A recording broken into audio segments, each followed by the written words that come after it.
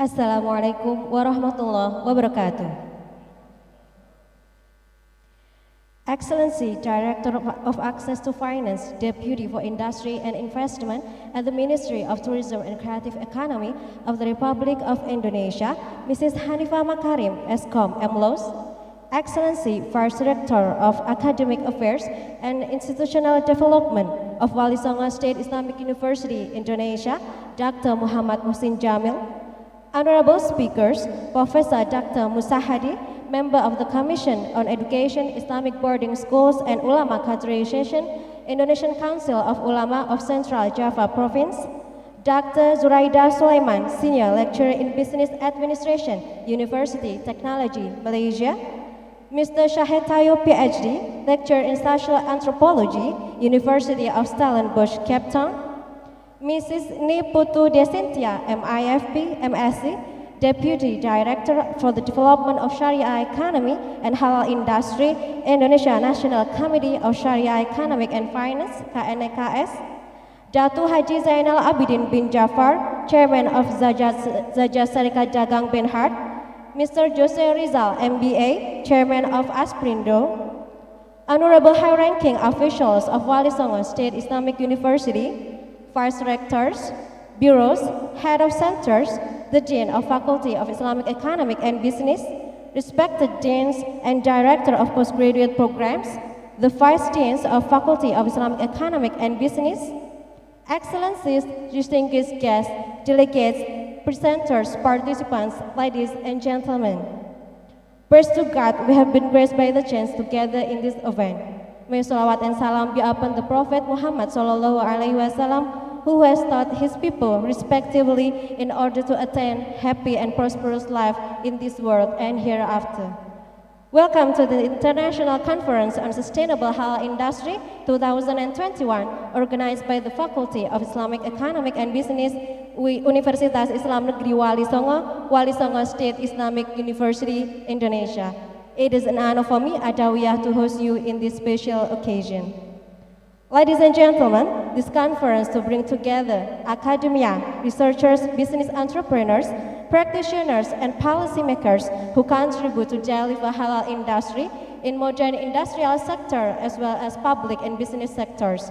This conference provides a great opportunity for prospective participants to share their recent theoretical knowledge, research findings, and experiences in dealing with halal industry. As such, this conference will feature presentations by international speakers on cutting-edge topics. Without further ado, I would like to inform you our agenda today. The first will be the hearing of a national anthem of the Republic of Indonesia. Second, welcoming remarks from the Dean. Third, opening speech from the Vice Rector of Walisongo State Islamic University. The fourth, keynote speech, followed by opening prayer and photo session. Next agenda will be the plenary session, followed by an hour break. The next is parallel session, followed by the announcement of best paper and best presentations, and the last is closing remark by the Dean. Before we start our event, let's open this conference with Basmalah. Bismillahirrahmanirrahim. Ladies and gentlemen, please raise for the national anthem of the Republic of Indonesia, Indonesia Raya.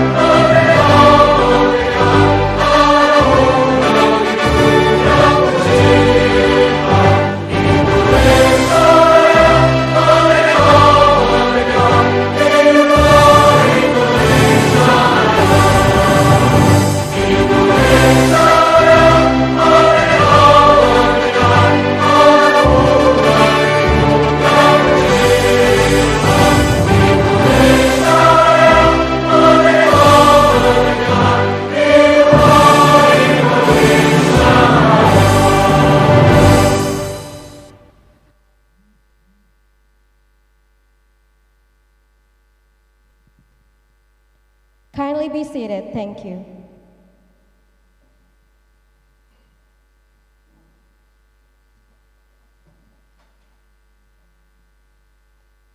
Ladies and gentlemen, we are now going to listen to a welcome remark from the Dean of Faculty of Islamic Economic and Business, Walisongo State Islamic University. Please welcome Dr. Muhammad Saifullah.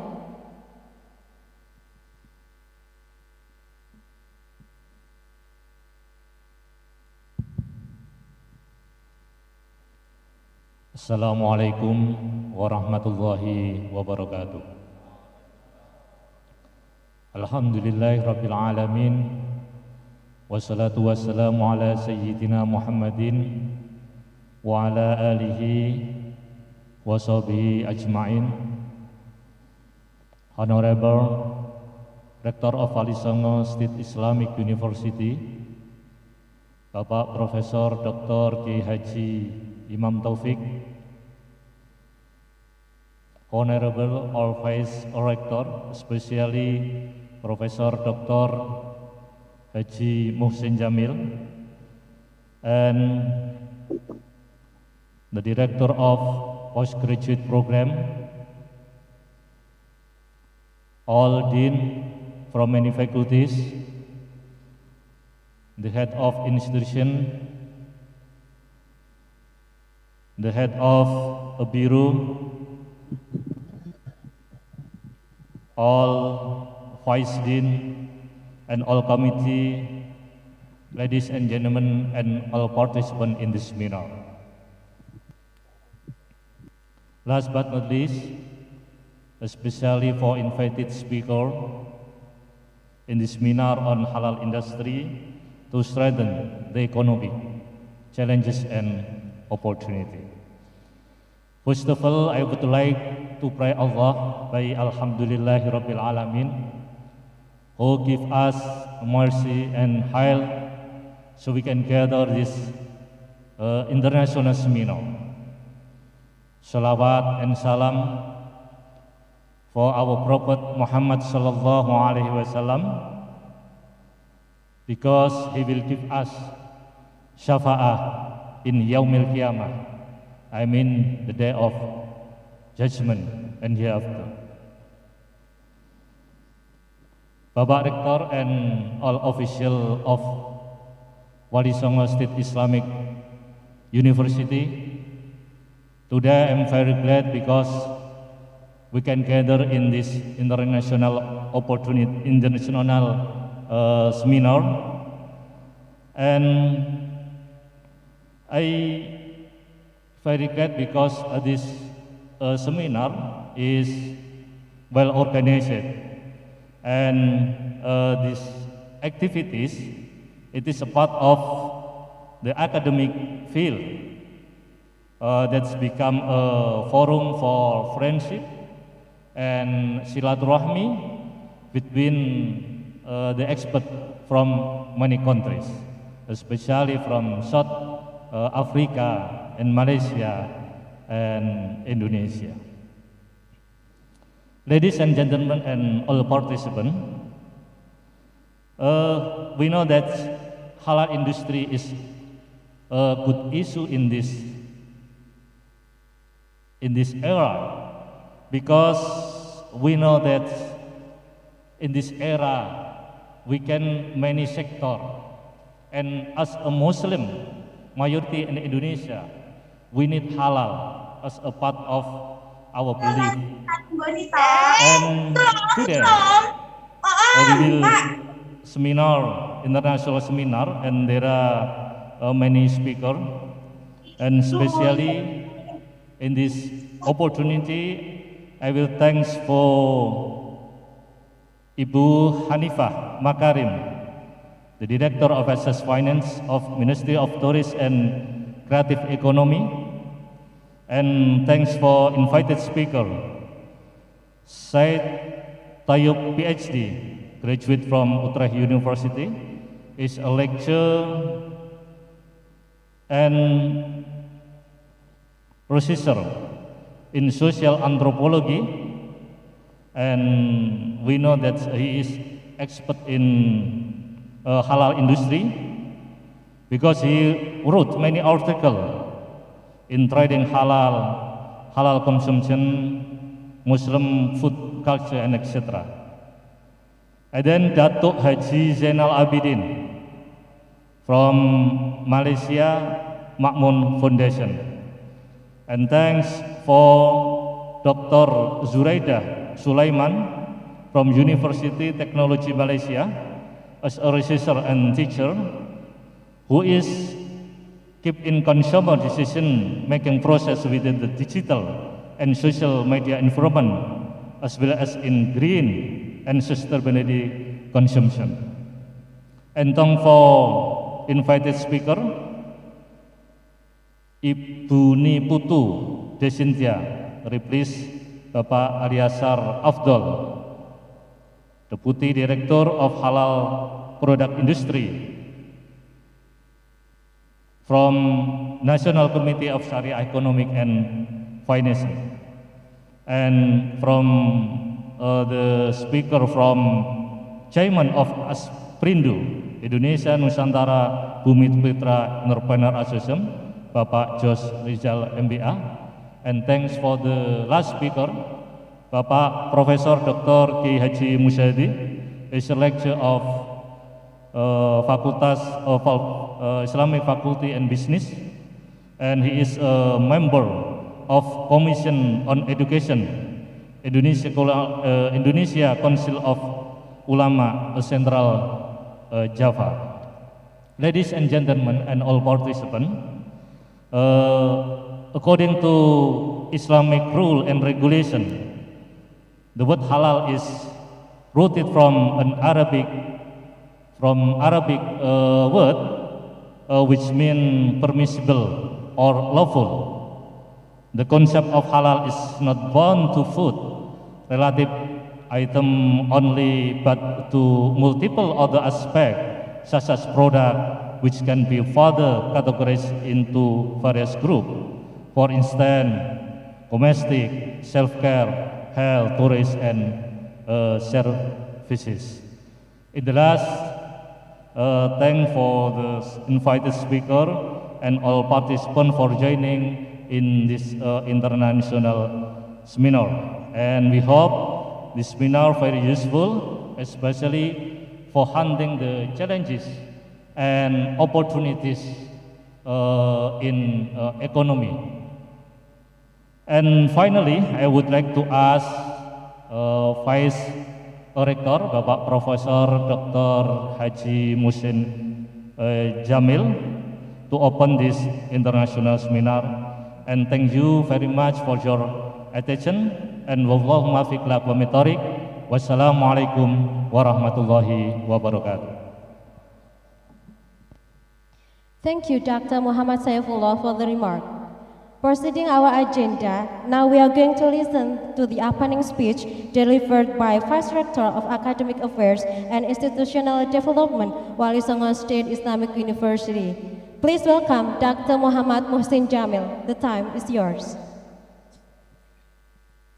Assalamualaikum warahmatullahi wabarakatuh.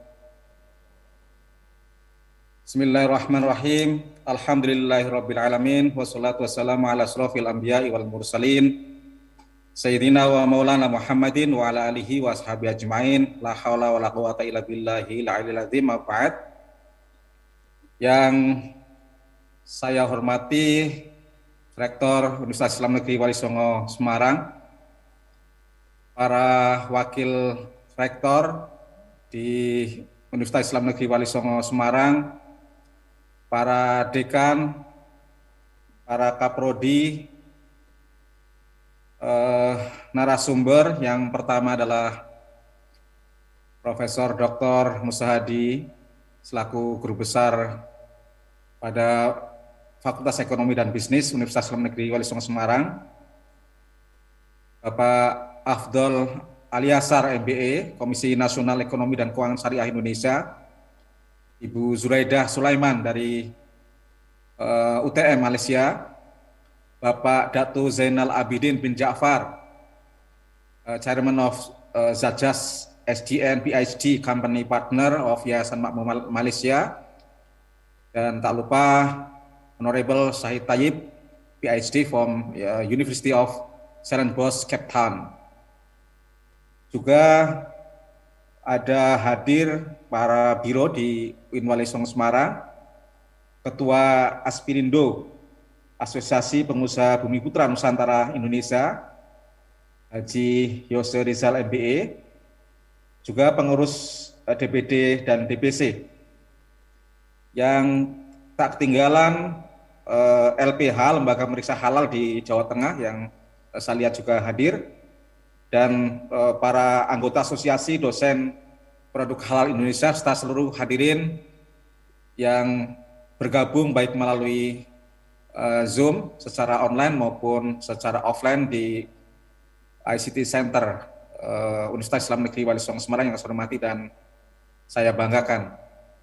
Pertama-tama marilah kita bersyukur kepada Allah Subhanahu wa taala karena atas perkanaannya. Oh, ada yang tidak saya sebut satu ini, lupa. Pak Menteri ya, saya nggak tahu yang mewakili siapa. Pak Menteri Pariwisata dan Ekonomi Kreatif Republik Indonesia, Dr. Haji Sandiaga Salahuddin Uno, BBMBE yang saya hormati.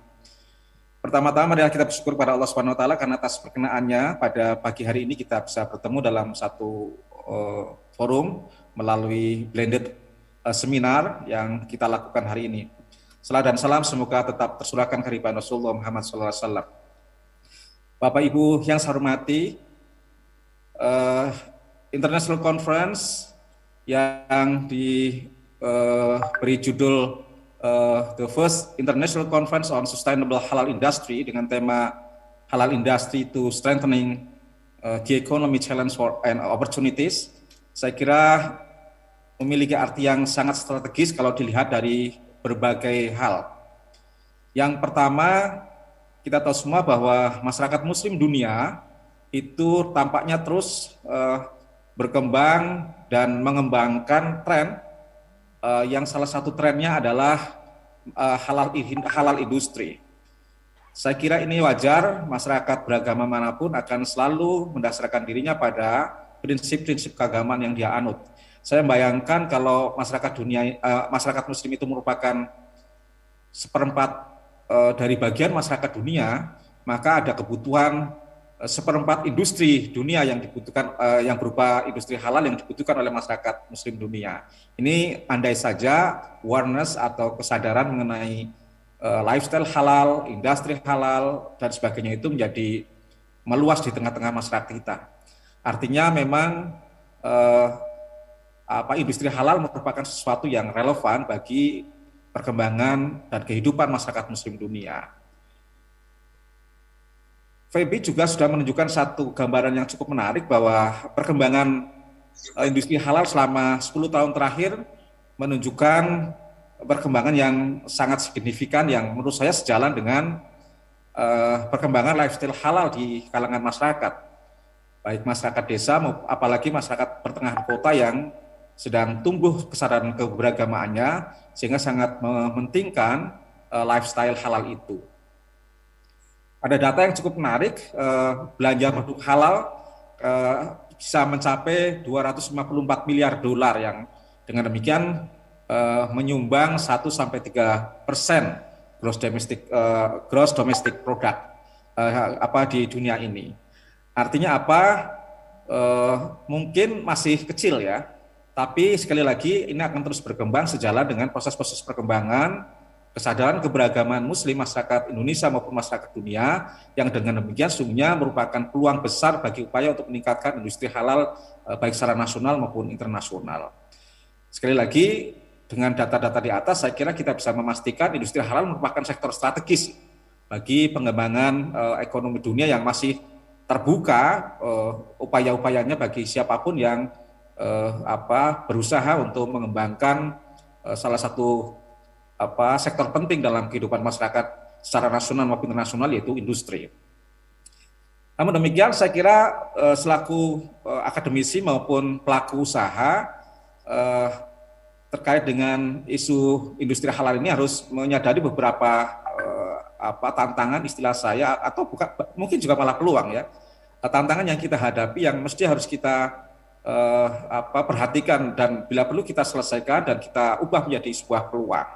Yang pertama menurut saya industri halal atau halal industri itu harus disadari sebagai bagian dalam ekosistem dari sistem ekonomi yang sangat dinamis.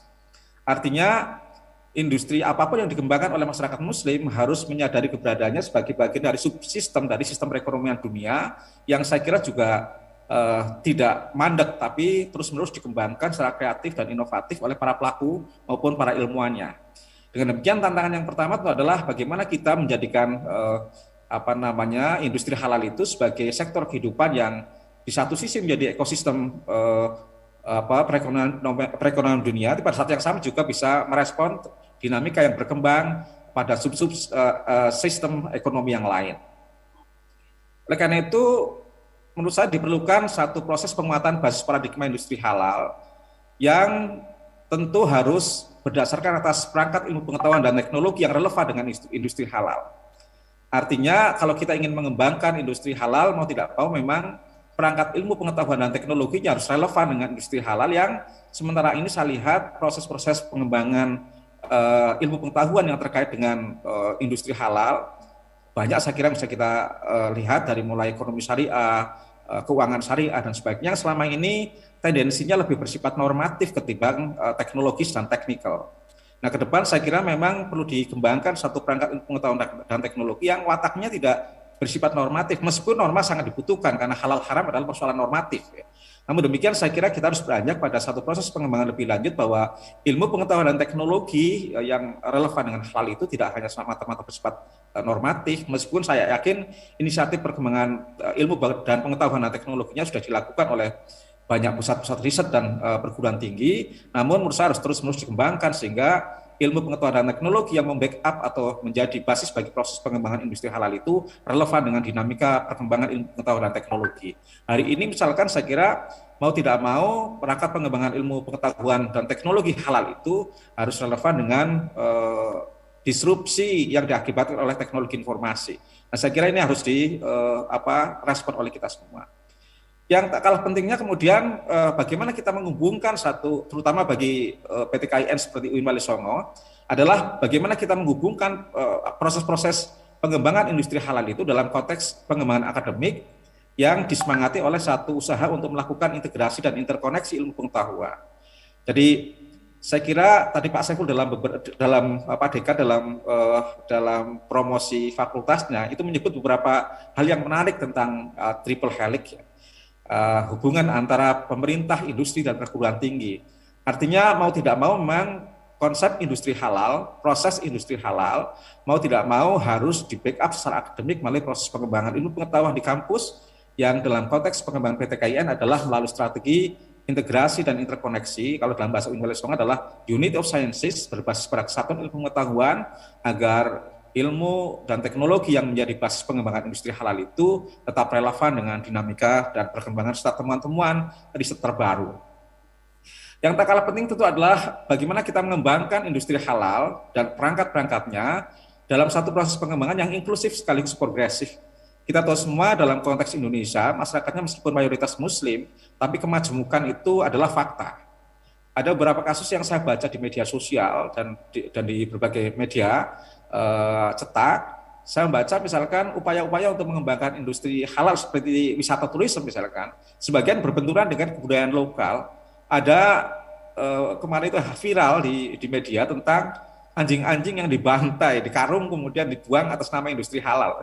Ini kayak gini-gini kan saya kira menjadi persoalan yang penting untuk diselesaikan agar pengembangan industri halal itu di satu sisi inklusif dan pada saat yang sama juga progresif dengan sesuai dengan selaras dengan dinamika dan perkembangan yang terbarukan baik di bidang pengetahuan, teknologi maupun juga bidang-bidang yang lain. Sekali lagi pengembangan industri halal yang inklusif sekaligus progresif itu menjadi sangat penting sehingga pengembangan industri halal itu bisa diterima secara luas dan alhamdulillahnya kan tren halal itu, lifestyle halal itu bukan hanya milik masyarakat muslim tapi juga milik masyarakat dunia. Artinya produk halal tidak hanya diminati oleh masyarakat muslim, tapi juga banyak sekali masyarakat lain yang sangat suka dengan produk-produk halal karena jaminannya atas satu produk yang dalam pandangan Islam mesti harus di satu sisi halal, tapi di sisi lain juga thayyib ya. Yang halal dan thayyib dalam konteks ini saya kira menjadi sangat penting. Nah, Konferensi internasional ini saya kira menjadi forum yang sangat strategis bagi kita untuk sharing dan pengembangan ide-ide mengenai industri halal. Jadi forum-forum semacam ini harus terus-menerus diinisiatif agar proses pengembangan ide menjadi berlangsung dan pengayaan ide-ide dari para narasumber terhadap kita semua terjadi, dan itu menjadi sangat penting untuk menjadi wawasan baru bagi kita sehingga proses pengembangan akademik menjadi sangat akseleratif, cepat, dan relevan serta sesuai dengan dinamika ilmu pengetahuan yang berlangsung. Nah, seminar ini juga menurut saya sangat relevan, terutama terkait dengan strategi UIN Walisongo yang dalam beberapa tahun terakhir telah merespon Sustainable Development Goals, satu tujuan pembangunan dunia yang berkelanjutan, dan UIN Walisongo telah mengembangkan satu pendekatan akademik maupun non-akademik melalui Walisongo Eco Green, sehingga proses-proses pengembangan akademik dan non-akademik bersifat sustainable. Dan dengan demikian saya kira isu mengenai halal industry yang secara akademik dikembangkan melalui Halal Center oleh Walisongo misalkan, itu akan sangat relevan dengan proses pengembangan di Universitas Islamic Walisongo, baik di bidang akademik maupun di bidang non-akademik. Karena itu atas nama pimpinan kami mengucapkan terima kasih yang sebesar-besarnya atas inisiatif yang dilakukan oleh Fakultas Ekonomi dan Bisnis dalam rangka mengembangkan ilmu pengetahuan melalui konferensi ini. Mudah-mudahan konferensi internasional ini membawa manfaat bagi kita semua, dan pada saatnya nanti bisa diteruskan melalui konferensi-konferensi internasional yang lain yang juga sangat penting sebagai proses pengembangan dunia akademik di perguruan tinggi ini. Marilah acara the International Conference on Sustainable Halal Industry, with the theme Halal Industry to Strengthening the Economic Challenge and Opportunities, kita buka bersama-sama dengan bacaan basmalah. Bismillahirrahmanirrahim. Kurang lebihnya mohon maaf. Ihdinas siratal mustaqim. Allahumma fiqh ila qamit thariq. Assalamualaikum warahmatullahi wabarakatuh.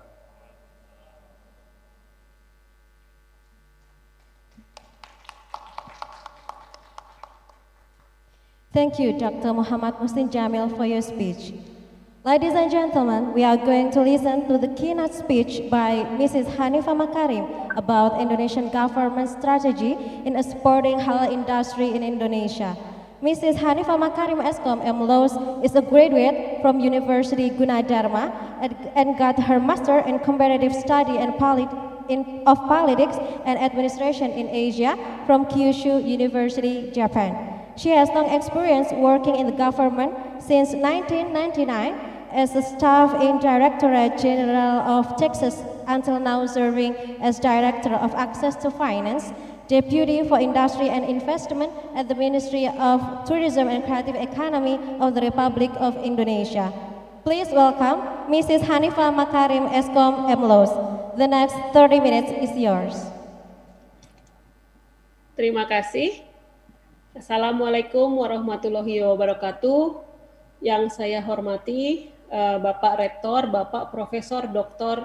Haji Imam Taufik MAG, kemudian Bapak Wakil Rektor, Bapak Dr. Haji Musin Jamil, Bapak Dekan Fakultas Islamic, Economic and Business, Dr. Haji Muhammad Saiful MAG, kemudian Mr. Sahid Thoyib dari Stellenbosch University, Bapak Jose Rizal, Chairman of Indonesian Bumi Putra Entrepreneur Association, kemudian Dr. Zuraida Zulaiman, Digital Halal Industry dari University Teknologi Malaysia, kemudian Datuk Haji Zainal Abidin bin Jafar dari Halal Industry in Malaysia, kemudian Bapak Ibu hadirin semuanya.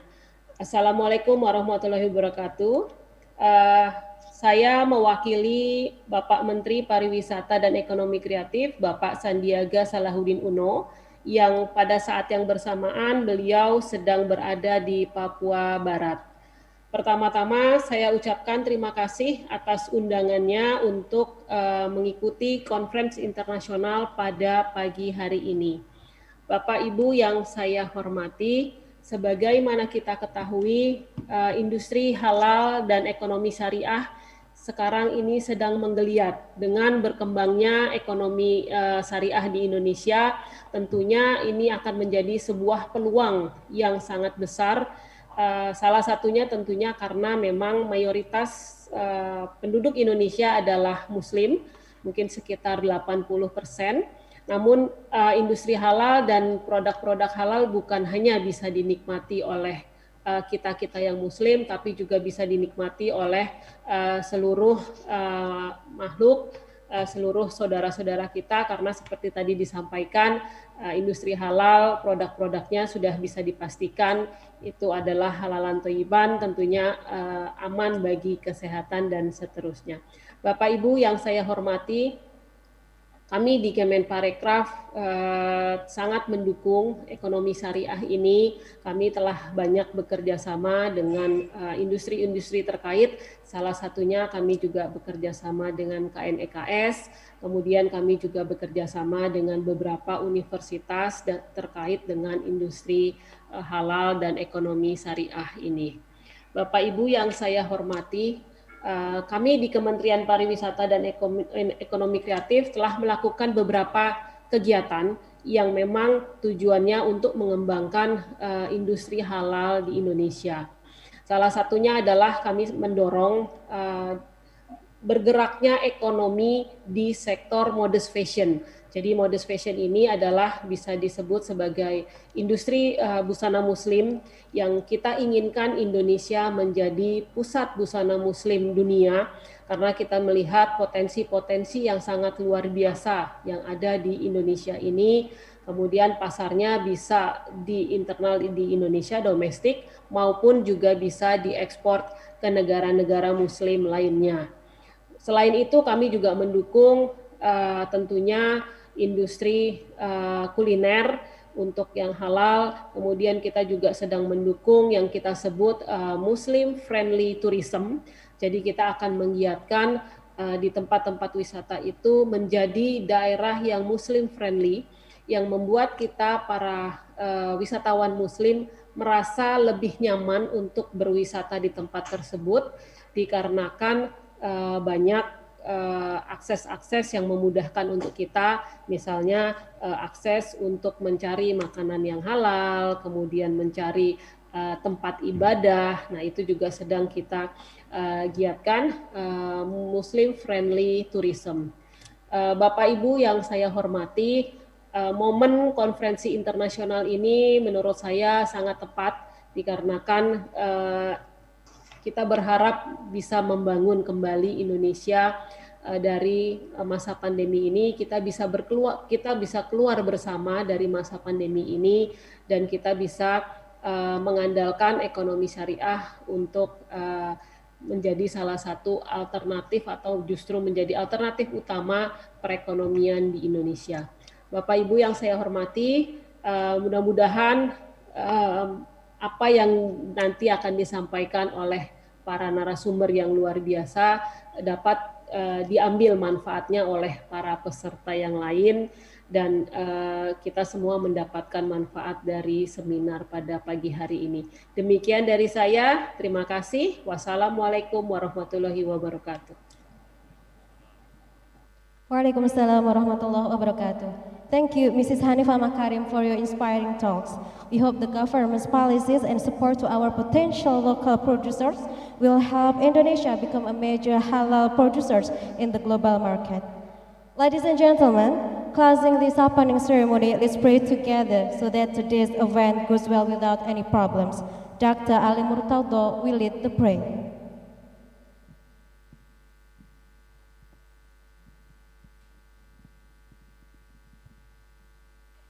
Assalamualaikum warahmatullahi wabarakatuh. Liridallah wa liusuli maqasidina as-salihah ala hadiniyah as-salihah al-fatihah. A'udzu billahi minasyaitonir rajim. Bismillahirrahmanirrahim. Alhamdulillahi rabbil alamin. Arrahmanir rahim. Maliki yaumiddin. Iyyaka na'budu wa iyyaka nasta'in. Ihdinas siratal mustaqim. Siratal ladzina an'amta 'alaihim ghairil maghdubi 'alaihim waladdallin. Bismillahirrahmanirrahim. Alhamdulillahi rabbil alamin. hamdan na'imin hamdan syakirin hamdan yuafi ni'amahu wa yukafi'u mazidah. Ya Rabbana lakal hamdu kama yanbaghi li jalali wajhika wa 'azimi sultanik. Allahumma shalli wa sallim ala sayyidina Muhammadin wa ala alihi wa ashabihi ajma'in. Allahumma ighfir lana dzunubana wa dzunuba abaina wa ummahatina wa asatirina wa jami'al muslimina wal muslimat. Allahumma nawwir bil ilmi qulubana wasta'mil bi ta'atika abdanana waftah lana futuhal arifin bi sayyidil mursalin.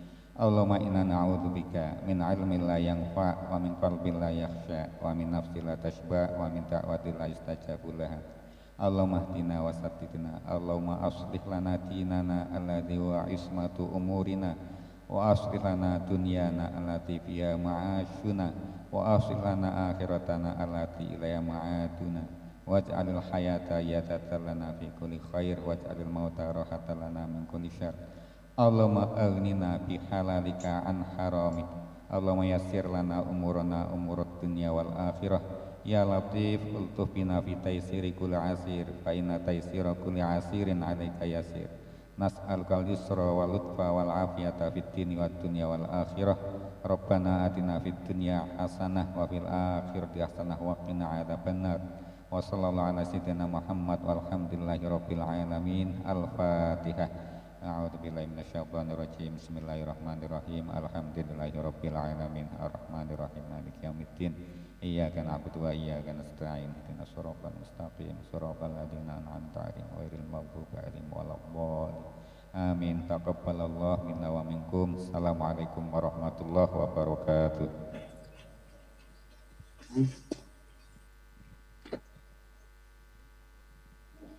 Thank you, Dr. Ali Murtado, for the beautiful prayer.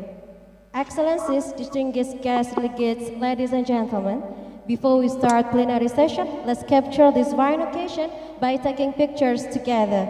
I would like to invite the Dean, the Deputy Deans, the high-ranking officials, and the committee chairman to the venue to take the picture. And online participants, I would like to invite you all to open your camera.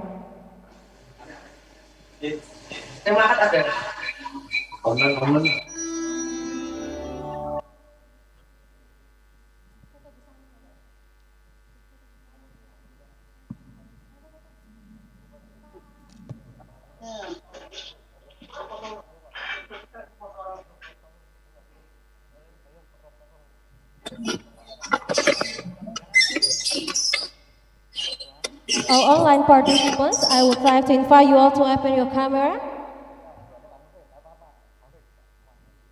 Are you ready to take the pictures? Please smile. Taking the pictures in 3, 2, 1. Again, 3, 2, 1. Okay, thank you to all the participants.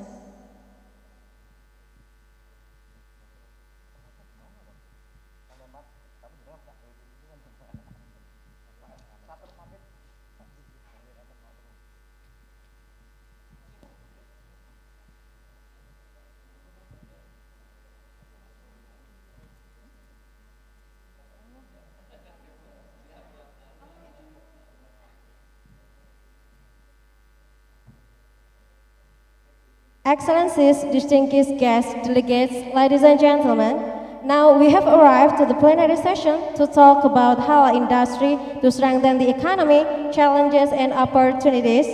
We will have Mrs. Eka Harisma as the moderator of this seminar. Mrs. Eka Harisma is a lecturer at the Faculty of Islamic Economic and Business, Walisongo State Islamic University. Please proceed, Mrs. Eka Harisma, for the next 4 hours. The time is yours.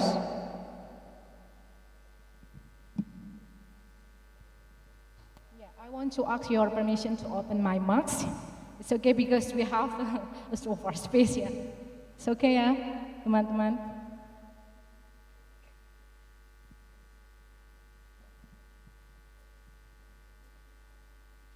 Assalamualaikum warahmatullahi wabarakatuh.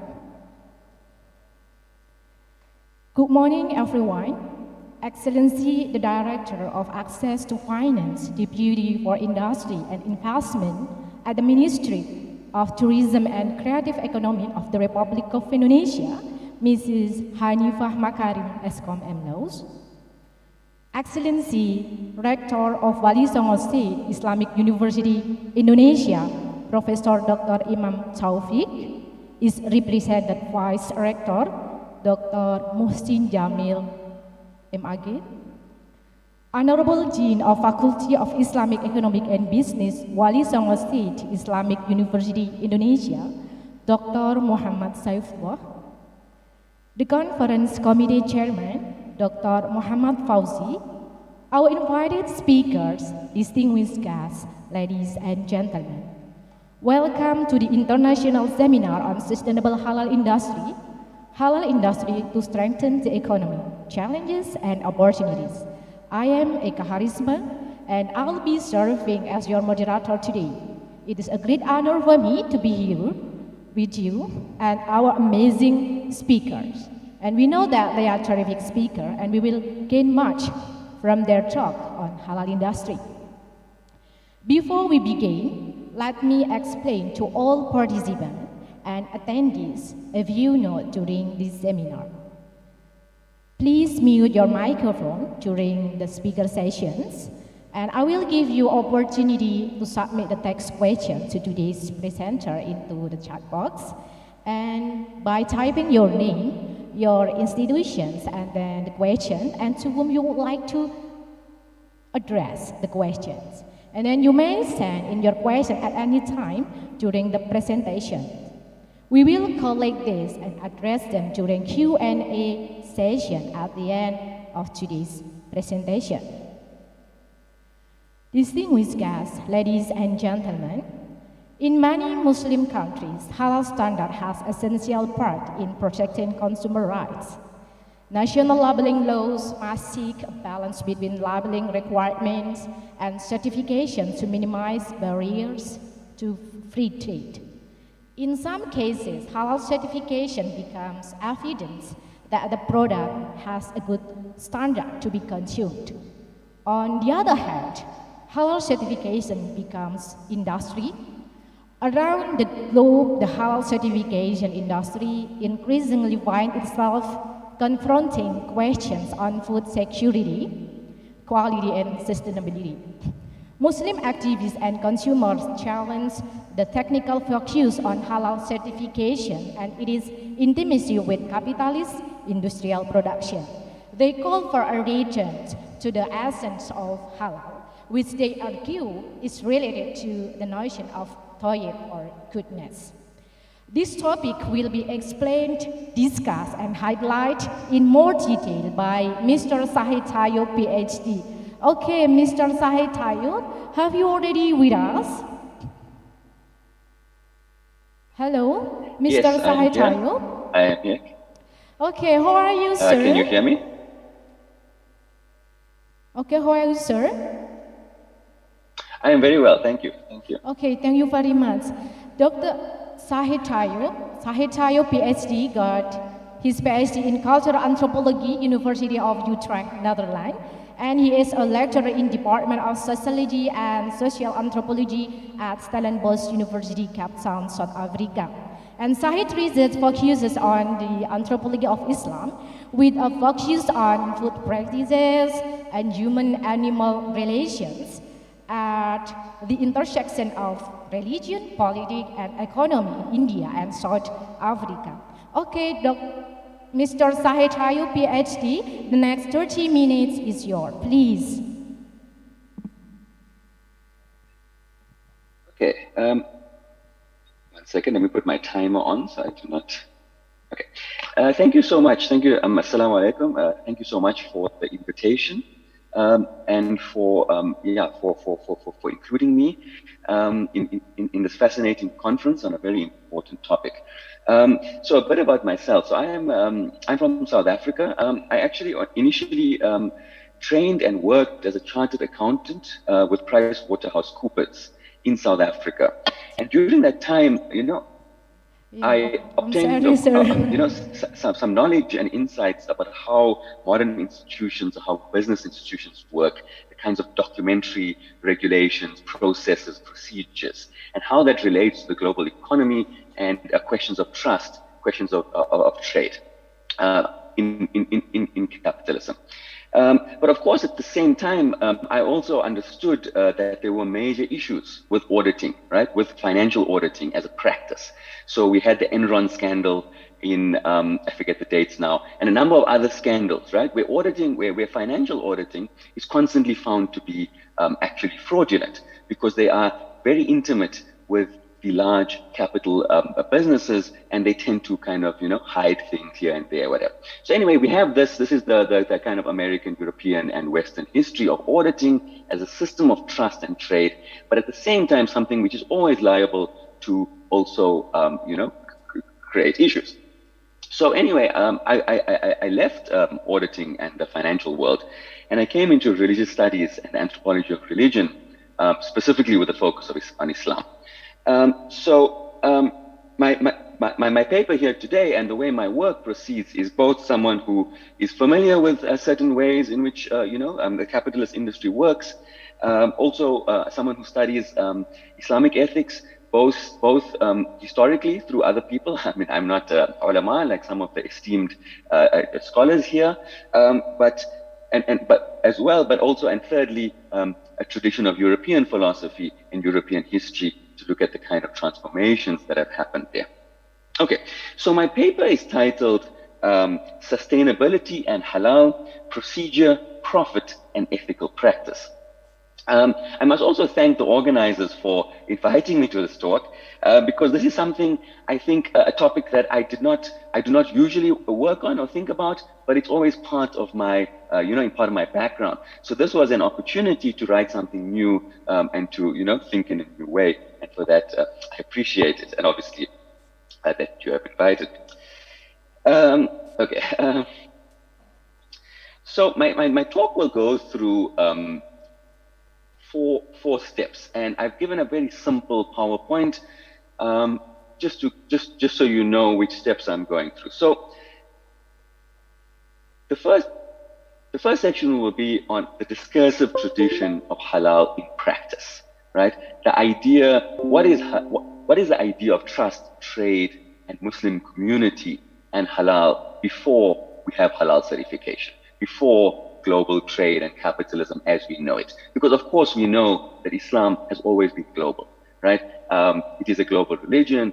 Muslims have traded all over the world, and we have networks, vast networks across time and place, right? So capitalism is a new kind of globalization. It is not the only kind.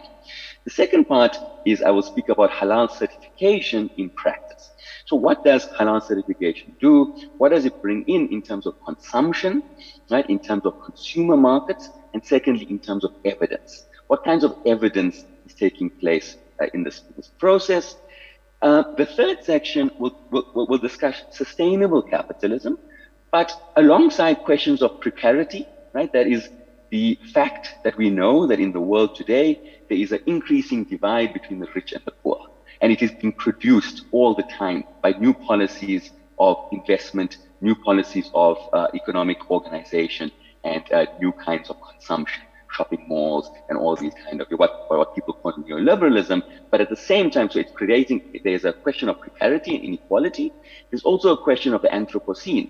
There's the question that actually the kind of European philosophy of capitalism, which is actually a philosophy, right, of extraction, is destroying the world. It has destroyed the world for 200 years. And so we have to think about it. And then I will end with some notes from what my research, I should have told you, so I have done research in South Africa on the halal certification industry, on working with Muslim consumers and the organizations. And I've also done research in Mumbai, in India, where I spent about 14 months kind of living with people, speaking to butchers, to just friends that I made, all kinds of kind of ethnographic research, and hopefully, inshallah, it will come out something coming soon. Okay, so I guess one of the questions I want to ask here is, what does it mean to certify and assure the quality of halal on a global scale.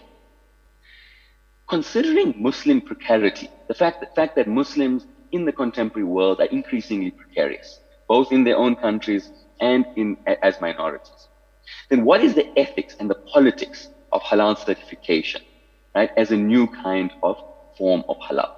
Of course, halal certification is trying to create a Muslim economy, trying to access the contemporary world, but at the same time, it leaves some people out. So what is the ethics and politics of this in particular context? So in some of my work, I speak about molecular halal, right? So halal certification is a kind of a molecular halal, where scientific expert intervention, right, testing, DNA testing, etc., large-scale capitalist investment. Because of course, once you have scientific testing, you need to have millions of dollars to invest in the scientific laboratories, etc., right? And audit procedures, organizational systems, networks, forms of documentation, checking, right? In order to create halal assurance. And so the aim of certification in many ways is actually to find ways so that halal quality, right, the halalness of the product can be assured even outside of Muslim networks of trade. So the halal is actually changing, a fundamental shift, I argue, is that where halal was historically about trading with other Muslims, right, in networks of trust and relation, halal certification says, well, we live in a complicated world where there's all kinds of enzymes, all kinds of technologies of food, all kinds of movements of meat and substances around the world.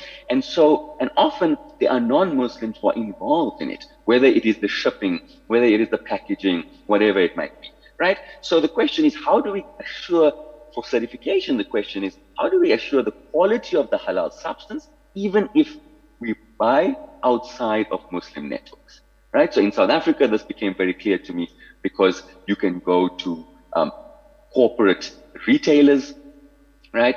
Large kind of listed companies, and you can buy halal meat, halal products, etc. Right? So now halal is being produced actually by companies which are not Muslim, right? Which are just your normal Unilever, Coca-Cola, etc.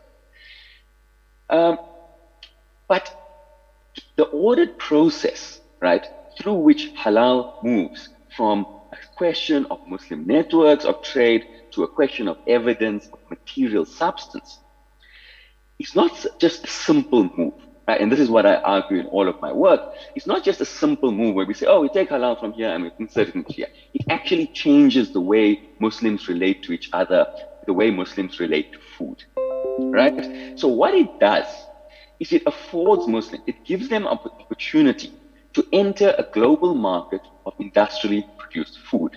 So there's a question of opportunity that halal certification gives, right? A global world of industrial capitalism, which has largely excluded Muslim industries from this kind of, the global growth. So on the one hand, it gives people access to that, it gives Muslims access to this, but at the same time, it actually changes both the material basis, as I just described, the scientific question of her, but also the ethical question of how to eat, with who to eat, and where to eat. Okay. Now, in the sociology and anthropology of Islam, but also I find in the industry analysis of halal, in the kind of some of the articles I have read coming out of Indonesia and Malaysia from very important institutions, they tend to treat halal and halal certification as the same thing. They say, well, you take halal, yeah, so it's more or less standardized. It's basically, they say, well, there's a standardization, there's a commercialization, and there's a bureaucratization of halal. And these are all, of course, valid points. The issue is that they don't consider, right, that halal is not actually, you have some European scholars, for example, who claim that halal was invented 20 years ago, right? And they think it's about fundamentalism, and, and as far as I'm concerned, these are Islamophobic arguments, because either they think it's invented yesterday, right, as if it came out of nowhere, or they think that halal or halal consumption is actually some kind of postmodern, reflexive, and this is where they have these are theories of postmodernism, of reflexivity, right? And they find that in halal certification. Now, both of these arguments are on some level valid, but what they ignore, right, is the long history of halal in practice as both a ritual concern, right, a procedure of how to slaughter, how to treat animals, what to do, but also of human-animal consideration, how to care for the animal, how to, how to go into that whole process. The process of slaughter is actually a consideration that the animal is a living thing, a living being, not a thing. And that's important. Capitalism treats production as a question of things, right? And where halal historically treats the animal as a being, as something that has a kind of, a value. And thirdly, the question of interpersonal, right? Interpersonal, intra-Muslim, between Muslims, communal trade and exchange. So what I argue is actually that, it's not just a simple question of a translation, as if nothing changes and we just put it. Actually, it fundamentally and radically transforms the way people relate to each other and the way they relate to their food and the way they relate to animals. So, thanks to the prompt in this paper, I came to think about the question of halal, right? And the question of halal is actually, of course, I'm strictly thinking here about food. The question is what to eat, right? This is the first fundamental question. What to eat? What can you eat? What can you not eat? The second one is how to kill. How do you kill the animal, right? It is not a question of just doing whatever you want, right? So it's how to kill. The third question is with whom, right? With who do you consume and trade, right? So of course, right? What kind of people? Who do you exchange with? So we know historically this was the Muslim community and, of course, the Ahlul Kitab, right? So a lot of this first section is familiar to many of you, but there's of course pork, carrion, dead meat are haram. But also there's a question of the method and how to treat the animal, right?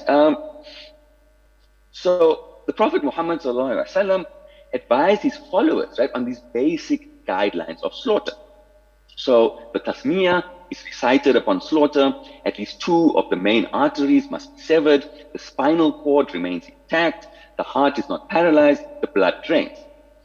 Of course, there are differences of opinions around the world and the different, madhabs around, the minor details. But more or less, this is basically what halal is. So you recite a prayer and non-paralyzing slaughter. But there are also these other practices, which are recommended. And they're not usually done in industrial slaughter and commercial slaughter, but they often, you find them being done during qurbani, during aqiqah, during, and slaughter in the home, in rural communities, in people who still continue to raise chickens or other animals. So these include that before slaughter, the animal must be offered a sip of water. The knife must be sharp. The animal must not see the knife before slaughter. It must not witness the slaughter of other animals. It must not see the blood of other animals, right? And then, of course, the animal is placed in the direction of Mecca. The prayer is recited and slaughter proceeds. I am most interested in the first few. Sip of water, not seeing the knife, not seeing the animal.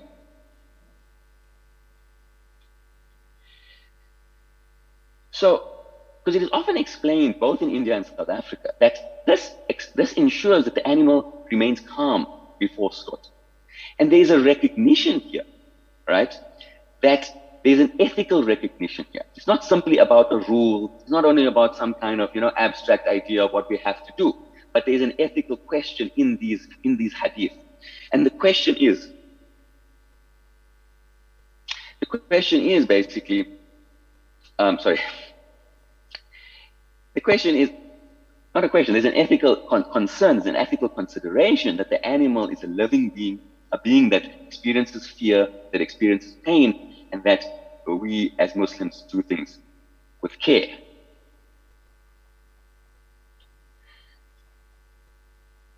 Now, of course, this is different from modern questions of animal welfare or slaughterhouse employee safety or European concerns in the European Enlightenment. They ask questions, can animals feel pain? In the Islamic tradition, they always knew the animal can feel pain. This was never a question, right? So we have to understand this, that the question of animal pain in Europe became a doubt. It became something under capitalism to say, can the animals really feel pain? Can they really suffer? And the capitalist philosophers said, no, they do not, because they are not beings, right? In Islamic history, we know that this was not the case, right? That there is always a consideration of the beingness of the animal. And this is an ethics of care, somehow contained in the historical tradition.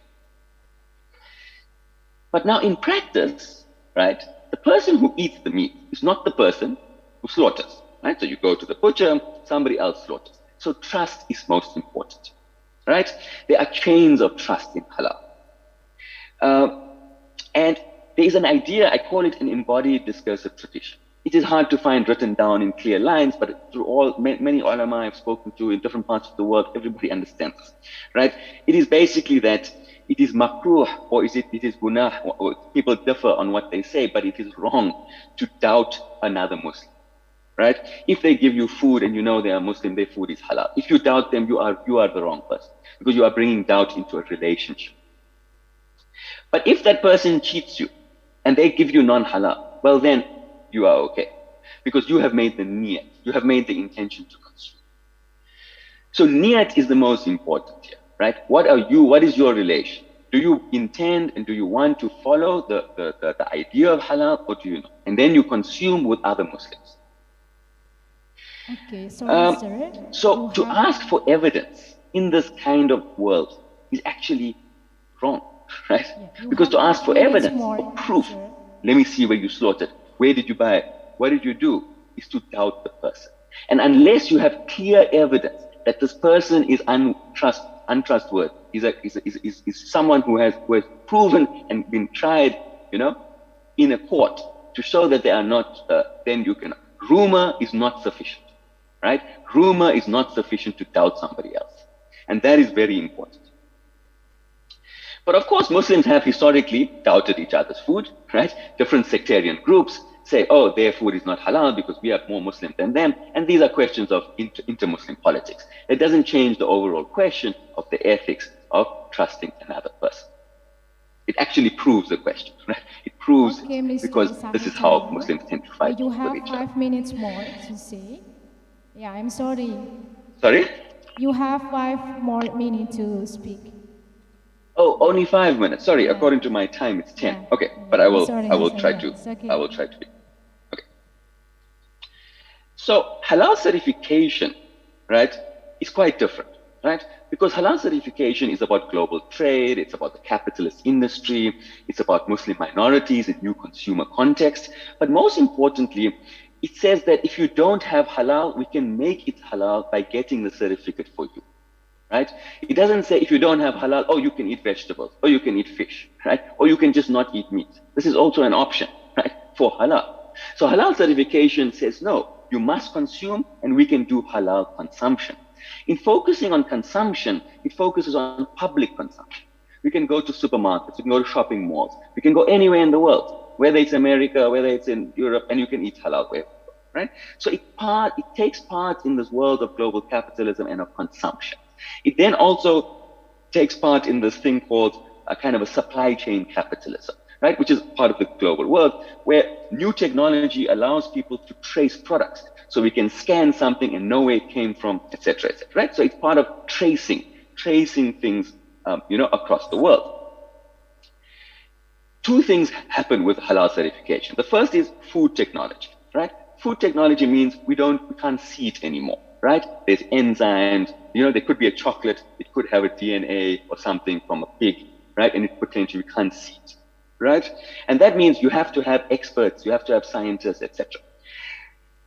The other thing is obviously global trade. So now we have intermediaries, people who who transport over long distances, meat produced in Australia, consumed in Makkah, So these are long distances, you can't see it, you don't know the people, and there's non-Muslims involved in this kind of question. So halal certification says, well, the global world is controlled by these people, so we can. Okay. So now, importantly for me, consumption is not considered. It tries to promote consumption, right? But in this process, what I am interested here is how the question of evidence changes, right? So I refer here to a question of istihala, al-istihala. And the case I drawn is in South Africa, but I think it's a very common case around the world. So in 1983, the MJC was first asked to investigate gelatin at a manufacturing plant.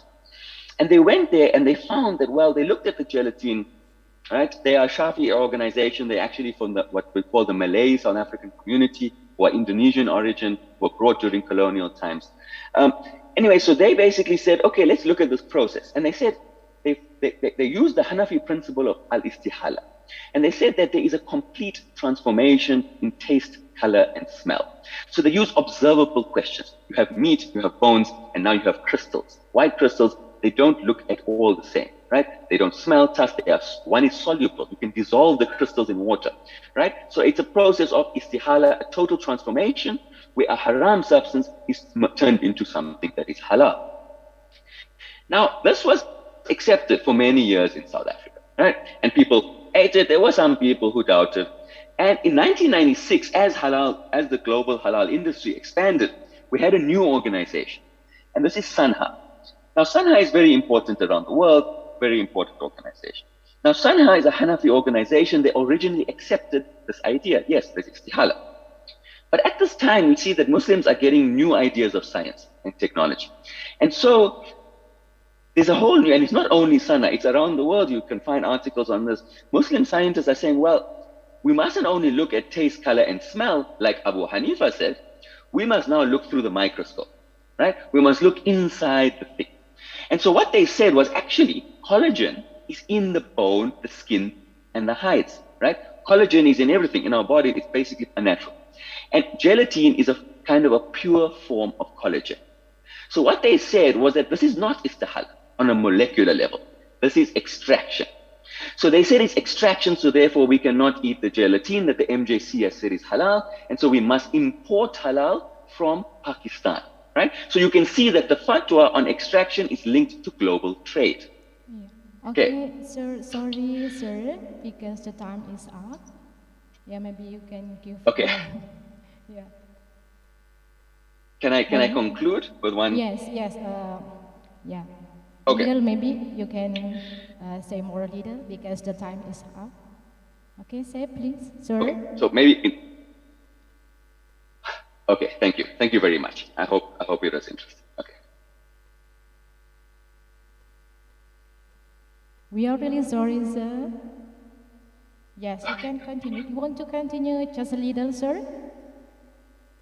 Okay, so let me just try and continue. So what I'm basically trying to say is that that process to extraction, that process to molecular, means you need experts, you need scientists, you need all this kind of stuff.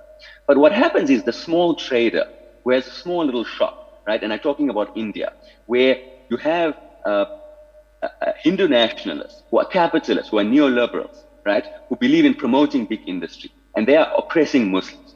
So the Muslim butcher on the street is oppressed both by the state, but is also oppressed by halal certification.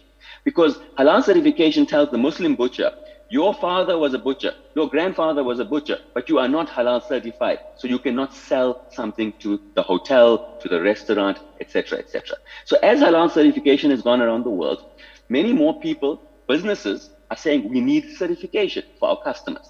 But that means that the small businessman, the ordinary man who on the street, who does not have a big organization, who does not have the documents, etc., cannot trade in that world, right? And so what I'm saying is that if we want to think about sustainability and halal industry and capitalism, we must not only think about big business, large-scale investments, because then we are basically sitting at the table with the captains of industry, the capitalist industry that is responsible for ecological damage, for industrial factory farming of animals, and for basically creating inequality. And so we need to think about how can we link, right, from the small businessman, the person who's running his business, right, who is a Muslim and whose halal is his world, it is him, we cannot doubt him. And how do we link his business and his practice, right, and his niyat to the global industry? And that for me would be sustainable capitalism, sustainable halal, right? Not factory farming, not industrial production, right? All these things are very ecologically damaging, and they actually create inequality and in different places around the world. But inshallah, you can read my paper one day when it is out. Thank you very much for the talk and for inviting me, and I look forward to the rest of the paper. Thank you. The rest of the conference. Okay, thank you very much, Mr. Zahid Tayo, PhD. It is a comprehensive explanation about halal certifications.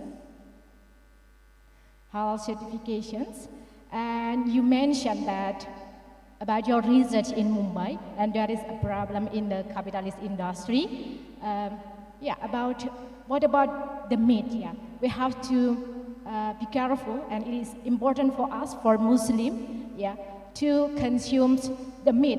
We know that the meat is halal, and we trust that it is halal, like chicken, But about how to kill the animal? You said like that. And then we go to the next speaker. Okay, Malaysia. Okay, the next speaker is from Datuk Haji Zainal Abidin bin Jafar. He is a chairman of the Jazas SDN PhD Syarikat Dagang Berhad, company partner of Yayasan Makmum Malaysia. How are you, Dato'?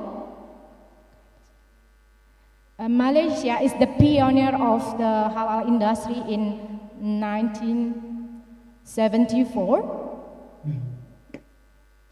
Among the nations that Malaysia have kick-started the development of their halal industry. Malaysia is regarded one of the leaders in the global halal marketplace. The business ecosystem of the halal industry is well in place in Malaysia, and this is a strong catalyst to the huge growth of industry. Both government and private sector are working closely to develop the industry through various programs, which include knowledge sharing, funding, and training. How do business enterprises get halal certification in Malaysia? Yes, this topic will be explained and discussed by Dato' Haji Zainal Abidin bin Jafar. And how are you, Dato'? Are you already with us? Alhamdulillah, fine. Yeah, okay, thank you very much. Dato' Haji Zainal Abidin bin Jafar started his service with JAKIM as Deputy Director in Halal Research Division in 1982. He then expanded his career by holding high position in various divisions in JAKIM and JAWI until in 2007. He has held directorship in Halal divisions until 2010, and until he retired from JAKIM as Deputy Director General of Human Development Division in April 2018. Okay, Dato', the next 30 minutes is yours, please. Thank you, Mr. Person. Yeah, okay. Bismillahirrahmanirrahim. Alhamdulillah Rabbil Alamin. Wassalatu wassalamu ala asyrafil anbiya'i wal mursalin wa ala alihi wa sahbihi ajma'in. Assalamualaikum warahmatullahi wabarakatuh, and very good morning. The Honorable Mrs. Hanifa Makarim from the Office of the Minister of Tourism and Creative Economy of Indonesia, His Excellency Rector of UIN Walisongo, Professor Dr. Haji Imam Taufik MAG, Vice Rector Dr. Haji Muhsin Jamil, Dean of Faculty of Islamic Economy and Business UIN Walisongo, distinguished speakers, all participants, and the Secretariat of the International Conference on Sustainable Halal Industry 2021. Distinguished guests and all participants, First of all, I would like to thank to the organizer for giving me this opportunity to participate in this conference. I would like also to congratulate to the UN Walisongo organizing this conference, which I think very important at this moment. In the beginning, I would like to refer to the Al-Quran, the Holy Al-Quran, from Surah Al-Baqarah, ayat 168. A'udzu billahi minasyaitonir rajim. Ya ayuhan nas kulu mimma fil ardi halalan thayyiban wa la tattabi'u khutuwati syaitan innahu lakum aduwwun mubin. O people, eat what is lawful and good from what is on earth, and do not follow the ways of the devil, because of the devil is your real enemy to you. You can see that Allah mentioned two things. First thing is halalan, and second thing is tayyiban. Halalan means permissible by the religious, Islamic religious, or fulfill the religious requirement. And tayyiban means that refer to the hygiene, healthy, good quality, and all about the cleanliness. So the other thing is from this surah, Allah mentioned all the people, not all ya ayyuhan muslimin, ya ayyuhan muslim, ya ayyuhan nas. No mention Allah mentioned ya ayyuhan nas, not ya ayyuhal mu'minun, ya ayyuhal muslimun. This means that Allah mentioned to all the people, whether Muslim or the Muslim, take a good food from the halal and tayyiban. Also, there is many hadiths mentioned about the halal matter. One of that is about the innal halala bayinun wa innal harama bayinun wa bainahuma umurun mushtabihat. So halal is clear and the haram also clear, but between the halal and haram there is a shubha.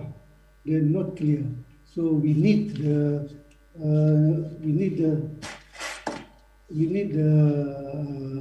standard to clarify between the halal and the haram. So in Malaysia, to have the halal certificate is not compulsory.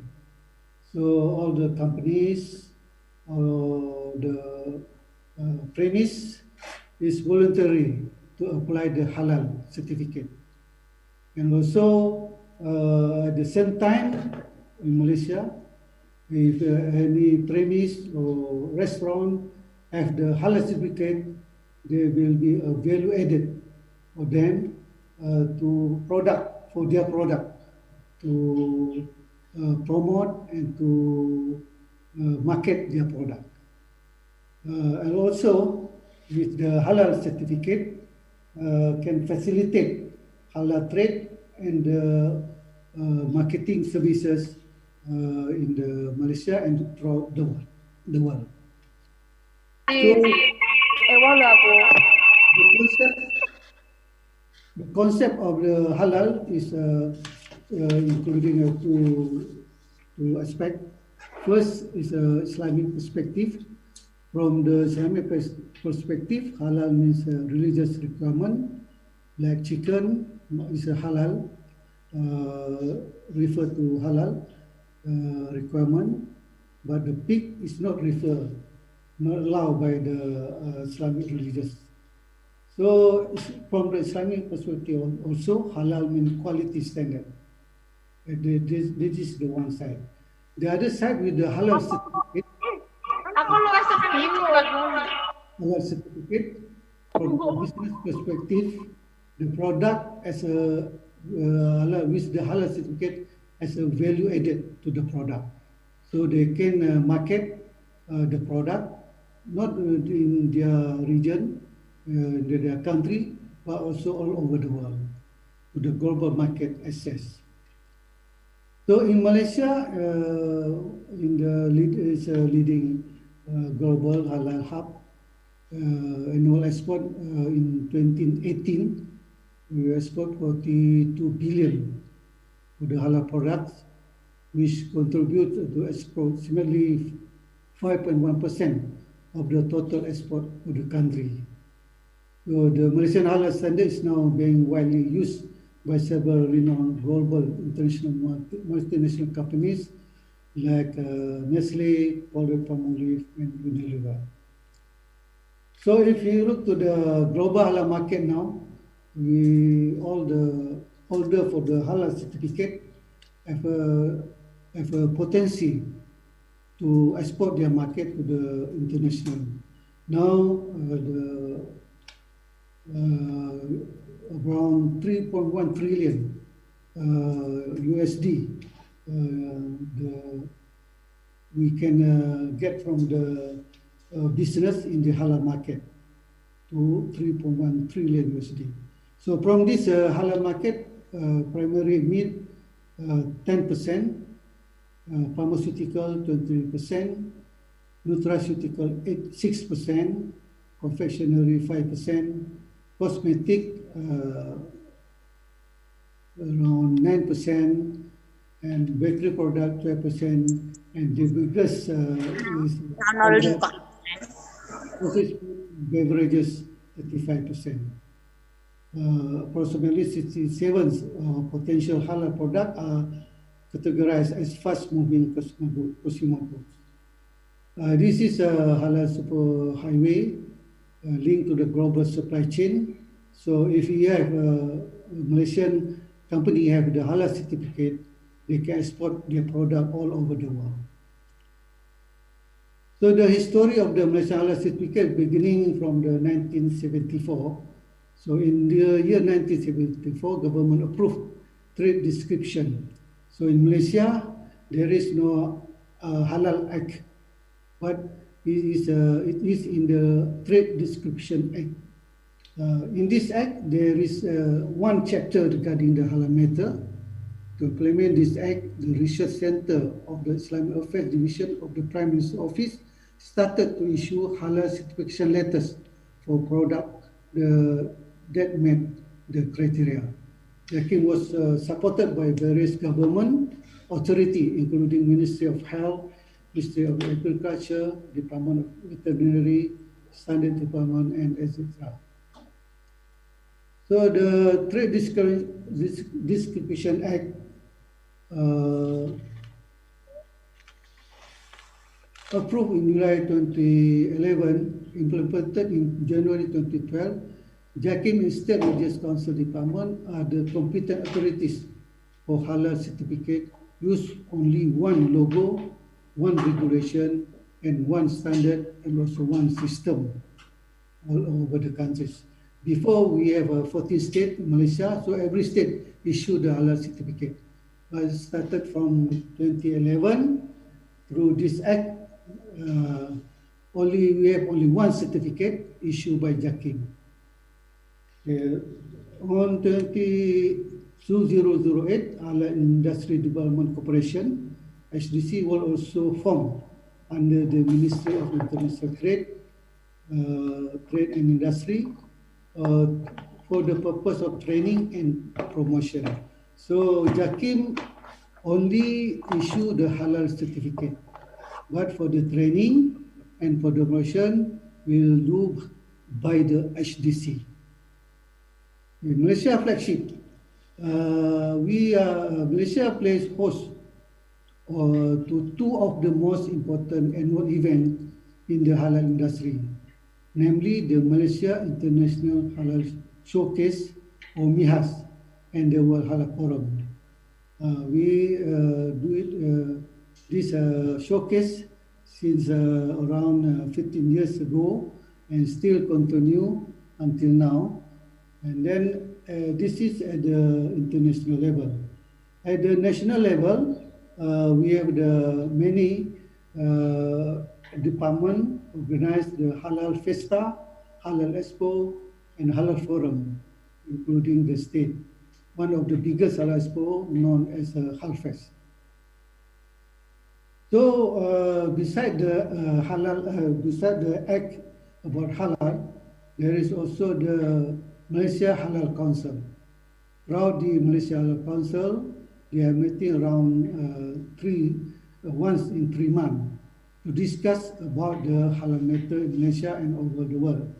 So in this Malaysia Halal Council, chaired by the Deputy Prime Minister, and the member is the Department of Standard Malaysia, Jakib is the Secretariat, and also include Halal Industry Development Corporation, Halal Professional Board, Halal Innovation and Technology Center. We have also Malaysia International Halal Academy, International Halal Authority Board, Halal International Research Academy. So all these body include this Malaysia Halal Council. They meet around 4 times in a year. So, and act to the, what is the halal certification? Halal certification determine the halal status of product or service through the understanding of Shariah requirement and scientific technique. This is a halal certification. So, integrated process for halal standard involving the whole supply chain of the halal production. So why Malaysia Halal Certificate? Why we need the Malaysia Halal Certificate? To enhance the business and marketability of the product, the world recognition, and increase the sale, market value, marketing tools, and also readily acceptable and confident by halal consumer, wholesome, safe, clean, health, quality, nutritious, and stringent process, holistic, ethical, and trusty. So the halal certification in Malaysia fully supported by the government since 40 years ago, more than 40 years ago, and provide assurance and fulfill Shariah law. Halal product means quality products and means also clean products, also hygiene product. Halal standard maintain halal integrity. So Malaysia government role on the halal. How Malaysia government role in the halal certification? First, involvement of the government to ensure Muslims get their right for halal food. As you know, in Malaysia we have a multinational, multi-religious people in Malaysia.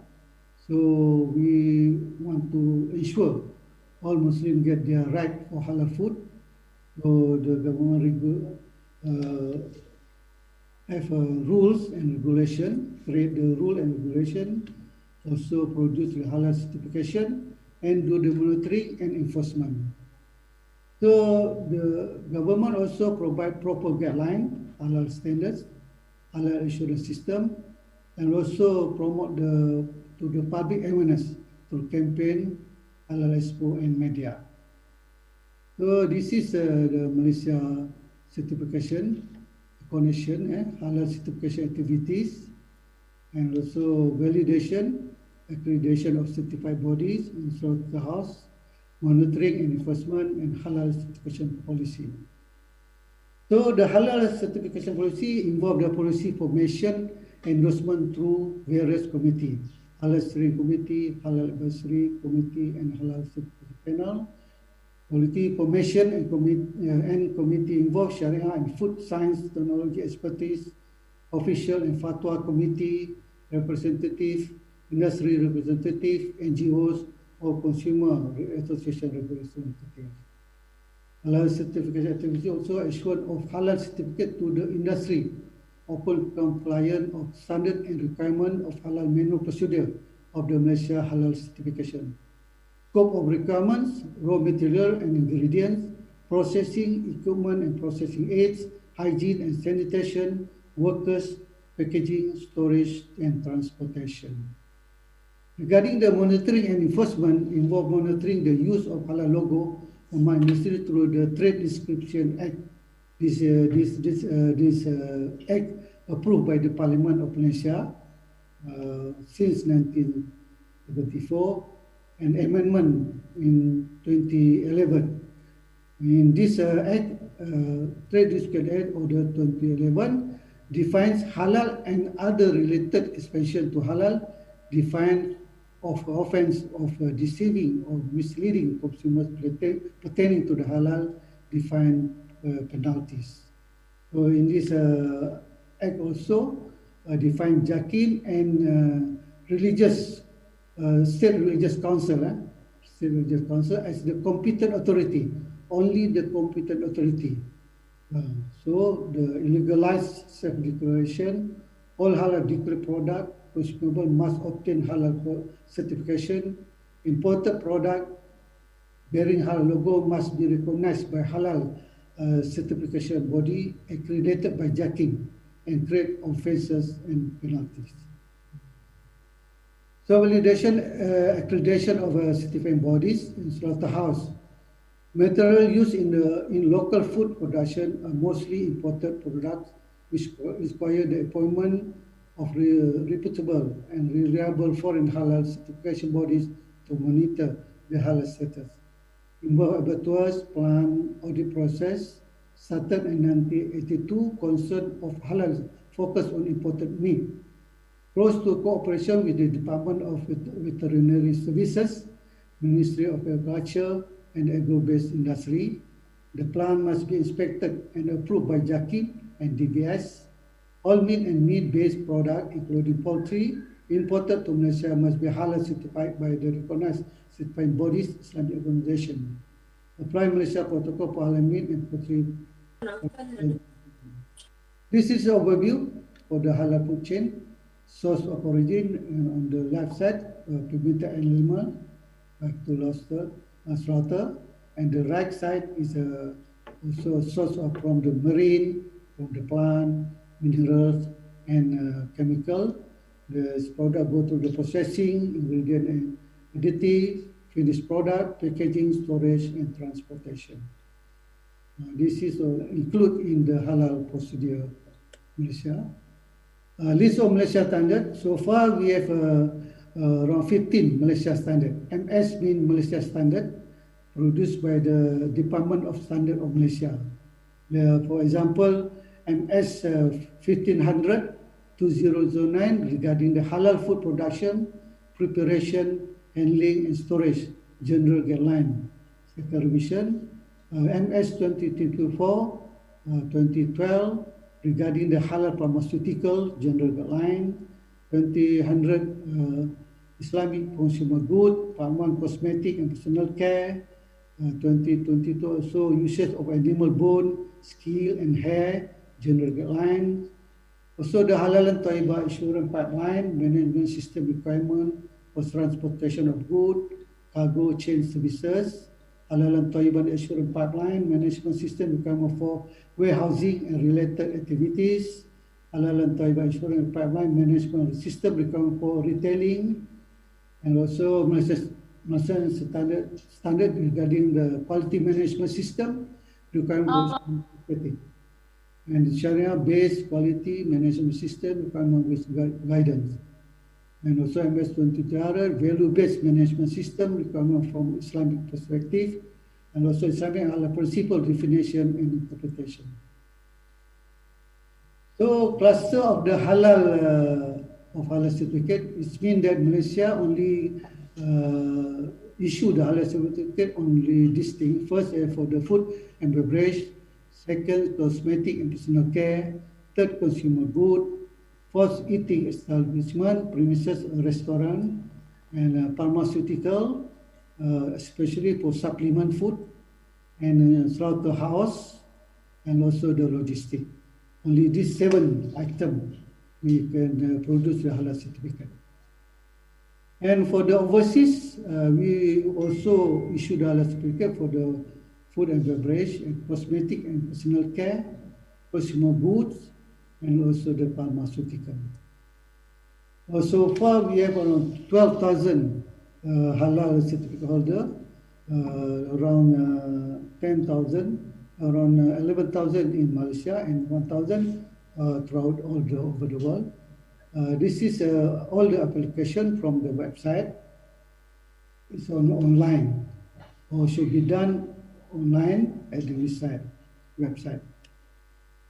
So Malaysia, we have also the Malaysia Halal Protocol Meat and Poultry Production 2011.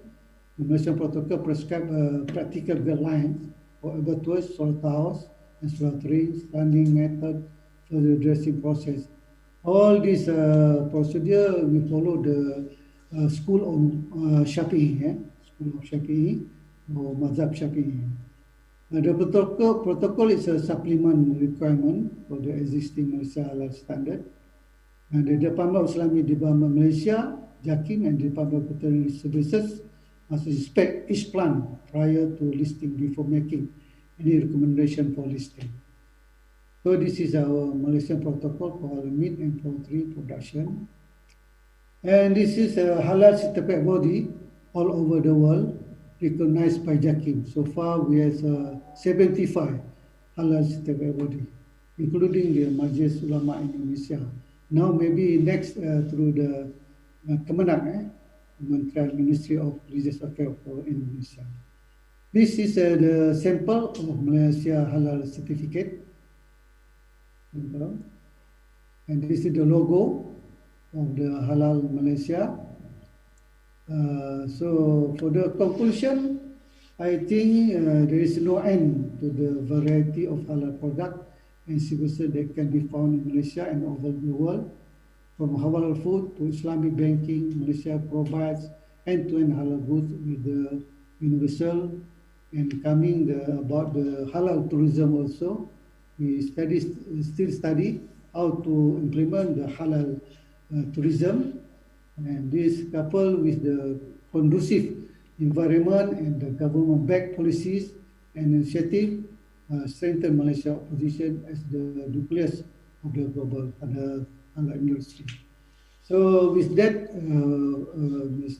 Mr. Chairperson, I would like to terminate here my presentation and thank you. Okay, thank you very much, Dato.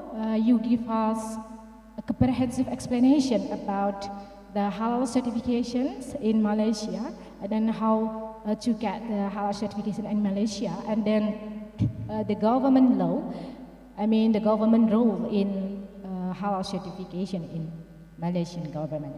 Okay, we go to the Indonesia. And then the government of Indonesia is committed to be the world's largest halal producers by increasing the capacity of micro business and we call UMKM. UMKM in English is micro business and small enterprise as a part of global halal industry value chain. How do the strategies of Indonesia to improve and develop our UMKM? And this topic will be explained by Mrs. Ni Putu Desintia, MIFP, Master of Science. How are you, Mrs. Ni Putu Desintia? What should I call you, Mrs. Putu, Mrs. Ni, or Mrs. Desintia? Okay, thank you. Assalamualaikum. Good afternoon, everyone. You can call me actually Dita. Oh, Dita. Okay, Mrs. Dita. Yes, that's my nickname. Okay. Thank you, Mrs. Dita. Mrs. Dita is the Deputy Director for Development of Shariah Economy and Halal Industry, Indonesian National Committee of Shariah Economy and Finance. Mrs. Dita is a young professional whose interest in the field of halal industry, Islamic economic, Islamic finance, governance, risk management, accounting, and audit with more than 8 years experiences in the industry.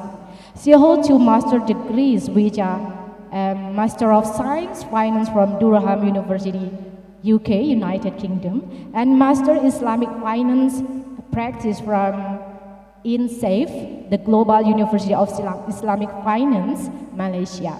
She also extensively involved in several education activities in accounting and finance area. Okay, Mrs. Dita, 30 minutes is yours. Okay, please.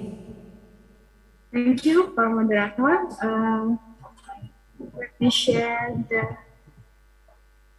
Can you enable the screen sharing for me? Yes. Okay, wait.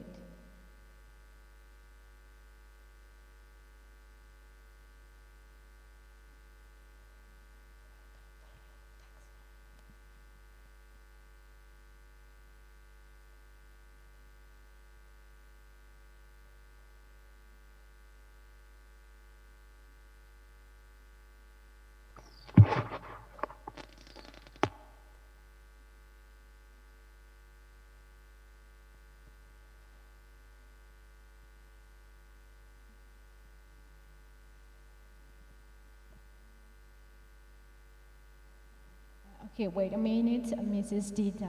Maybe there is something wrong with the connection or system. Okay, if the committee can operate the slides for me, it's okay. Whichever more convenience. Yeah, okay. Next slide. Oh ya, ya sudah, ya, we already. Okay, slides are already there. Yes, we can see Okay. the slide.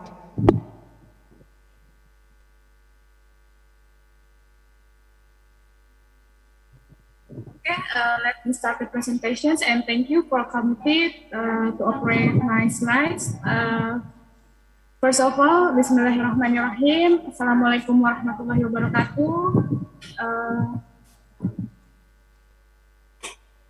I would like to extend my gratitude to all committees for organizing this event. Also, I would like to greet all distinguished panelists. It is a great pleasure for me to present in this event, and I am very pleased to see so many attendances here with us today. Hopefully, in this session, we will have productive dialogue and fruitful discussion. And as previously, Dr. Zainal Abidin already clearly explained about halal aspects and also the development in Malaysia.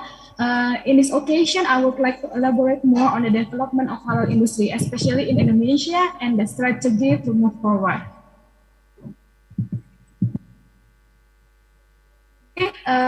In Indonesia, as we know, halal become mainstream in the industry, especially in the Muslim society. And we also know the Shariah economic ecosystem or Islamic economy continues to grow and synergize with the presence of halal and Shariah segments. And in digital economic transactions, we know that digital transactions in the community is widely used currently, and the shift in people's behavior in integrating and interacting digitally was related with the development of a rapidly growing halal marketplace. And also, in Indonesia, we have also Shariah digital payments, which have increasingly become parts of people's life in halal lifestyle. Now, halal already become mainstream in Indonesia, especially in Muslim society. However, along with its universal value, with huge potential in the market, it's often very big room for improvement in Indonesia itself. We want to move halal industry from mainstream economy to well-organized mainstream 4.0. It means that we will integrate all the technological aspects in all halal value chain process in Indonesia, especially, and we want to also extend it to the global world. Next. It is a statement from our Mr. Vice President. In the future, the development of Shariah economy and the halal industry will lead to Indonesia goals to become the world's center for halal production. And also, we aim to become a leader for the global Islamic economy. To achieve this, government have established some programs that have been prepared with related ministries and institutions to achieve this goal. These programs, we will discuss it in details later on, but in summary, the programs includes but not limited to the development of halal cluster and industrial estates. As now currently in Indonesia, there are 3 halal industrial estates that has been established by Ministry of Industry. And then secondly, we aim to increase the export of halal products through through the opening of wider halal product market. And also, we develop and encourage the acceptance of Indonesia halal products through a mutual recognition agreement between countries in the global world. And also, it is also important that in Indonesia, we are currently working on the codification of halal product. It means that Indonesia halal data will be integrated among all the stakeholders in Indonesia, that it can be lead to more reliable data for halal industry in Indonesia. And then we also develop the halal traceability using the current technology to increase competitiveness of halal products and also facilitate halal certification for wider entrepreneurs. We also develop various other programs such as a facilitation for halal certification, especially for small businesses and medium enterprises, with the establishment of Undang-Undang Cipta Kerja. It is aimed to make the entrepreneur easy to have the halal certification in Indonesia. Last but not least, we also aim to strengthening the halal product research through various Muslim Center of Excellence program together with multinational halal product manufacturers. There are some implementation that are already be done that we will highlight later on. And also, all these efforts aim to increase the global halal value chain, which is expected to increase the value of Indonesia competitiveness in global trade and industry. And now we will discuss each of the strategy in details. Next. Before we move to the strategy, I would like to explain a little bit about KNEKS, or the National Committee of Islamic Economic and Finance. The National Committee of Islamic Economic and Finance previously named the National Committee of Islamic Finance, but it is already transformed to become the National Islamic Economic and Finance Committee, or KNEKS. KNEKS expanding its scope, not only limited to Islamic finance sector, but also to Islamic economic sector or real sectors, including halal industry that we will discuss in details in this session. Government has pivot roles to accommodate a supporting ecosystem to boost the development of the industry. The government already made the roadmaps and then the regulation, and also Indonesia already launched the Indonesia Islamic Economic Master Plan 2019 to 2024, which encompasses development of framework, strategy, and action plans designed to help the Islamic finance and industry to play a role in the country's economy. In the future, KNEKS will continue to carry out its role as consolidator, so that sustainable synergies can be established between stakeholders, including the government, business actors, academics, and the wider community, in jointly building the Shariah economy and the halal industry in Indonesia. And then next we will talk about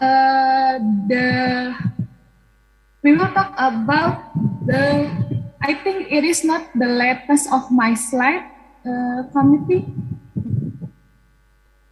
Sorry.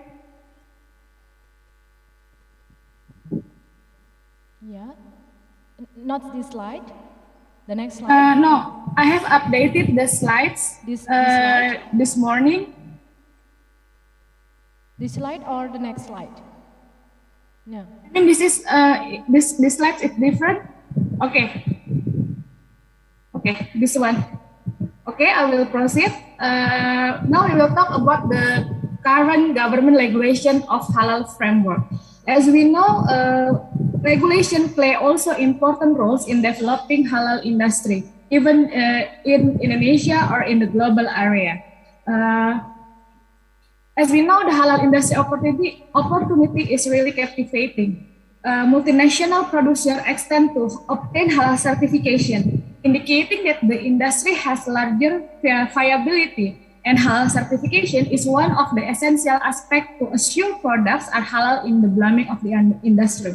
The halal aspects in industry already mentioned by Dato' Zainal Abidin before, and in Indonesia, the government manifests a commitment in providing protection and assurance concerning the halal products in Indonesia through several regulations. The first one, the government already passed law number 33, it's on year 2014 on halal product assurance. And also it is strengthened by law number 11 year 2020 on the job creation. The government has issued also numerous derivative regulation, including the presidential regulation number 83 year 2015 on the establishment of the Halal Certification Agency or BPJPH. Currently, Indonesia has the Halal Certificate Agency under government. It is under the Ministry of Religious Affairs and has the mandate to be responsible for the process and issue certification for halal products in Indonesia. Furthermore, Government Regulation Number 31 year 2019 and Government Regulation Number 31 year 2021 concerning implementation on halal product assurance in Indonesia has been issued. That aim not only to provide protection to Muslim consumers, but also to make halal certification process business easy, not burdensome, and also transparent with good and reliable assurance. Next.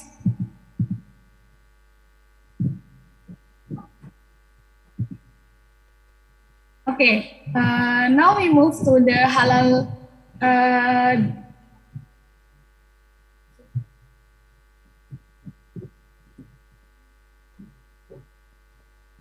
We move our strategies in developing the halal industry. As we aim to move from mainstream economy to well-organized mainstream in halal industry.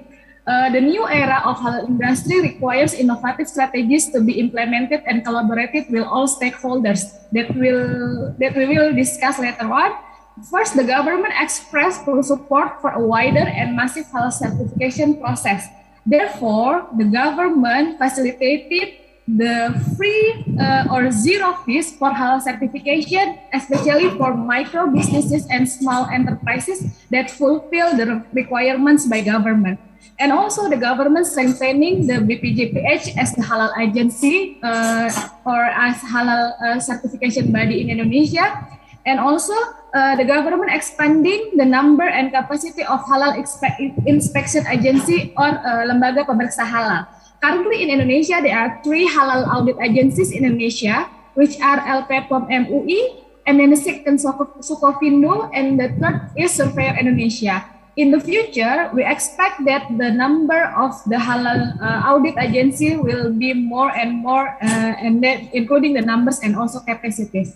As well as the government encouraged to promote digitalization of the national halal assurance system process.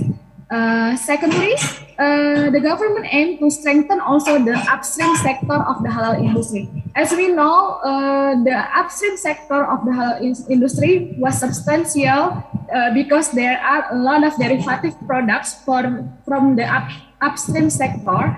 The upstream sectors need to be built and addressed strongly in order to create a strong halal industry in the future. For instance, we need to make modernization for the halal slaughterhouse. The halal slaughterhouse that already modernized will be carried out together with local governments to ensure that the availability of halal meat products is available for further processing. The third, the importance of the industrialization of halal products. The halal products industry is a significant part of Indonesia industrial resilience. And therefore, the government will be develop a structured and progressive manner through the construction of clusters and also the halal industrial estates or halal industrial parks. And also, the government encourage the import substitution and improvement of the global halal value chain through the strengthening the export of halal product and also initiation of halal global traceability. Fourth, as all the industry is also rely on the reliable data, it is also happen with the halal industry. Indonesia halal product data integration is one of our strategy. It is essential in development of Indonesia halal industry because The integration of Indonesia halal product data will be carried out starting from the process of codifying halal product trade data with halal certification data. So we will integrate the data of halal trade with the halal certification. The government working together with several institutions, and in the future, it is expected that with that integration of data, we will have more reliable statistics on halal products to support regulation and development strategies in the future. Last but not least, government also aims to strengthening the Islamic economic sector with the support of halal industry. It is expected to create more comprehensive ecosystem. The halal industry will be developed along with the development of other closely related Islamic economic sectors. Some of them are the support from the Muslim-friendly tourism, for instance, and then health industry with Shariah competency, and also modest fashion, and not forget to mention the Islamic finance sector that already blooming earlier. Next. Now we will discuss a little bit about the facilitation on certification on small business and medium enterprises. Sorry, micro business and small enterprises. On one of the strategic initiatives that KNEKS has synergized with related members and ministries and institutions is to collaborate in fostering the ease of halal certification for micro businesses and small enterprises. This step is considered important considering that micro, small, and medium enterprises dominate the number of entrepreneurs in Indonesia. Meanwhile, the contribution of this sector to the economy can still be optimized. One of the things that need to be improved from Indonesia micro and small enterprise product is how to improve not only the quality, but also to improve the capacity of their products. In this case, the synergy between ministries and institutions is needed to improve it through fostering and accelerating halal certification for micro and small enterprises in Indonesia. Furthermore, currently, the government through BPGPH has a program called Sehati. It is the shortened form of sertifikasi halal gratis. This program is collaboration with BPGPH with various ministry agencies to provide free halal certification for micro, business, and small enterprises. This program is a collaboration that makes the micro and small enterprises easy to get halal certification. Not only to get the halal certification itself, the ministries and institutions also provide the guidance and counseling in the context of the accelerating halal certification. So there are the coaching and monitoring program for the micro and small enterprises that they can follow, so they can go through the halal certification process smoothly. And therefore, to make this program successful, it requires the involvement of all parties, including the government and then also companies under the state-owned enterprises and also the other companies to participate in achieving this goal. And then next one.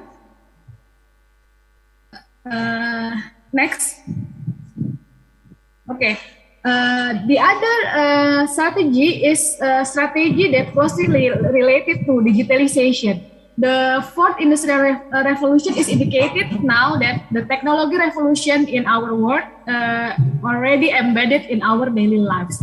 Nowadays, we know that technology has created amazing tools and resources, putting useful information at our fingertips. So when entering the 4.0 industrial revolution, Islamic economics has shown its adaptation to develop its own technology. Industry has adapted in technology such as artificial intelligence or AI or virtual reality, and then Internet of Things, and then also big data and cloud manufacturing to blockchain. This increasingly show the readiness to meet the needs of the Muslim of the 21st century. The technology can be used to encourage the growth of halal industry. the implementation of halal traceability and tracking system based on blockchain technology has many benefits for the ecosystem, such as, for instance, for the halal authorities, it leads to the efficient audit and inspection process. It also improves the integrity of halal critical control points, and ultimately, it is expected to reduce the fraudulent activities in halal value chain procedure. These are some examples of the application of current technology development in halal industry, particularly in halal industry upstream sector. For example, on the right side, you can see the application of halal blockchain technology in modern slaughterhouse that make halal integrity in halal value chain process become more convenient. This halal blockchain technology already implemented in one of halal slaughterhouse industry in Indonesia. It's called it is operated by PT Shariah. We can can discuss more about this later on.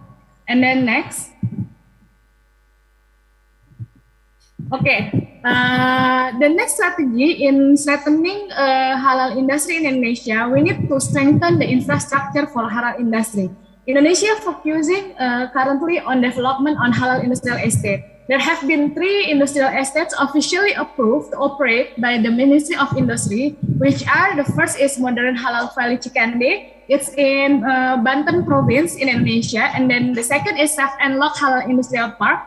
It's in Sidoarjo, it's in East Java province, and then the third is Bintan Inti Halal Hub. It's in Riau Islands. The Modern Halal Valley Cikande potentially is the biggest halal industrial estates in Indonesia. And at this time, Modern Halal Valley Cikande is focusing on medium and large segment of the food and beverage industry. And then as for Safe and Lock Halal Industrial Park in Sidoarjo, East Java, they are focusing on small and medium enterprises or small medium industries. They are already carrying out the construction, and they are already have more than 20 East Java small and medium industry that will relocate to this industrial park. And then some critical aspects to be successful in this halal industrial estates. We see that there are needs to be availability of incentives for domestic and foreign potential investor of halal industrial estates. It should be adaptive to the focus and condition of each halal industrial park. The secondly, in halal industrial park itself, there need to be one-stop services, meaning that there have to be integrated halal certification in halal industrial estates, and also the integration of BPGPH and halal audit agency service inside the halal industrial park, and also with the customs, the BPOM service, and other related service that needs by the business actors, and the process should be very fast within that one-stop services. And also the ease of licensing and the implementation for potential halal industrial estate investor should be encouraged. Halal industrial estate management should make initiatives to reach more potential investor with also with the support of government. Lastly, the integration with the Islamic financial institution should be also stimulated. The availability of financing includes export financing, and also services innovation from Islamic financial institution is needed to support the development of halal industrial parks in Indonesia. And to become a global hub for the halal industry, it is necessary to encourage collaboration between regional and global halal industrial estates to establish a halal value chain, traceability, innovation, and also joint promotion. And this initiative is expected to be starting from Indonesia. Moreover, along with halal industrial estates, the creation of industrial development center for halal products is also essential. With industrial development center, there are numbers of advantages that you can see on the screen, such as there will be the availability of integrated and effective licensing, and also information is faster and up to date. In the terms of raw materials or raw materials resources, it is centralized, so it makes it easier for the producer to produce its product, and also the manpower resources and infrastructure development are targeted and optimized. Also, ultimately, this industrial development center is expected to create more efficient and economical supply chain that creates business security for business actors and creates more environmental friendly businesses. Next.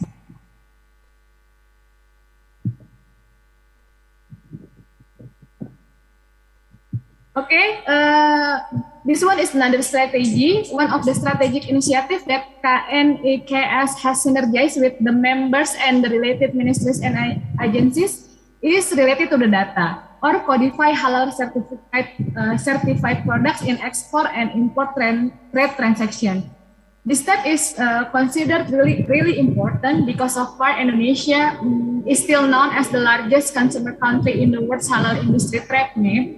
Meanwhile, many domestic halal food, beverage, and also drug and pharmacy products, both raw materials and also finished products that have been exported, have not fully reflected their contribution to global halal trade transaction. So this integration of data could contribute to strengthen global halal value chain and to foster international trade of halal products. And then next. Now, currently, KNEKS with others ministries and institutions also on progress to create a master plan for the Indonesia halal product industry. It is currently on progress and to be finalized in the near future. This strategy discusses how to develop the Indonesia halal industry view from various aspects. Based on this, the development of the Shariah economy in Indonesia needs to be carried out in an integrative way between the halal industry and the financial industry. The halal industry and the financial industry, it can run by itself. It needs to be integrated, and then as well as another related elements in the Shariah ecosystem economic to make Shariah economic ecosystem in Indonesia more integrated. And then next,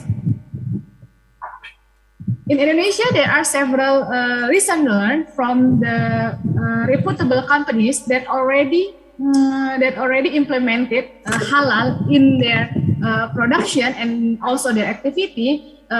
In this slide, we represent two samples of the Indonesia big company, such as Wardah and also Unilever Indonesia.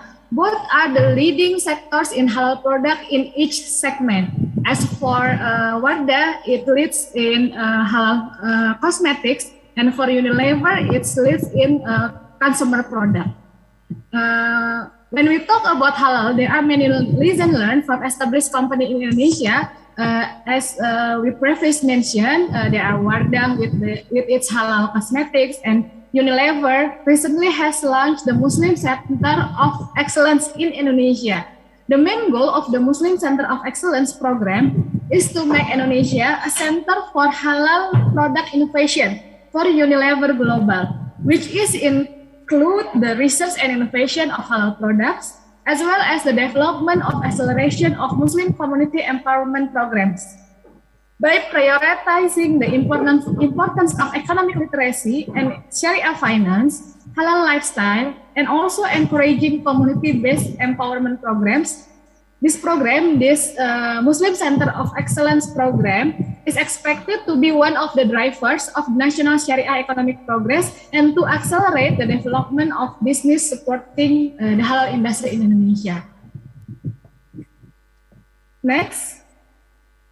Okay, as a closing, I need to mention about all the strategies above. From our perspective, we see that halal can be a catalyst to form another niche market to Islamic finance in Indonesia, to tap potential market other than current targeted market.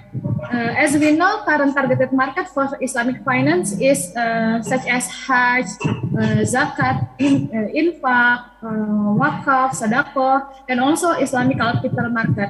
Halal can be implemented to form another niche market for Islamic finance. For example, it can be done by facilitating and financing halal industry micro, small, medium enterprises, as this is the largest group of businesses in Indonesia.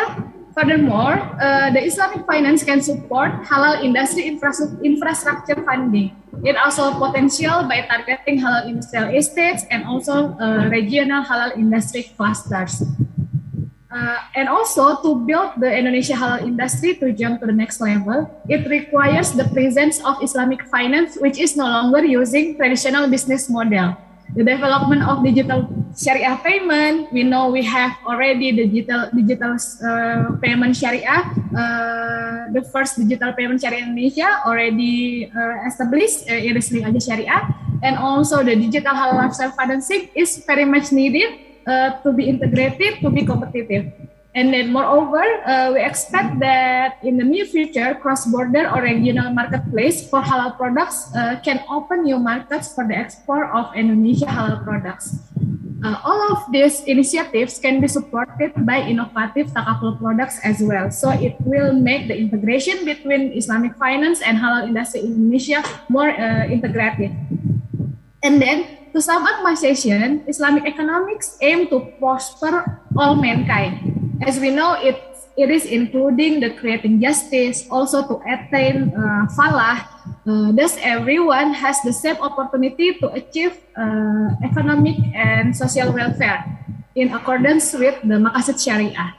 And also, we think that the main objective on welfare in Islamic economics is in conjunction with sustainable development goals or SDGs.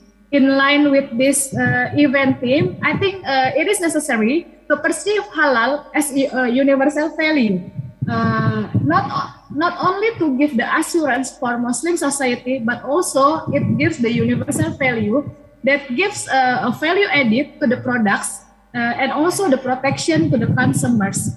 In the future, we would like to see more and more integration between Islamic finance and halal industry that contribute to more comprehensive, sustainable business practice in Indonesia and also in global practice. I think that's all for me. I'm looking forward to more discussion with all of you. Thank you. Wassalamualaikum warahmatullahi wabarakatuh. Waalaikumsalam warahmatullahi wabarakatuh. Thank you very much, Mrs. Dita, for your comprehensive explanation about all strategies of the Indonesian government to develop halal industry. And we know that our micro, small, and medium enterprises and the number of the UMKM or micro, small, and business medium enterprises is larger than the larger business enterprises. And then how they should sell the product. Yeah, they use conventional or they use digital marketing. Yeah. Then digital industry is an innovation and technology leader in industrial automations and digitalizations. And what is digital marketing in halal industry? How does it process? And this topic will be explained by our speaker, Dr. Zuraidah Sulaiman. And Dr. Zuraidah Sulaiman, how are you? Have you already with us? Okay, Assalamualaikum warahmatullahi wabarakatuh. Yeah, okay, how are everyone? You, Dr. Zuraidah? Hi, okay, I can hear you. Yeah, okay. Thank you very much, Dr. Zuraidah. Dr. Zuraidah Sulaiman is a senior lecturer in business administration, deputy head service quality research group SQRT, Azman Hazim International Business School, University Technology Malaysia, and she got her PhD from University of Sydney, Australia, and she is in interest in consumer behavior, green sustainability marketing, social media marketing, social entrepreneurship, market research, and she expert in digital marketing in halal industry. Okay, Dr. Zuraidah, the next 30 minutes is yours, please. Thank you very much, and Assalamualaikum again to all of you. So I'm Zuraidah from Azman Hashim International Business School, University of Technology Malaysia, Johor. Okay, let me just share my screen. Okay, I hope you can all see my slide here. Okay. Thank you very much to the conference organizer. I'm very delighted today for being given the chance, right, to share with you in this international conference on sustainable halal industry 2021. So this is when I received the email invitation, I was very excited to be able to share about this very important agenda of halal industry. So I think it is high time for the world to look at halal beyond halal food, right? Because it's actually a very huge industry, as what mentioned by all the previous esteemed distinguished speakers before me. So I'll be sharing with you about digital marketing, another perspective of how we see halal industry. So a little bit about me. My background is in marketing and information technology. So when I combine these two fields, that's why now I am into digital marketing as well as in sustainable consumption. Okay, so what is marketing? We just go very quickly. So basically, it's involved a network of training activities in order to meet consumer needs, wants, and demands. So if we can really understand this basic concept, then we will understand why halal market is important these days, right? So what we are actually trying to do is in halal industry, in halal market, we are going to give value, the halal value, right? It doesn't mean only suitable for Muslim consumers, but also important and widely acceptable by the non-Muslim consumers as who are our counterparts, right? So we want to give the halal value in order to receive value in return in terms of their loyalty, monetary value, recognition, and so on. Okay, so what are being marketed in halal market? So I would like to broaden your horizon. So it's not only about food, it's not only about goods and products, but there are also halal services, event management, experiences. You can also highlight about in terms of person marketing, about certain halal figures, right? Places, halal places, properties, organizations, information, as well as ideas. So these, for instance, we have people from industries, NGOs, the authorities. So these are what we call them organizations, and they have a lot of information. So therefore they are part of the halal market members. Okay, so what are the marketing objectives in halal industry? So of course, we would like to inform consumers of the halal product and service existence. And number two, once we have managed to inform them, we would like to communicate the halal values excellently to them. And in the end, of course, being in any objective of doing marketing for any institution or any company, the objective is none other than to gain profit. Okay, so then what is digital marketing? So there are many definitions for digital marketing, but this is I think the simplest one that I'm going to bring to you today. It is about all marketing efforts, okay, everything that I mentioned just now, that actually use any electronic devices or the internet, right? So for instance, we can when businesses are actually investing or applying, right, search engine, social media, email, and other websites in order to connect with their current and prospective customers. So now, where should you invest your digital marketing effort? So as mentioned by the previous speakers today, it is actually a huge market out there, right? So this is the data about global halal industry. So as you can see, this is somehow aligned with what mentioned by the previous speakers. So if you can see, food remain number one, followed by media. Like nowadays we are living in a world of digital content. So there are a lot of need or rising growth in halal media or halal digital content. And this is followed by clothing, modest clothing, fashionable yet sensible clothing, not only appeal to Muslims, but also to non-Muslim consumers. And as we know, we have halal tourism package, and pharmaceuticals in terms of medicines and healthcare. And of course, we cannot run away from halal cosmetics. So I would like to bring your attention to this very important decision. So if people ask me, where should the world invest their digital marketing effort, because it's not cheap to invest in any practical and efficient, effective digital marketing investment.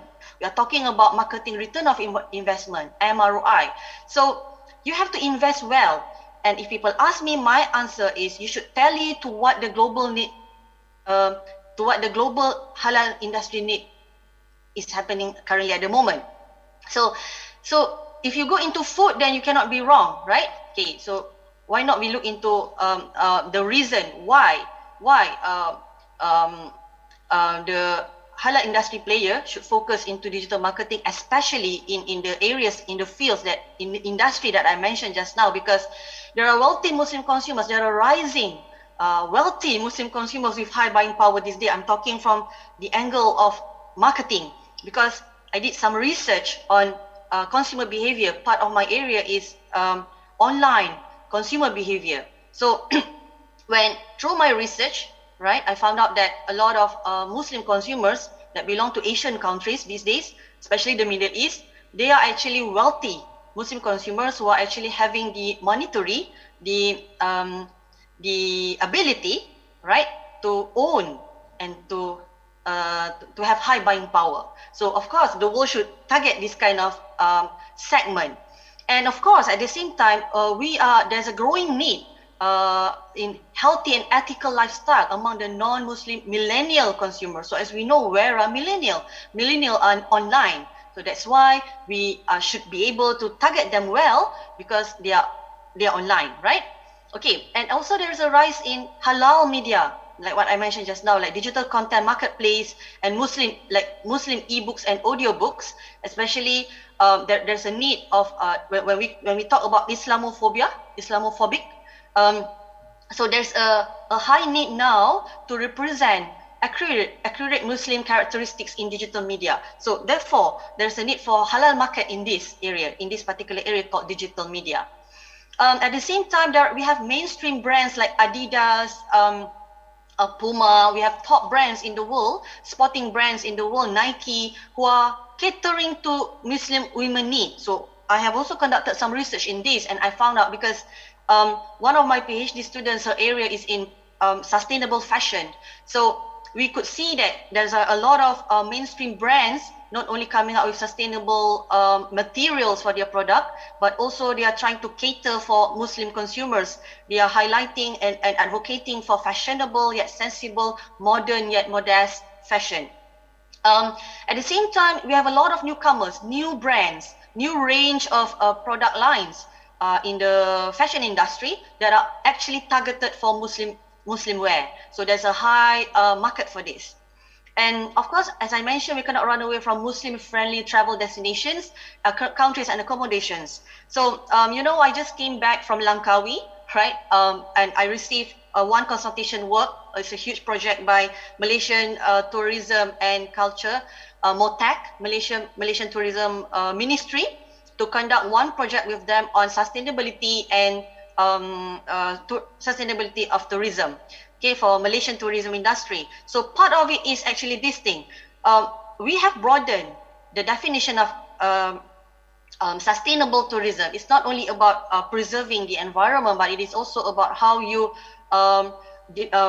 maintain and preserve the ecosystem, the community, the people, the financial sustainability of a business. So yes, it's an in thing now when we talk about sustainable tourism that should include Muslim-friendly travel destinations worldwide. And last but not least, we have there's a growing rise in R&D for halal ingredients. We have a lot of companies. Some are not based in Asian countries, right? Based on my research, there are a lot of countries based in European countries, the Westerners. These are non-Muslim countries, non-Muslim dominated countries, right? But they managed to spearhead to be at the forefront for the R&D for halal ingredients, especially for food and cosmetics. So based on my research, we have a lot of counterparts, R&D companies in Korea, for instance, because they know, for instance, that we have a large market for halal consumers. Because why? Let's go back to the number one point there. There are a lot more wealthy Muslim consumers these days. So everybody is actually targeting for Muslim consumers. Okay, so let's look at some examples. So this is what I mentioned about the importance of using digital marketing. So because we know that, like for example, this very particular platform here, fashion platform for Muslim wear, Modernisa. Have you bought anything online in Modernisa? I have last time.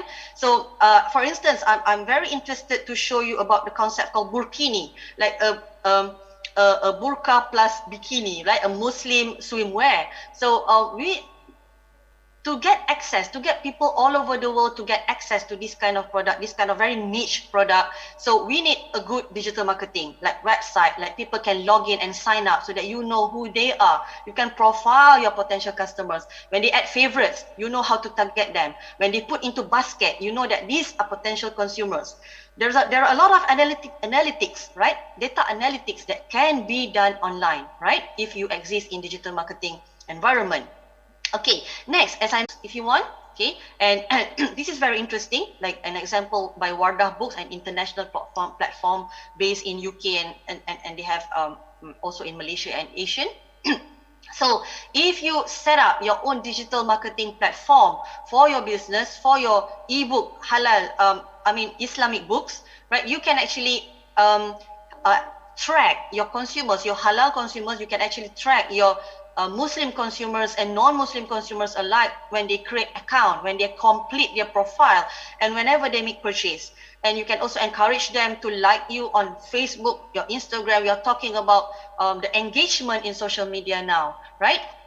Okay, so again, there's a need. Okay, how many of you, if you're given a chance, would like to choose halal travel packages? I think nearly everybody that are here today in this conference. So, but bear in mind, through my research in halal tourism, there are also non-Muslims who are actually eager to join halal packages, right? These are actually findings from the field that I figured out a few years ago. So if you see here, they actually mentioned halal restaurants, a place to perform salat, and they are going to visit mosques and all these culture and heritage places related to Islamic religion. So these are kind of interesting because there are a lot of non-Muslim consumers that are into this market now, right? So that's why it creates, it heightens the need for this kind of industry, tourism industry, to also be online, to also join the digital marketing environment. So this is an example of an online page called Halal Trip. You can just Google this later. So yeah, Assalamualaikum. We like to receive notifications on our latest updates. If you do this online, if you do this in a digital marketing environment, you can actually keep track with them, right? You can know their email address, therefore you can send more campaigns to them. This is very different if it's done offline. So it's very hard to track them, whatever they do, what is their previous history of tour and travels. Okay. Yeah, we cannot run away from food as well, food and groceries. And I can see this is a page, a halal food platform based in UK. And when I was living in Australia, so there's a lot of this kind of market coming in. We are not talking about Malaysia, Indonesia, Singapore. So we are way beyond that. But we are talking about our Western counterparts. They are all having very stable, trusted websites that are into halal market, right? Halal food market. So the halal food shop is a very interesting place. So if you look here, so this is how they track their members through halal perks. They offer points, bonuses. So this is what we mentioned by how can digital marketing help you to explore more, to expand your customer base, right? If you do this online, if you do this using digital marketing tools, then you might be able to reach the wider audience outside of the Muslim consumers community. Okay, so what is my summary here? Okay, I'm going to let you know that, right? What should we market? All right, what is the right product to market in the halal industry? So we should actually, in my opinion, we should write together with we should serve together with the wind, right? So we should follow where the popular online categories are, because this is the world this is the global statistics mentioned that the first highest ranking of online shopping categories are fashion related, travel, books. So if you see, it is quite similar to the previous statistic that I mentioned about halal industry. So you know that people all over the world are into this kind of popular online shopping categories. So why not? Let's push our halal product into these categories, into the online market. Or there's another way of thinking, like we are not going into the popular market, but we are going into the niche market. And what you can be pioneers of halal product, service or brand in that particular niche, small but very interesting market. So for instance, you are coming out with meal kits, like breakfast meal, because there are a lot of busy parents these days. Or you're coming out with a flower gift sets, halal gift sets, right? Baby care, right? So why not we push our product into these niche categories and push the halal product, halal ingredient, halal R&D, halal campaigns, right? Okay, next. Okay, this is a statistic by Malaysian data. Okay, and if you can see here, there's a lot of research being done, and of course, as I mentioned, travel remains number one. So probably the right halal product is still travel, fashion, electronics, and physical media, like what I mentioned just now, the halal digital content, right? And food, furniture, toys, and there's not much difference between 2020 and 2019. 2020 is during the pandemic engulfing the whole world, and you can see there's a very huge decrease in terms of travel because there are movement restriction, closed border, right? However, the rest of the categories are actually increasing and growing during this pandemic.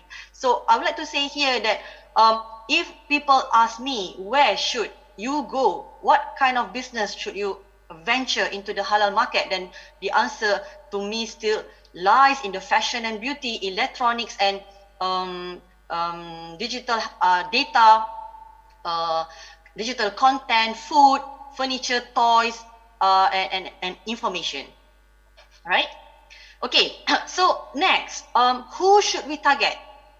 Digitally, who should we target in the halal community, in the halal market? So if you can see from the statistic here, so I think it's common sense letting us know that 18 to 24 age group are actually among the highest, and also 25 to 34, and they are actually spending the most time online. So you might as well target them. When you're going into digital platform, digital marketing for halal product, you might as well target this kind of age segment. Okay, and where should we target? As I mentioned, we should go beyond the borders of the Muslim countries, Muslim communities like Asian, Middle East, right? So because there are actually huge digital buyers distributed along in Asia Pacific. In the Asia Pacific region, you can see China, India, Japan. They are actually at the forefront of this digital global market. So, and as well as for halal market. So yeah, we might as well try to, when you are going into digital platform, digital market environment, maybe it's quite worthy to consider this kind of target segment rather than your own people, rather than our own Muslim consumers, right? Okay, yeah, and again, because nearly everyone know on this earth, I think 80% adults in Malaysia own smartphone, because this is the data from 2016. I believe the numbers become higher now due to the online learning that happens, no face-to-face communication. There's a lot of importance, there's high importance in the ownership of mobile phone. Okay, and internet use as well. So I think it creates a wonderful understanding that if we don't invest in digital marketing tools, then when are we going to make that decision? Because this is actually the right time when people are actually staying at home, limited face-to-face interaction, shops are closed. So halal industry should also leverage on this particular advancement of digital marketing. So because based on research, how did Malaysians start their online shopping journey? Number one answer is Google search. They search first, let's say I want to go to Langkawi, I want to go to Bali, I want to go to Phuket. So I will Google first and everything will come out. A lot of websites, platforms, a lot of packages will come out. So I think halal market, halal tourism, halal industry should focus more in terms of search engine optimization and also websites. And next followed by social media. All right. So these are some of the tools, okay, because I also teach digital marketing in my undergraduate classes. So in the class, we are actually delivering tools, hands-on classes on how to actually apply this in businesses, right? So we have a lot of SEO, like I mentioned, search engine optimization, social media usage, click-throughs. There are Pinterest, LinkedIn, Facebook, and also you can actually track whenever people come into your site or leave your site, and we call that landing page optimization. You can also create e-readers, like you can know who are actually reading and who are actually not reading the information provided in your websites. And interesting is about email marketing. So you should also invest. Halal industry should also invest in MailChimp, an example of email marketing to create prospects. And to actually monitor your sales. And last one, you should be able to measure the loyalty of your current consumers, because in digital marketing tools there are also a lot of tools that are to measure customer experience, whether they are delighted, whether they are loyal or not, or whether they are going to viral your product negatively. And the last one is customer advocates. This is a very important thing, because if you manage to apply a lot of digital marketing tools here at the lowest part here in the customer advocates, for instance, you are letting people to viral, to promote your product or services through Facebook, Twitter, Instagram, LinkedIn. So you know what? It's a free marketing for your business. It's a free marketing to the movement of halal industry. So we are not doing anything. We don't need to spend a lot of money for marketing, but it is actually the worldwide community that is actually going to do the job for us for free. So that's why it's very important for businesses, halal industry, to look into the digital marketing tools. I think I couldn't say how important this is right now, right? Okay. So then I think everybody knows what is social media. It's you can share content, and what makes it so powerful, because you can actually join and socialize between the members of the social media site. Okay.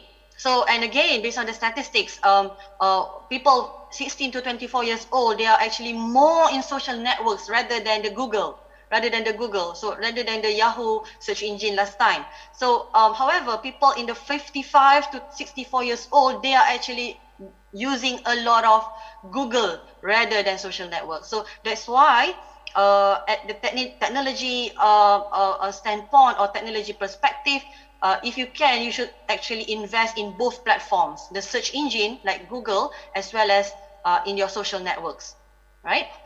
Okay, so I would like to give you some suggestions. There are tips and on how we can manage our postings better. But I guess to further learn this effectively, there are a lot of classes online on digital marketing tools. So, like for instance, it is not okay for you to post a lot of postings every day. So it should be 1 post per day, highly recommended. If you put 2, that is considered high. So this is the thing that need to be learned by the halal community. You need to really learn the basic concept of digital marketing, so that we are tally with what the worldwide community is actually using. What are they doing for digital marketing? We might as well doing it the same, right?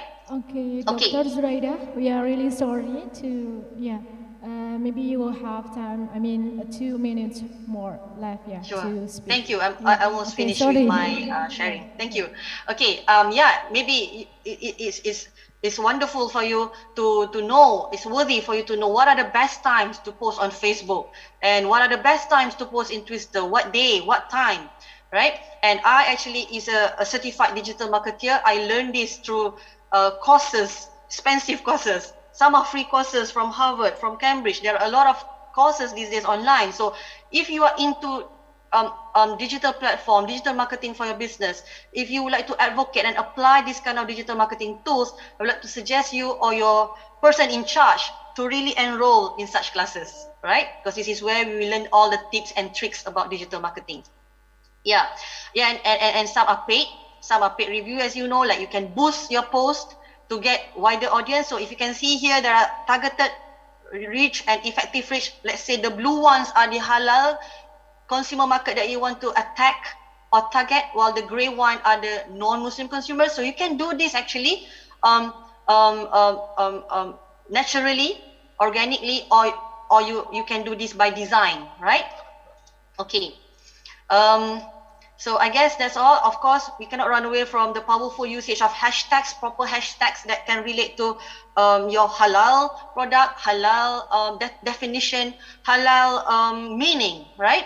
So I think the possibilities are endless.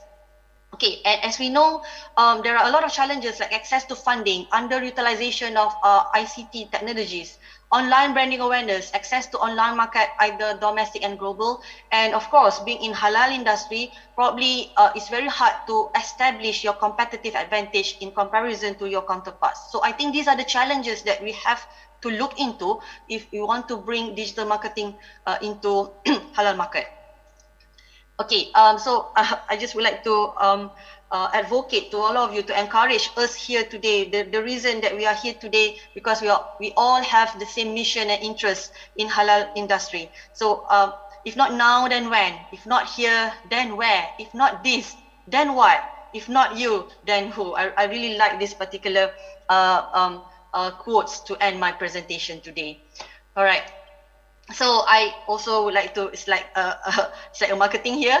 I really encourage you to collaborate with us, because I'm the deputy head of this SQRG, Service Quality Research Group. And along the years, we have established a lot of research internationally and locally. So yes, maybe we can collaborate in some sense that can make the industry more colorful, more interesting. Thank you very much. I'm very happy to be here. Assalamualaikum. Okay, Waalaikumsalam warahmatullahi wabarakatuh, Dr. Zuraidah Sulaiman. Thank you very much for your great, clear, and comprehensive explanation about digital marketing. And then we can sell in social media like Facebook, Twitter, and then it is free for us to sell our product. Okay, all right. And then with the development of technology related to marketing our halal industry in general, there are a lot of challenges and should be faced by Muslims, while in the same time we are required to follow Shariah rules. And then what is the Makashid Shariah overview in the current halal industry? Maybe deal with digital marketing. And this topic will be explained and explored by our Professor Musahadi. And thank you very much for Professor Musahadi. How do you feel today? Okay, it is a great for us to be here with you and you can attending on site here. Okay, Professor Musari is a member of Commission and Education, Indonesia Council of Ulama of Central Java Province. He got doctoral from Walisongo State Islamic University in Islamic law, and he ever attended many courses internationally, Australia, Thailand, Netherlands, and others. Okay, Professor Musahadi, the next 30 minutes is yours, please. Yeah, Assalamualaikum warahmatullahi wabarakatuh. How are you, everybody? Fortunately, I am the only one of the panelists that on site here in the offline meeting. So it is very good to be with you together here. All of the aspect of the discussion on halal industry already presented by the panelists and also the speakers before me. But most of them are related to the practice level of halal industry, or also related to the halal certification. We already know much about how halal industry and halal certification in Malaysia, in India, and also in Indonesia. But I would like to get you together back to the very, I think, the philosophical level of discussion on halal industry.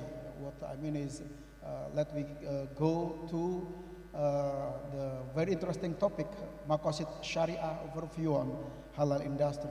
You know that the concept of halal industry, it is related to two domain or two big discourse. Halal is in the discourse of religion and or ilm al-fiqh.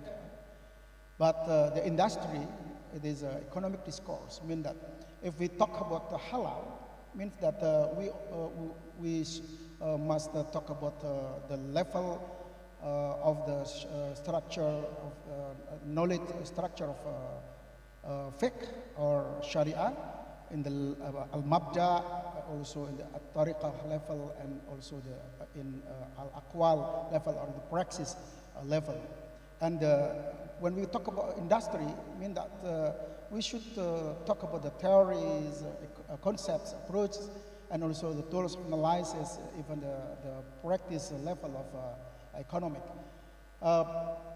But you know that until now, we still have a problem related to how the religious scholars or fuqaha and the economic scholars or practitioners, that the fuqaha who learn much about ilm al-fiqh, usually they has no or minimally very limited knowledge in modern economic discourse.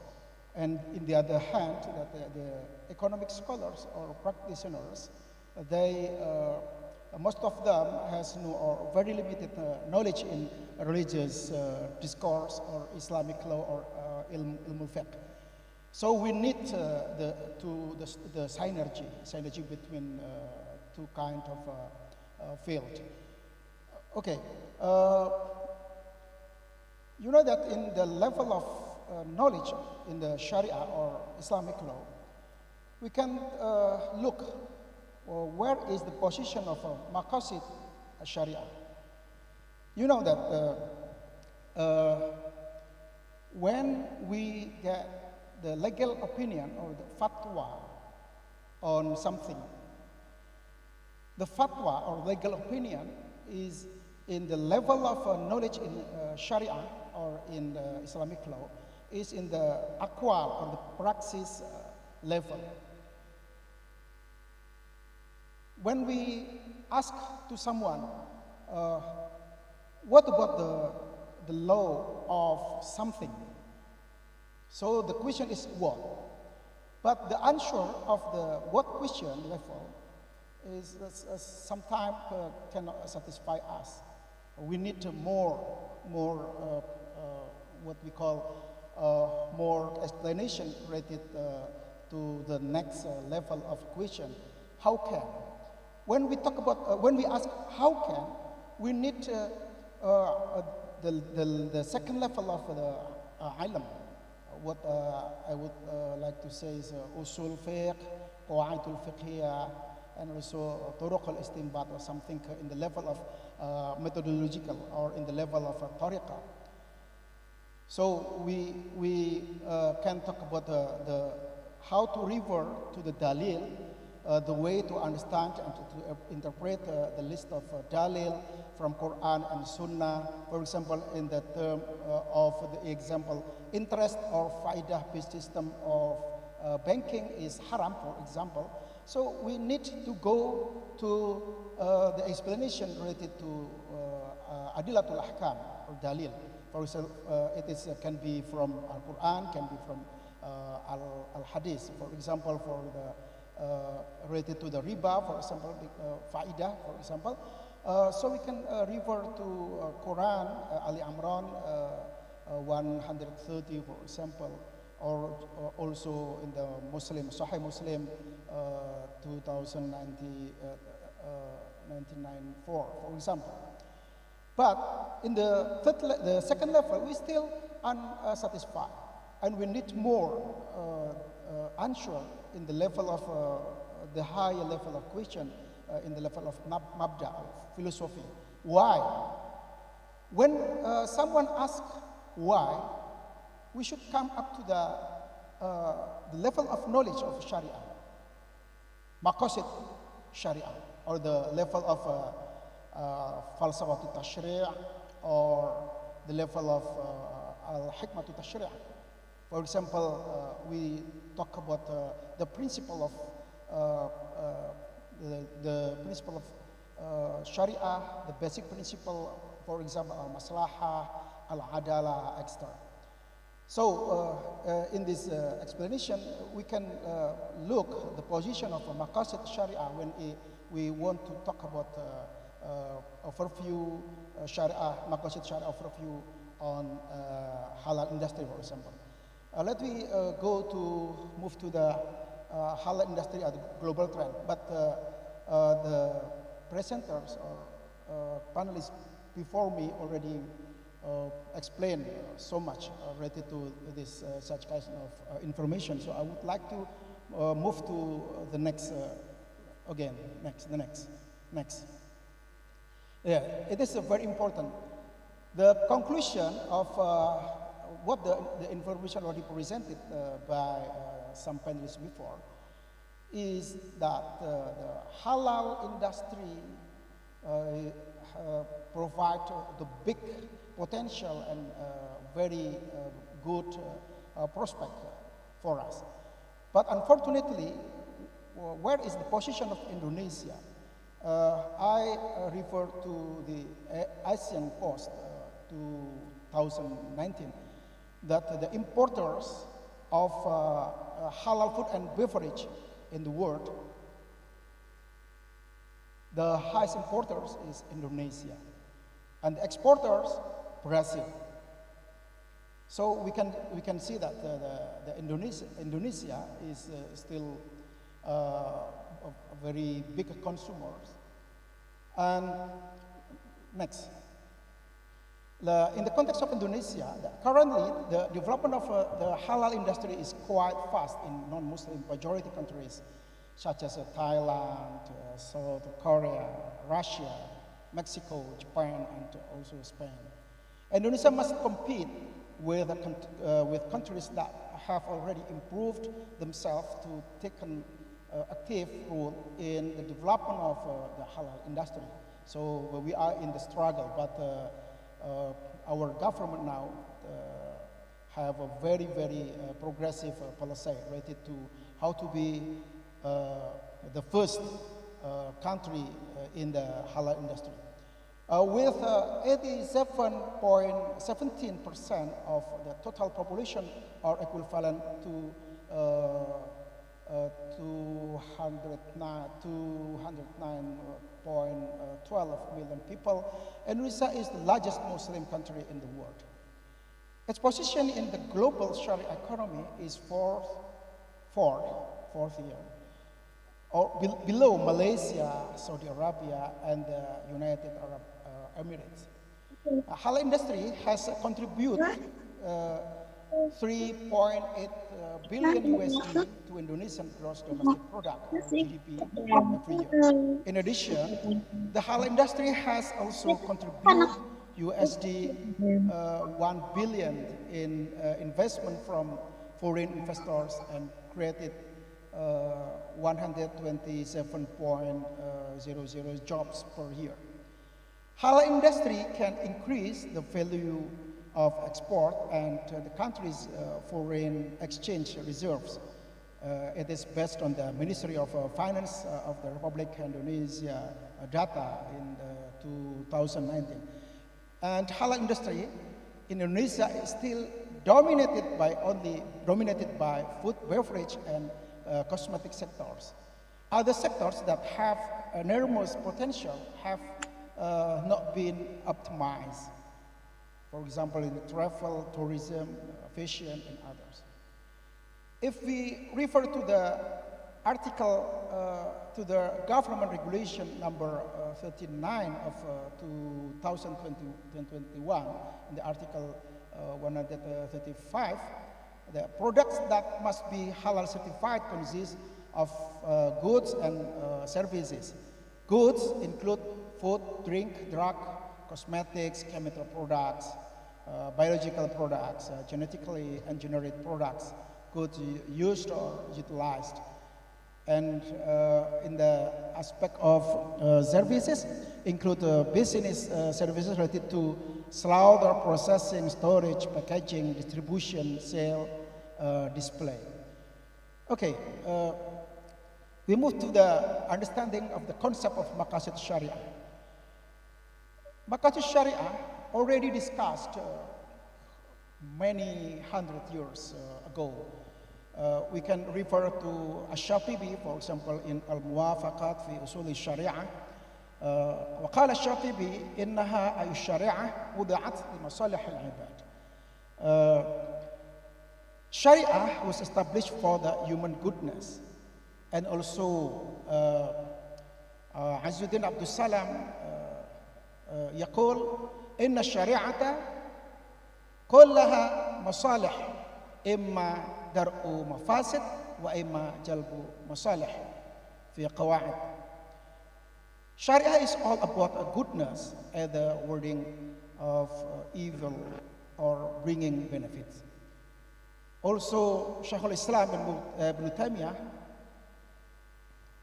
يقول إن الشريعة الإسلامية جاءت بتحصيل المصالح وتكميلها وتعطيل المفاسد وتقليلها. The Islamic Sharia came to collect and complement the goodness and to disable and reduce the evil. Even the more interpretation of or the deep interpretation of the statement is ولو قال قائل إن الدين كله وإنما هو جلب مصالح الناس ودرء المفاسد عنهم لكان صادقا. And if someone were to say the whole religion is to bring human goodness and ward off evil from them, he would be truthful. And other similar statement from many scholars in Usul al-Fiqh. Next. Now, we can say that Maqasid Shariah is a fundamental concept in Islamic law. The neglect of the importance of the Maqasid side in Islamic Sharia is the main factor causing stagnation in fiqh. Fiqh Maqasidi operationalized universal human values such as benefits, justice, and equality into Islamic economic into a necessity.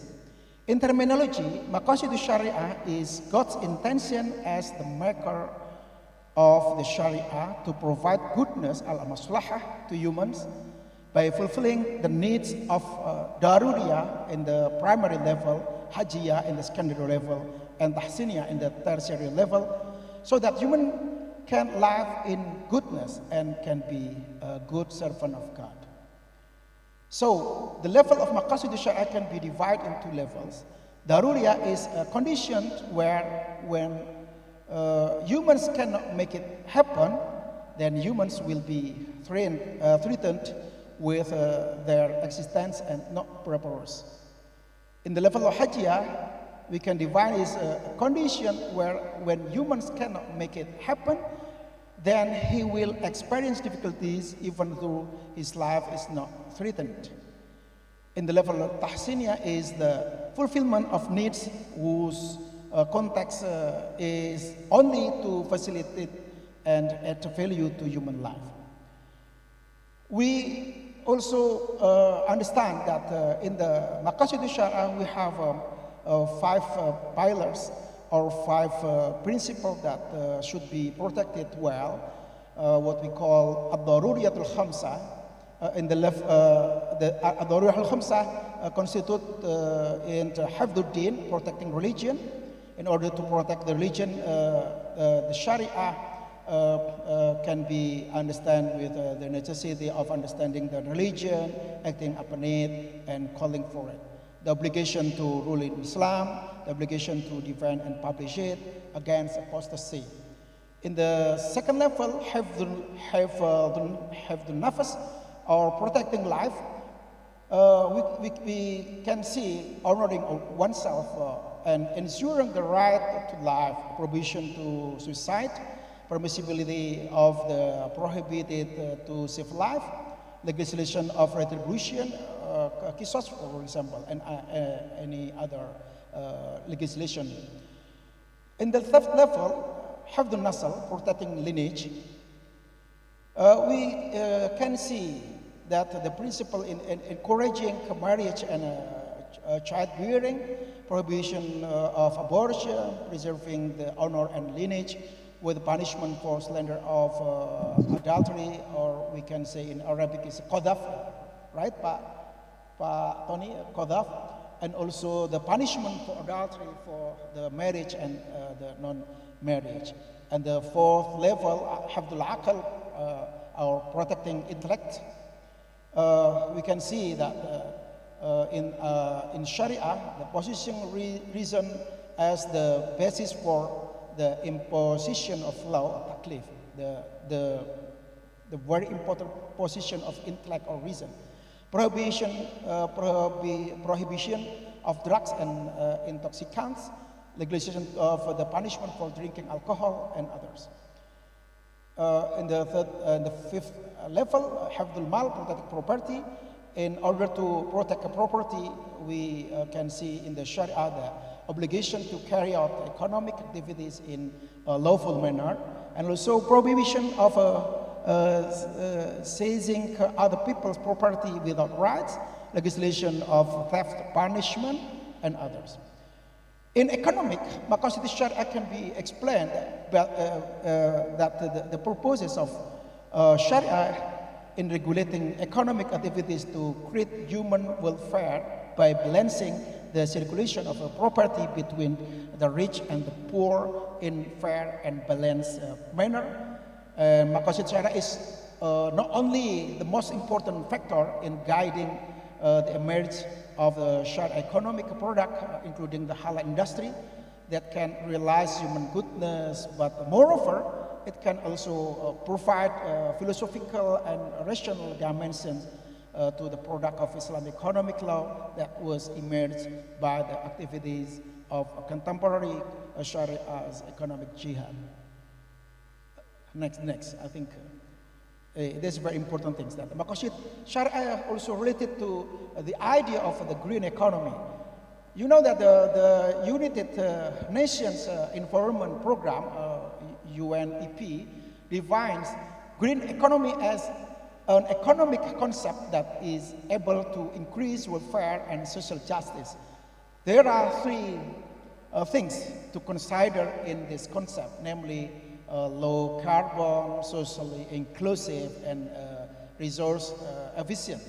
Green economy wants to eliminate the negative impact of economic growth on the environment and the scarcity of natural resources. Green economy can be defined as an economy that is low in carbon, no emission and environmental pollution, saving natural resources, and social justice. The economic model was created due to the human tendency to be more profit-oriented than sustainable-oriented. So our topic in this conference is very important, that we can strengthen, especially in the orientation, in the sustainable orientation. The current economic model encourages humans to use all means without regard to environmental conservation to get maximum profit. The indicators we can see, the first is increase in quality and quantity of employment in the green sector, increase in GDP from the green sector, decrease in energy resources used per unit of production, decrease in CO2 and pollution levels, and also decrease in consumption, which generate a lot of waste. I think it is related to what this university oriented all of the activities in this campus, a green university or green campus. The principle of low carbon, if we want to look this concept of the idea of the green economy, based on the Maqasid al-Shariah, we can see that the principle of low carbon is basically in line with the protection of life and intellect, or hifdul nafs and hifdul aql.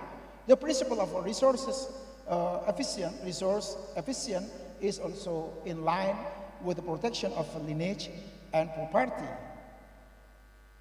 And we can conclude that the idea of a green economy is in line with the Maqasid al-Shariah. Let me move to the discussion related to the fulfilling needs versus satisfying wants. We want to compare between the conventional economic theory and Islamic economic theory based on Maqasid al-Shariah.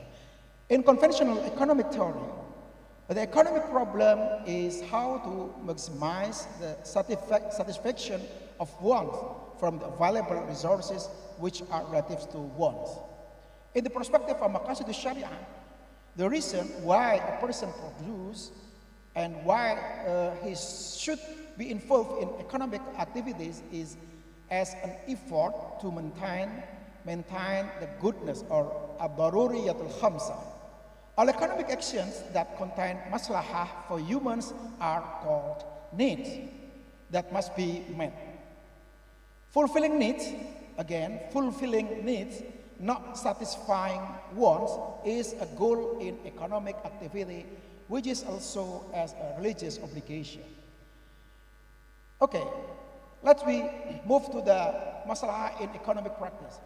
Conventional economic theory, which is value-free concept-based, does not distinguish between needs and wants, because both have the same effect if not fulfilled, namely scarcity. The satisfaction of this desire can have implication for the depletion of natural resources in a blind manner and damage the ecological balance. I think it is very destructive. Islamic economic does not command humans to achieve all their wants and desires. Maximization of satisfaction is not a spirit in the consumption behavior of Islamic economics, because these norms are supported by materialistic civilization. Islamic economics instructs individuals to fulfill their needs as required by the Shariah. Only desires that contain maslahah can be categorized as needs. So, what is the consequence in industry? The good service industry must consider for whom to produce. It will determine what to produce. By referring to the concept of maslahah as the goal of Maqasid al-Shariah, a producer in Islam not only pursues profitability but also maslahah as a barometer. So he will not produce goods, services that are not in line with Maqasid al-Shariah, violating daruriyatul khamsah, and does not increase the goodness both at the level of individual and also social. For the sake of pursuing profit, a producer will not open a casino, for example, liquor factory or prostitution business, even though the demand is very promising. Because what? Because of what? Because casinos are against hifdul mal. Liquor is against hifdul aql, while the practice of prostitution is against hifdul nasab. Next.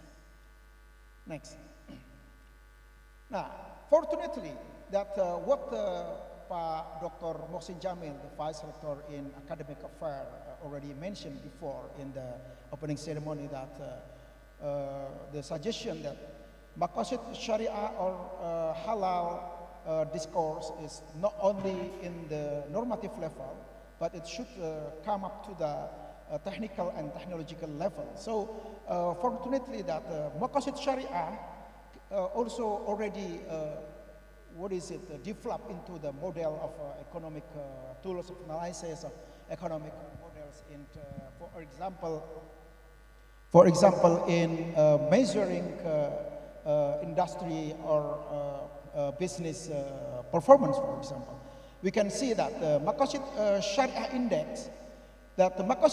Index, can be used in measuring the industry or the business.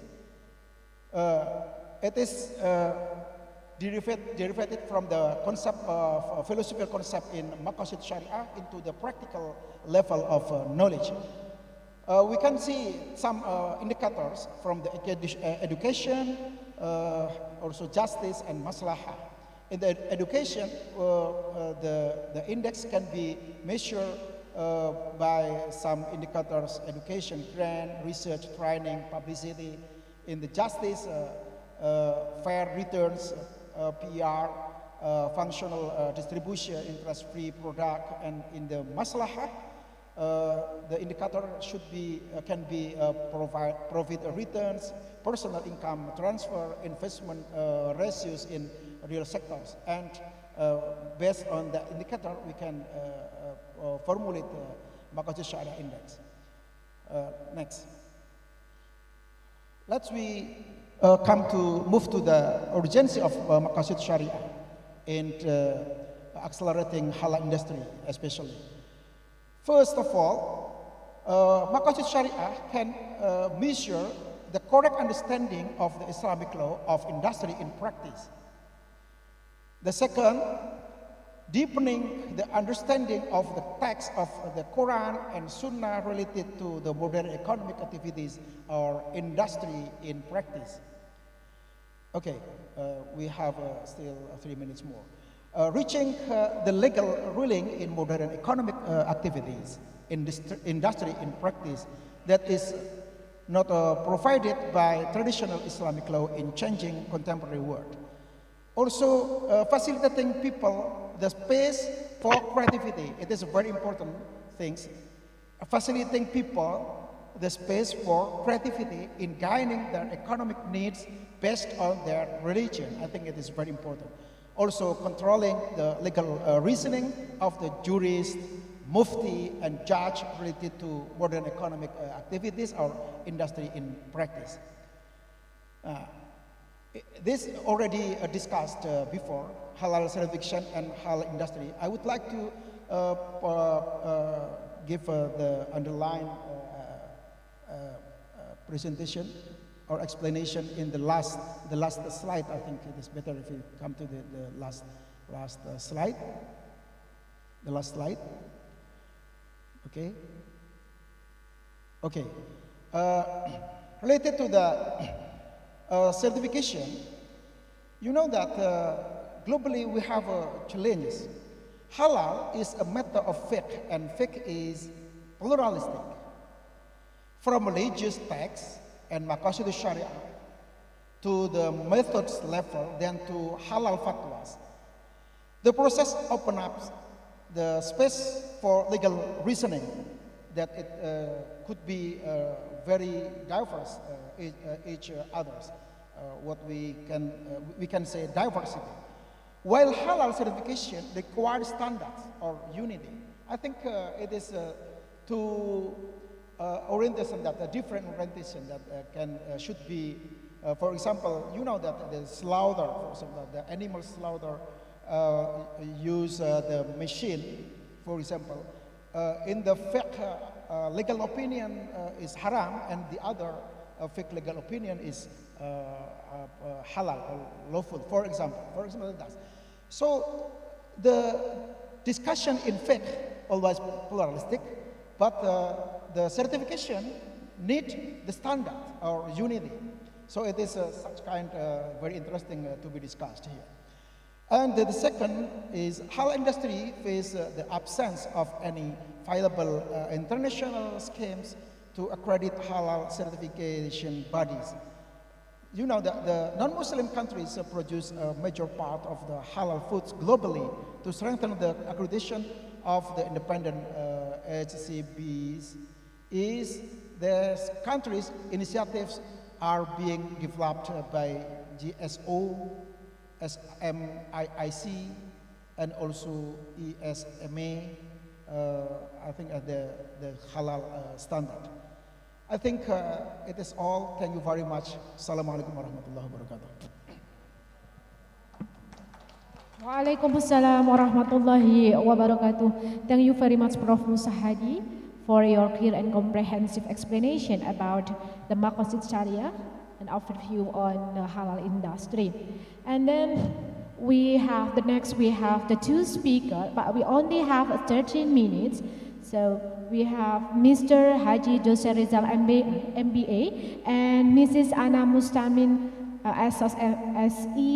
AAIJ. And okay, Mr. Haji Jose Rizal, have you already with us? Hello? Or Mrs. Ana Mustamin Asos MSE AAIT? Yeah. J? Yeah. Okay, maybe I give you the first, time to speak before Mr. Haji Jose Rizal. And I'm sorry to give you only 15 minutes to speak, because we only 30 minutes and you have to divide into the two speakers. Okay, it's okay for you, Mrs. Ana Mustami? Okay, please, you can speak now. Oke, suaranya nggak terlalu kedengeran. Oke, thank you moderator. Halo. Ya, hello. I am the last speaker, and I hope the participants are not bored. Sebelumnya minta maaf ya, Ibu moderator, bahwa Pak Jose Rizal kebetulan tidak bisa hadir. Ketua Umum Asprindo ini lagi ada kegiatan di tempat lain dan saya diminta untuk menggantikan beliau gitu. Yeah. So you have 30 minutes to speak, not 15 minutes, because I don't know if Mr. Jose cannot join in this seminar. Okay, thank you. Yes. Ya, Assalamualaikum warahmatullahi wabarakatuh. Yang saya hormati Rektor Universitas Walisongo Semarang dan seluruh sivitas akademika Universitas Walisongo Semarang, juga untuk seluruh partisipan, seluruh narasumber. Let's start my presentation about small middle enterprises in the halal production chain.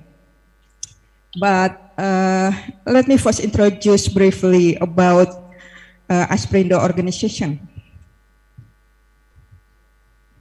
Asprindo is an organization of unity and integrity for Indonesian Bumiputra entrepreneur, legally established on the basis of common goals, aspiration, and belief, and is not a political organization and not part or affiliation of political party.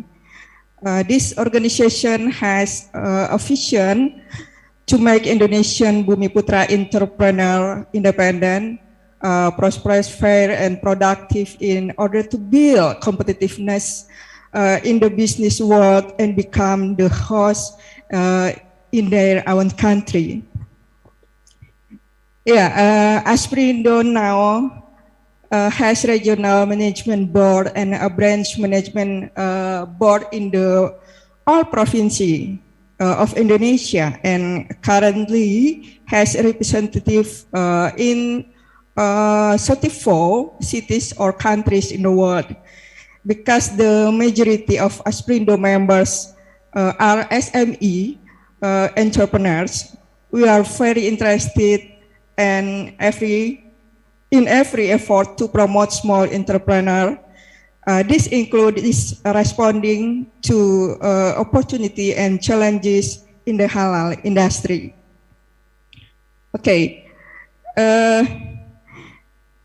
The Central Statistic Agency noted that in the 3 years before the COVID-19 pandemic hit the world, the tourism sector became the second largest foreign exchange earner in Indonesia after the crude palm oil industry.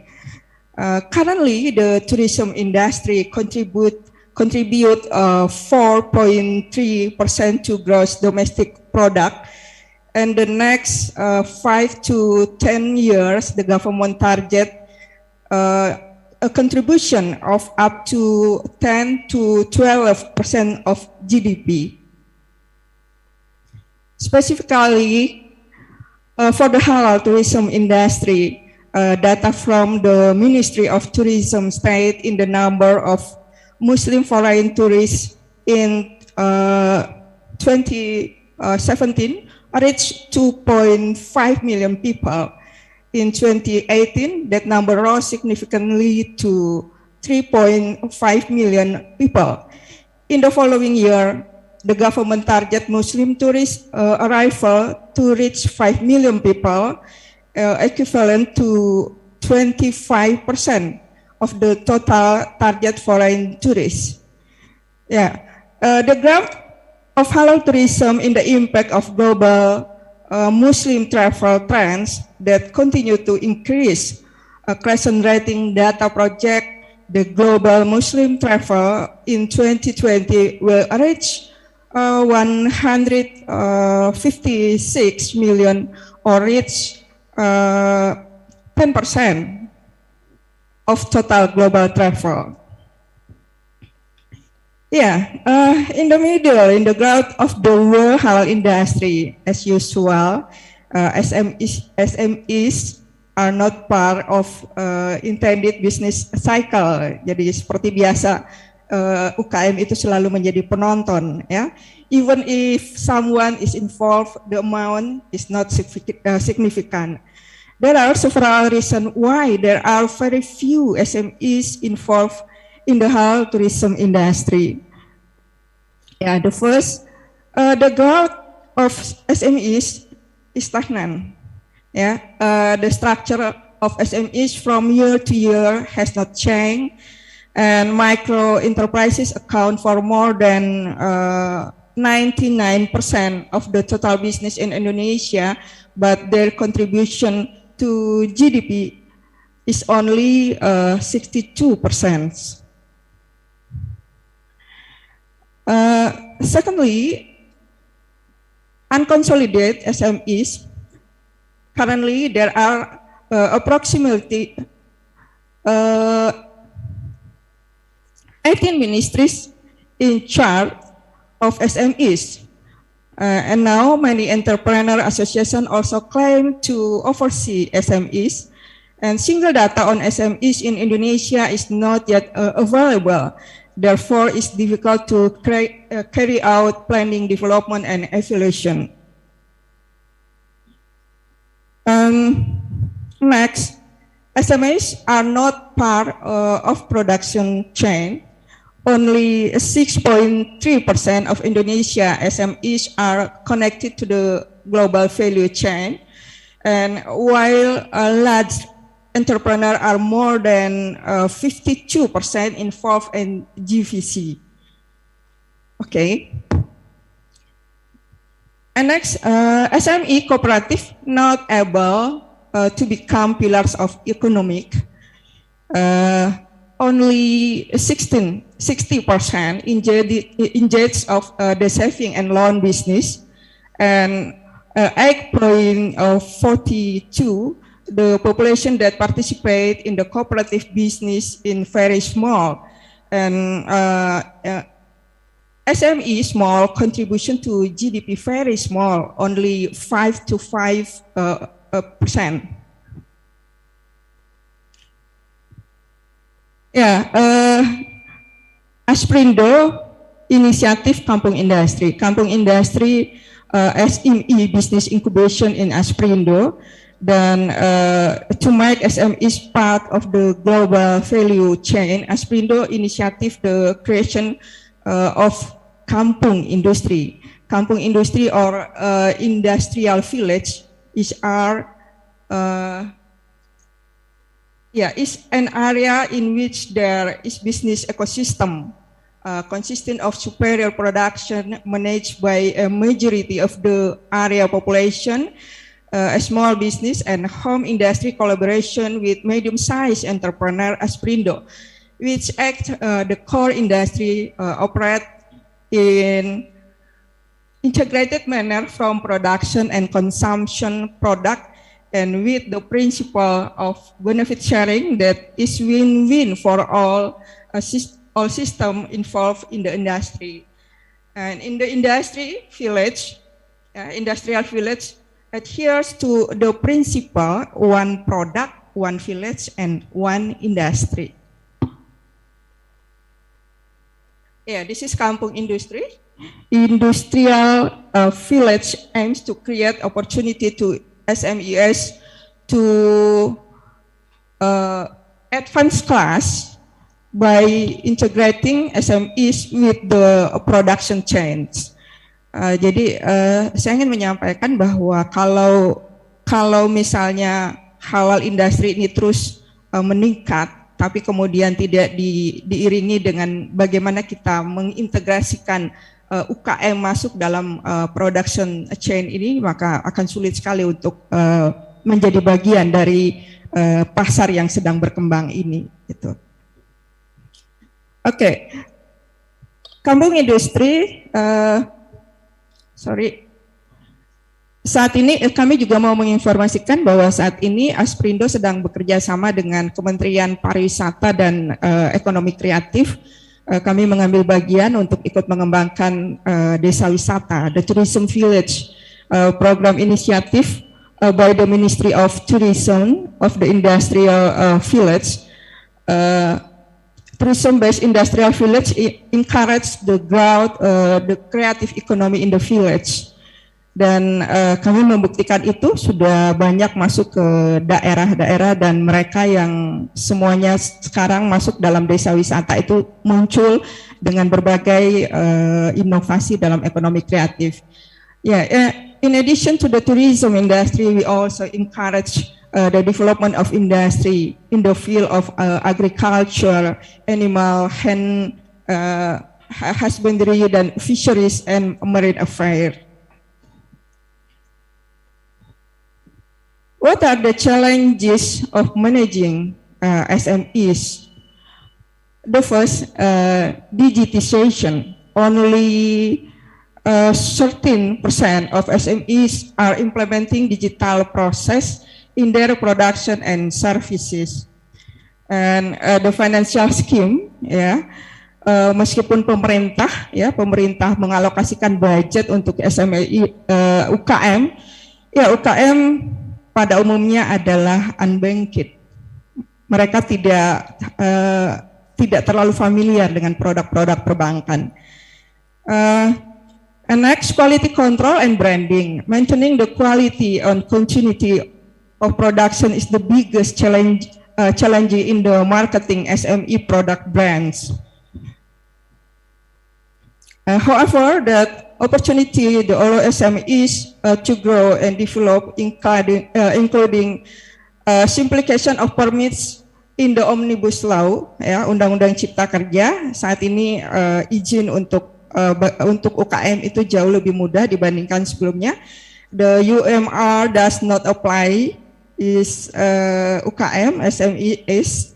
Alternative non-banking financing, crowdfunding, venture capital, angel capital, etc. Mungkin bisa dimanfaatkan. Kemudian digitization acceleration and special attention to millennial with higher education who build SMEs or startup. Business certainty, risk mitigation. SMEs had to have a replacement of income guaranteed. Okay, that's enough. Terima kasih. Back to moderator. Okay, thank you very much, Mrs. Ana Muslimin, Asas MSI IAEG, and she is the chairman of the Asperindo. Yeah. Okay, thank you very much for Asprindo program who make industrial village, and I think this program is a long-term program, and I hope that Asprindo can promote the SMEs, like UMKM, small micro medium business enterprise, to develop and to improve their product and go to the global market. But maybe it is hard to us to develop the already mentioned Mrs. Anna, because our UMKM doesn't know how to regulate it and then how to manage their product to go to the global market. Maybe. Okay. This time is Q&A sessions, and then thank you for all speakers, and then we are now going to answer the questions submitted during today's talk. And as a reminder, you can still submit your question into the chat box. I will read it for the first questions. And then it's from the questions from Mr. Purwoko, Ahmad Dahlan University, Yogyakarta, and then his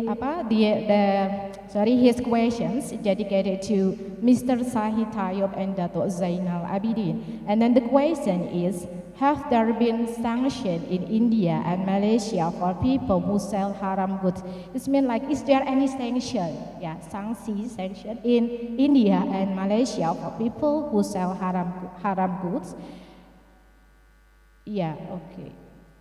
I think it is. Maybe you can directly to answer the questions, Mr. Sahid Tayyub. Hello, Mr. Sahid Tayyub.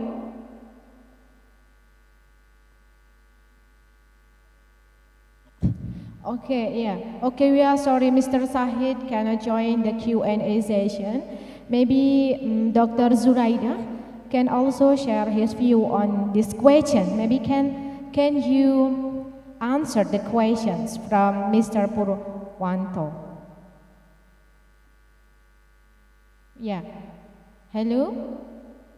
Hello, Dr. Zuraida. Are you still in this channel? In this seminar, I mean?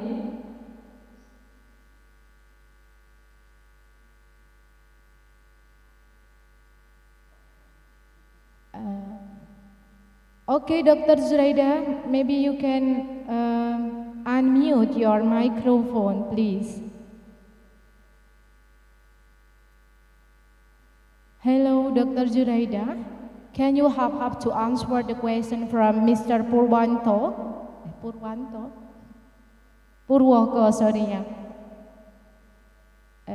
Please, Dr. Zuraida, maybe you can unmute your microphone. Okay. Sorry, I really didn't get the question just now. If you can please repeat the question for me. Okay. Have there been sanctions? Maybe is there any sanctions in India? Malaysia. Maybe because you are from Malaysia, for people who sell halal goods. Oh, sure. I think this question is better be answered in great detail by my fellow presenter from JAKIM just now. Definitely, because there are also rules and regulations, because Malaysia is a Muslim country. So if you were about to sell something to the, it depends on the location. If the location is located at,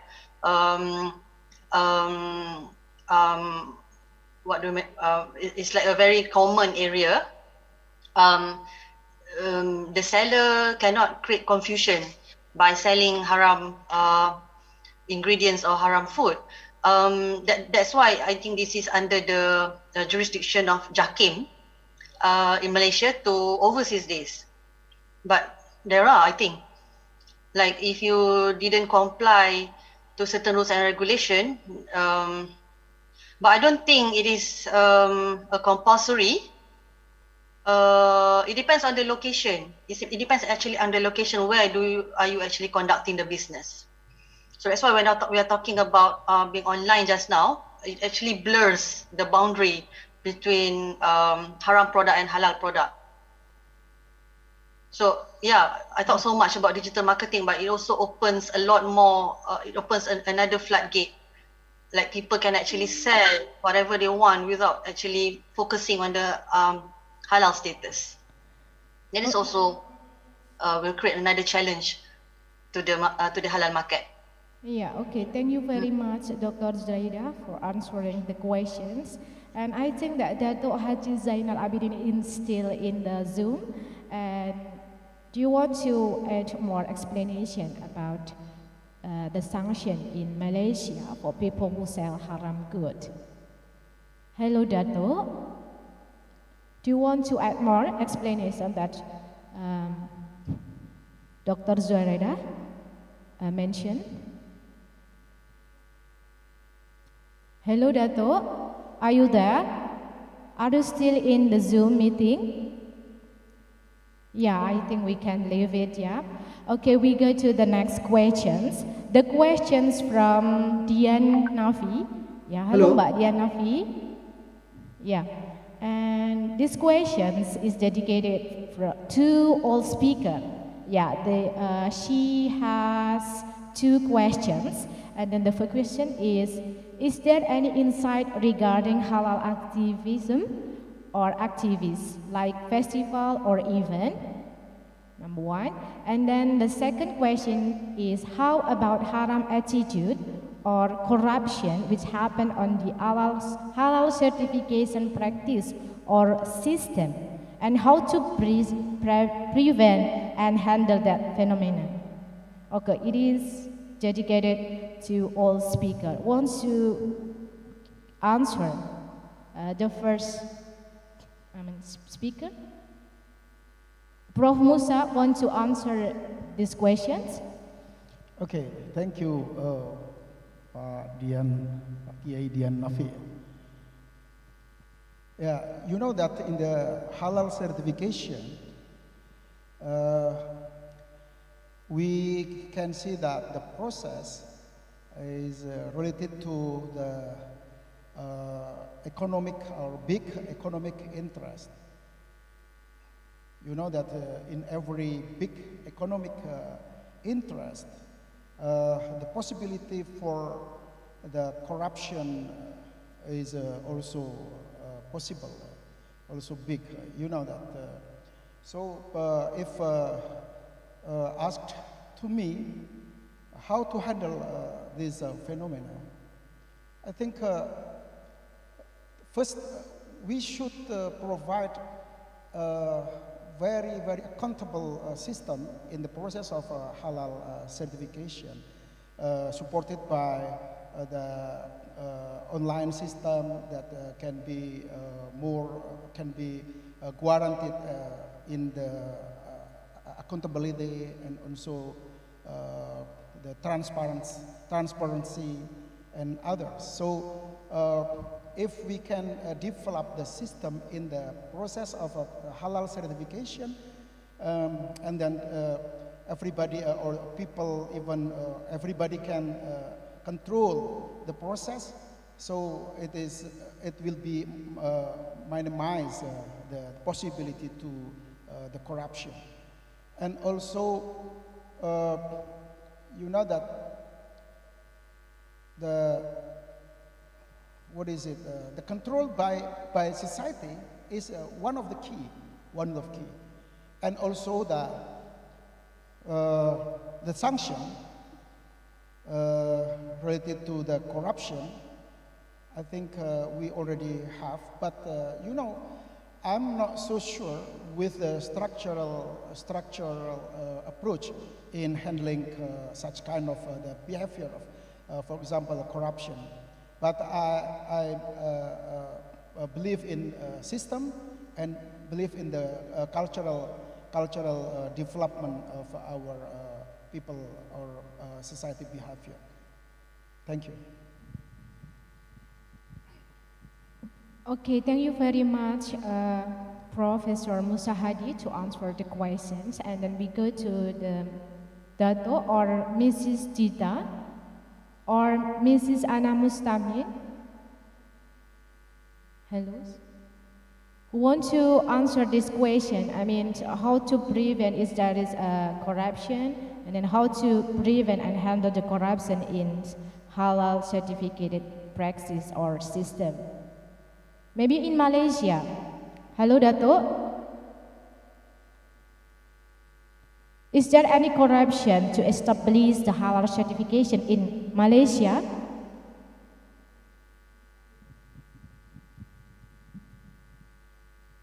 Hello, Dato', are you still with us? Can I give an additional explanation related to Yeah, okay, you can, Prof. Musa. Yanafi? Okay, please.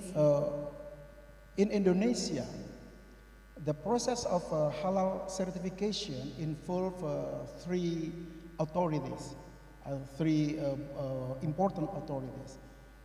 First is the bureaucratic or state authority. It is handled by PCPS, PCPH, the halal product warranty body organizer. And the second level, the second authority is related to the science or scientific authority. Because to declare that the product is halal or not, we should involve in the long process to search and research to the materials, the prime materials, onto the additional materials, the process, the ingredient of the materials and others. It is can be conducted by scientists or researchers, especially in the discipline of chemistry or other disciplines. And the third level is the fatwa or religious authority that in the level of authority handled by Fatwa Commission of Majelis Ulama Indonesia, for example. And in the third, all of the authorities, whether in the bureaucratic or state authorities, authority or in the scientist or scientific authority, also in the level of religious authority, the corruption can be occurred in all of the level. So the corruption, the possibility of the possible corruption not only occur in the level of, for example, in the bureaucratic or state authority, but can also be occur in the level of scientific authority by what we can say in Indonesia is LPH, lembaga pengawal pemeriksa halal, or the halal inspection institution, and also in the level of fatwa issues. So I think the control of society can be very important in how to handle the corruption. Thank you. Okay, thank you very much, Professor Musa Hadi. And then we go to Dato. Dato, are you still with us? Yeah. Yeah, okay, Dato, I will repeat the questions. Okay, the questions from Mr. Navi. And the question is there any insight regarding halal activism and activities like festival or event? It is the first question. And then the second question is, how about haram attitude or corruption which happen on halal certification practice or system? Maybe I want to ask first, like, is there any corruption activities to publish halal certification in Malaysia? If is there, yeah, you can answer. Is no, yeah, you can answer it. And then how to prevent and handle that phenomenon? Yeah, okay, please, Dato. Yeah, can you hear me? Yes. Okay.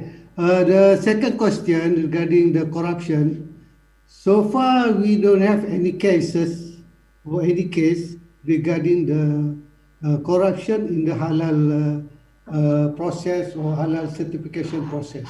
So far, we don't have any. Even one case we don't have. We have running already 42 years. So far, we don't have any case about the halal issue, corruption issue. Connected with the KPK or something like that, because we are very stringent about the halal. Okay, sorry, Dato' Zainal, maybe you can loud your voice, I mean your microphone. Yeah, please. Sorry.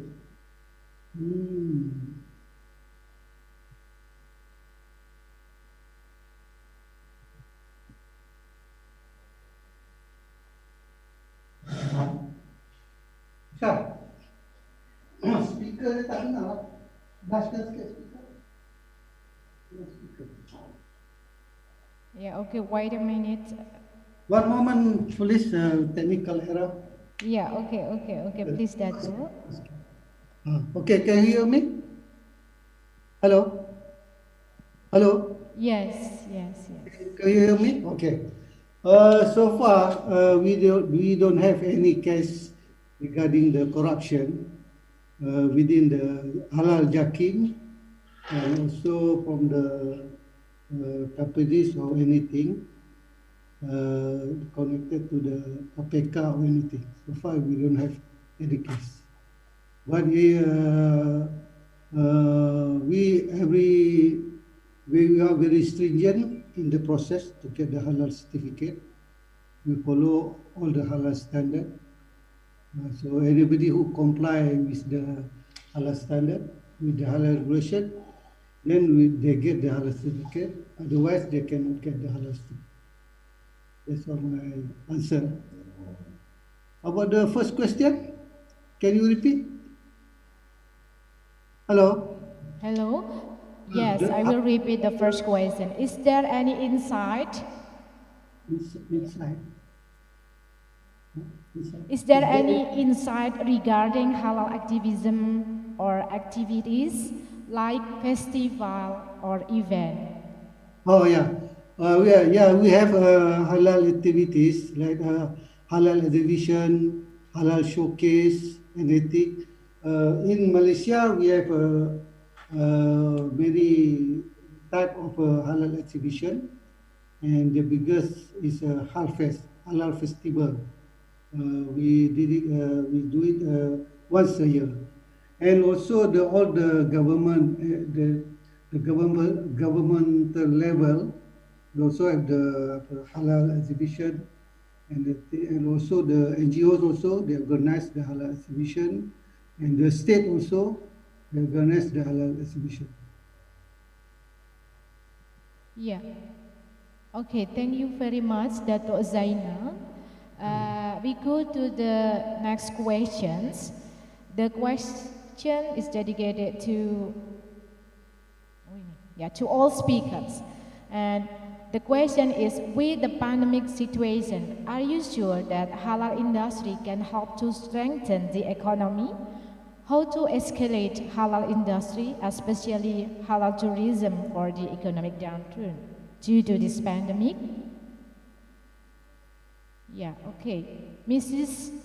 Ditya, maybe, are you still with us? Or Dr. Zuraida?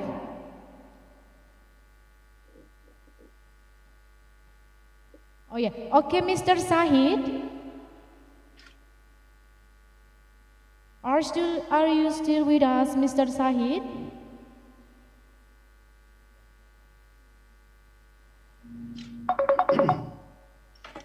Okay. We go to Dato Okay. or Dr. Zuraida or Dato first. Okay, from my experience during this pandemic, and after this maybe endemic, there is a much problem facing all the entrepreneur, all the owner of the premises of the restaurant, because many law apply during this pandemic and after this pandemic that make the people always stay at home. But now all the businessmen, they are very creative. They use the apps of online marketing. So through this online marketing, I see that many of the companies, they can do a business, can make profit from that. So what I want to say is for the entrepreneur, for the who will have the restaurant, if they can't open the restaurant, they can do through the apps, through online business. This is much cheaper, much easier, and also can make profit from this through the website, from the online, or through the social media business. I think at the last people people who involved in this business, they feel many difficulties during this pandemic and also after the pandemic. But we must creative, especially we must create our business through the apps of online business. Yeah, okay. Thank you very much, Dato' Zainal, yeah. And then Mr. Sahid Tayo. Yeah. Okay, please. Okay, thank you very much. Yeah, can you answer this question? Okay, sure. I thought I would like to maybe just comment for a few seconds on the previous question about corruption also. Oh, yeah, okay, please. And then I'll just make a comment about this. I think, so again, I come from an anthropological perspective, which is a bit different. But on some level, the modern world is about systems, right? It's about systems that try to trace and try to, track something over large distances. And, so obviously information and data and, we use barcodes and scannings and all these kind of questions.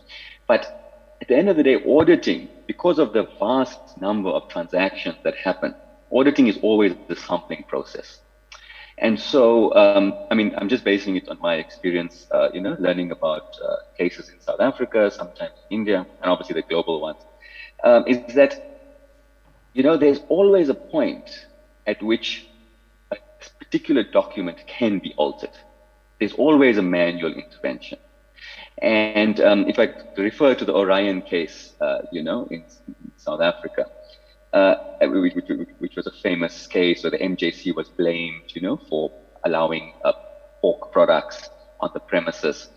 That was something which actually, the MJC in its audit capability is not able to actually know exactly every single thing, because the thing was there, it was a pork product, but it was labeled as beef, right? And the fraud had already taken place in Australia. So the point is that because of the large distance and because of sampling, the nature of sampling, is that on some level, when you get into this kind of systems-based, trade, the possibility for corruption is endemic. It's internal. And corruption is, of course, the discovered contravention, right? Contravention in itself is not fraud.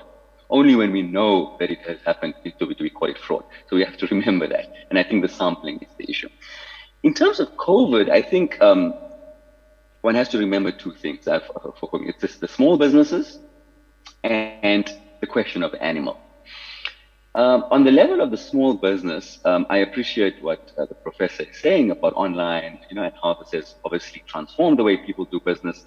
And yes, social media does create some lower barriers to entry, right? So you can go onto Instagram or Facebook or whatever other local things, and you can start to market, etc.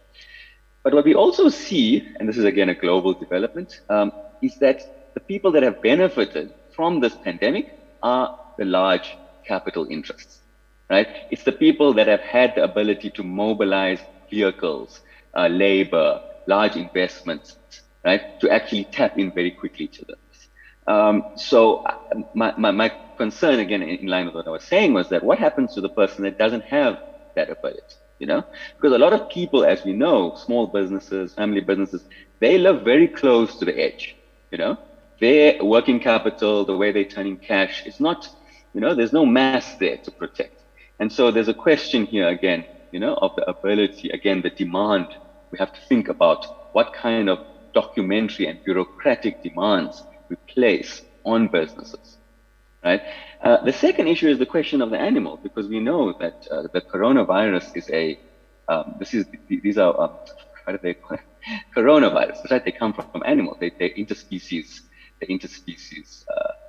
mixing. And, you know, a lot of this is the outcome of industrial farming, where animals are forced into ridiculously squashed conditions, and the only way that they stay alive is by injecting them with medicine, right? So the whole system, there's nothing natural about it, right? It's produced, and in those conditions of intense kind of, you know, animal growth with all kinds of medical intervention, you have the possibility for another pandemic, you know, always emerges. And we know this, for example, that scientists already 10 years ago, 20 years ago, were talking about the next coronavirus which would come.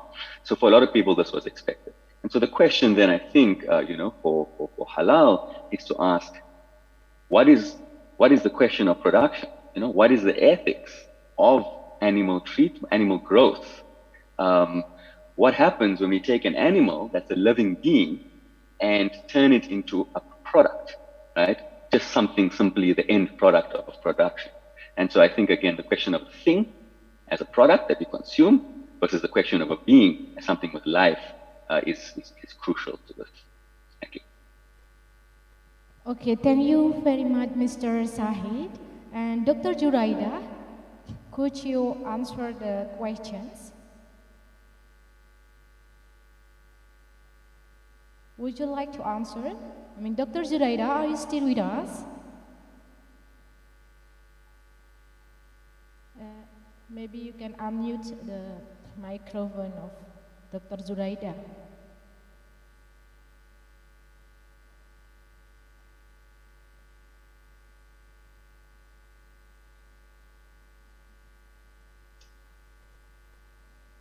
Okay, please, Dr. Juraida, would you like to answer the questions?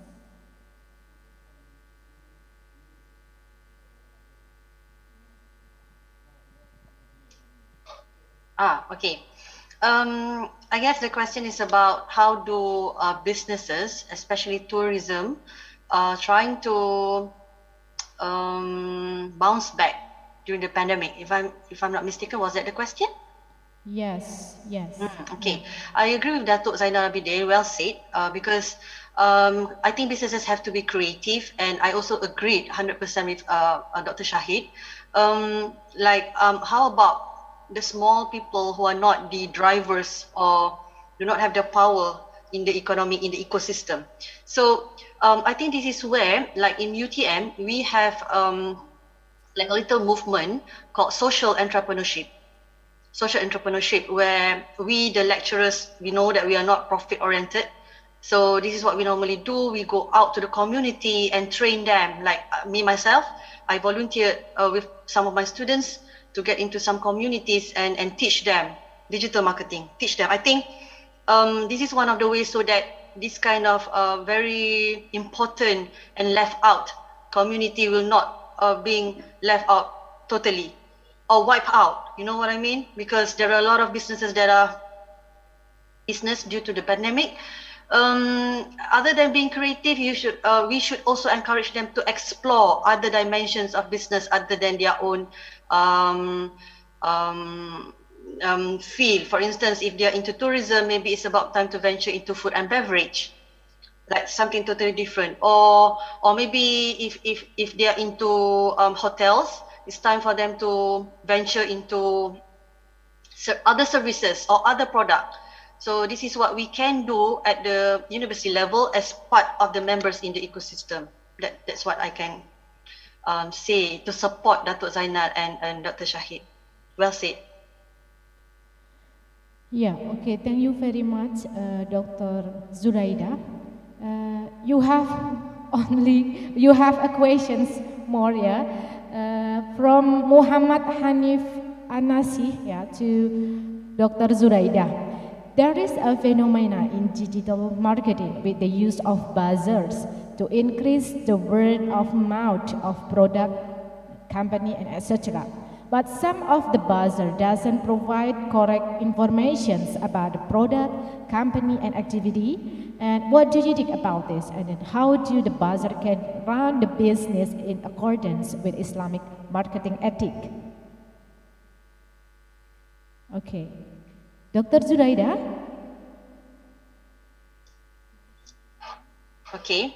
Okay, thank you, Muhammad Hanif, for such a good question. So, talking about technology and digital marketing per se, how do you know that the buzzers are not providing correct information? Is this from the perspective, the perception of consumers, or is this from a very legit findings from the industry? Because we, as consumers, we might think that the data are not accurate, but actually this is how the system work at the back end. Sometimes you think that the system are trying to profile you in some ways, but they are actually doing different things. This is what I mentioned. Even though we are into digital world now, it also opened another floodgate into fraud, information misuse, and information leakage. So if you mention that buzzers does not provide correct information, I'm sorry, I really need to listen to your citation first. Where did you get this information, or why do you think that way? Because top organizations like multinational corporations, if they were to invest in such technology, they will do it in a very seamless way that are not really understood by consumers. That's the best system. The best system is when the consumers doesn't know that they are actually behind some influencers or behind some profiling tools. Did I answer your question? Because you were asking also about how do the buzzers can run the business in accordance with Islamic marketing ethics. So I think this is where us, the Muslim entrepreneurs or Muslim experts in this field, like Muslim academicians, Muslim practitioners, I think we need to come together and set some guidelines and practice the right thing, because there are so many nooks and crooks about digital marketing. Like when I try to educate people about the tips and tricks of digital marketing, there are a lot of cheating that can be done. There are a lot of evil things that can be done to that extent. But it is up to how you educate people, how do you let them understand the benefit of this, and there are some boundaries that you cannot go. Well, I think this is where your understanding of what is halal is. It should be in everything that you do, and that may be what makes us different from the non-Muslim. Probably they are into profit all the time. I'm not saying that we Muslims are not profit-minded, but I think this is where, if you say how do we use buzzers, I think we shouldn't see buzzers as an example. We should see the digital marketing world as one whole complicated big world, very intertwined out there. If you want this digital marketing to follow in accordance with Islamic teaching, Islamic ethics, then I think everybody needs to come together. Also, and before I forgot, I think Malaysia, through the MDEC, Multimedia Development Corporation, they have launched IDE. You can search for it more, IDE, Islamic development, something like a framework to ensure and to monitor that businesses, startups are actually following the rules and regulations of Islamic ethics.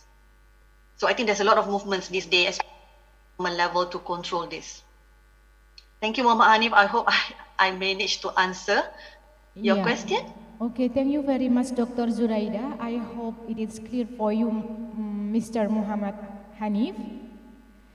Okay, maybe Dr. Sahid Ayub, Mr. Sahid Ayub, want to add more explanation about these questions?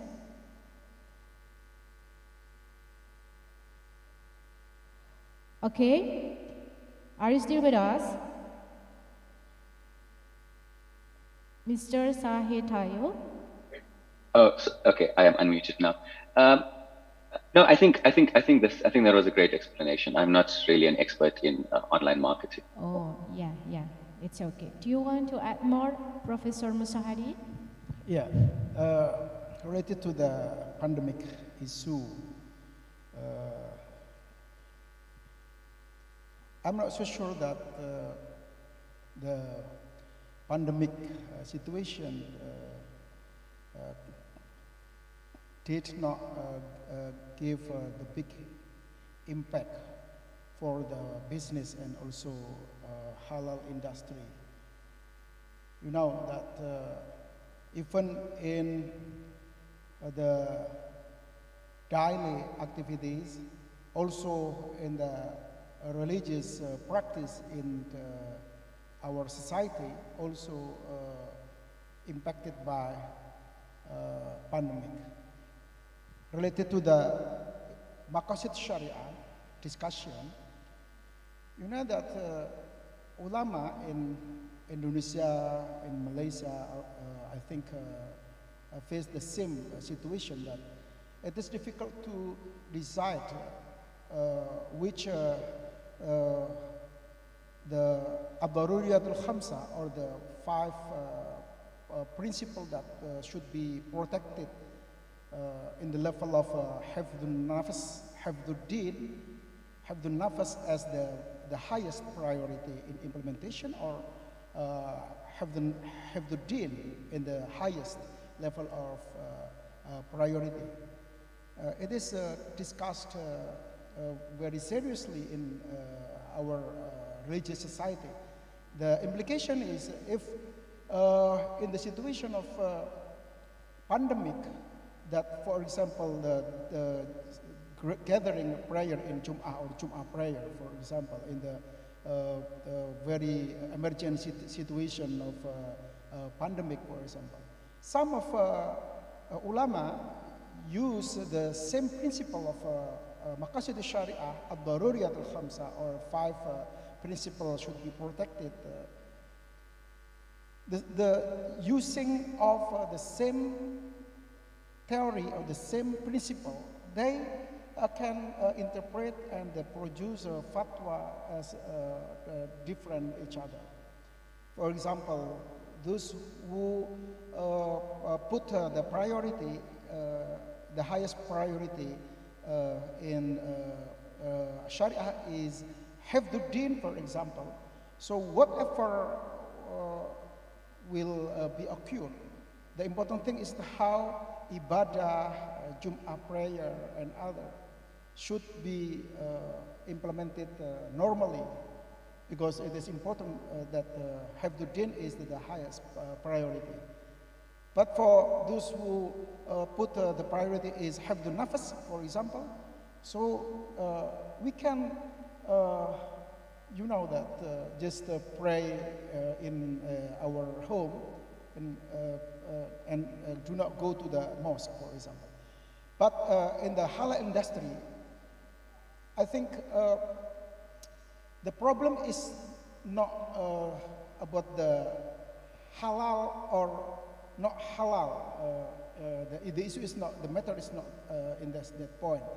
But I think the important thing is the government should give the different policy related to, for example, the policy in relaxation, economic policy, for example, because you know that if the policy regulation related to halal industry, also in tourism, still in the normal policy, so I think it is can be conclude well that the halal industry cannot be have a good increase in the pandemic situation.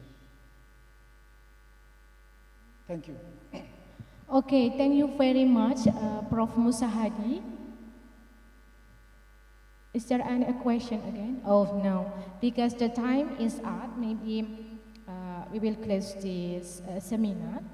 And Okay, I will give a little conclusion, yeah, but it is not a really conclusion, yeah. Maybe the audience and participant can conclude by yourself about the material in today's presentations. And we know that our government Indonesia create good strategies for our micro business and small enterprises to enter in global market. And we hope that Indonesia becomes main player in international market, especially in halal industry, not become only a consumer, yeah, because Indonesia has the largest Muslim populations in the world. And okay, would you like to give us closing statement for all speakers? Mr. Sahid, would you like to give a closing statement? Mr. Sahid? Okay, thank you very much. Yeah, I just like to say, thank you. It was a great honor to be invited and to be part of this conference. And to hear from people who are learned ulama, who are practitioners in the industry, and who are scholars in East Asia, and who are doing very related work to mine. So yeah, I just want to thank you. I'm honored to have been included, and that my work is somehow reaching these shores. And inshallah, I would love to visit. I would love to visit sometime, and and see how things develop in this field. So thank you. Yeah, okay, thank you very much. And then Professor Musahadi would like to give some closing statement. Yeah, thank you very much. Our discussion today is a very valuable discussion that we talk very much about the halal industry from the technical level, methodological level, theory, and even in the perspective of fiqh and maqasid al-Shariah. But our agenda, I think we have a very big challenge to be a part of the acceleration factor in halal industry.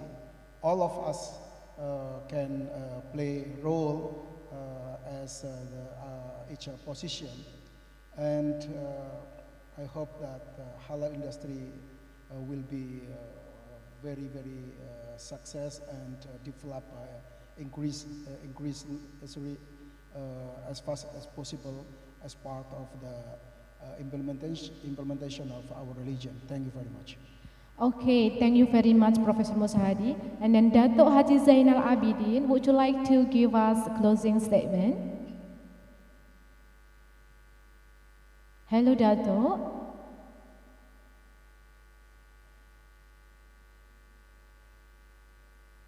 Okay, please help me to unmute. Can you hear me? Oh yeah, okay, Dato'. For me, I think we have a lot of opportunity in the halal business market, because now the halal product is not meant only for the Muslim. For non-Muslim also now they also search, they also need for the halal product, because for them halal product is comply to the other standard also, like the GMP, and other ISO, other international standard. So people, especially from the US, UK, from my experience, from Malaysia experience, we export a lot of halal product in the Western country. Now also in this country, the Middle East, because the people now they are have money, they can choose the good product, and at this time and maybe in the future, the best product is the halal product, because the halal product is not just a halal, but also comply with all the international halal standards. Thank you very much. Assalamualaikum warahmatullahi wabarakatuh. Waalaikumsalam warahmatullahi wabarakatuh. And on behalf of the committee and our presenters, thank you for joining us today, and have a great and nice day. Yeah. And I hope that all of you, the speaker, presenter, participant, and attendees are healthy. Okay. Wassalamualaikum warahmatullahi wabarakatuh.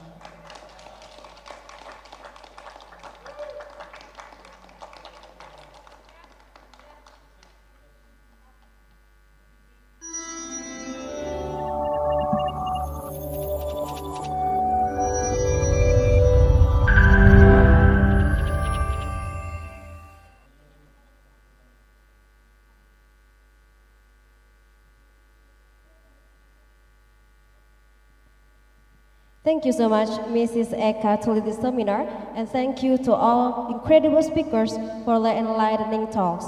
I'm sure all the information that we get here will be very beneficial for the development of halal industry in Indonesia especially. Now we will have break session for half hour before we continue to parallel session. We will see you in half hour.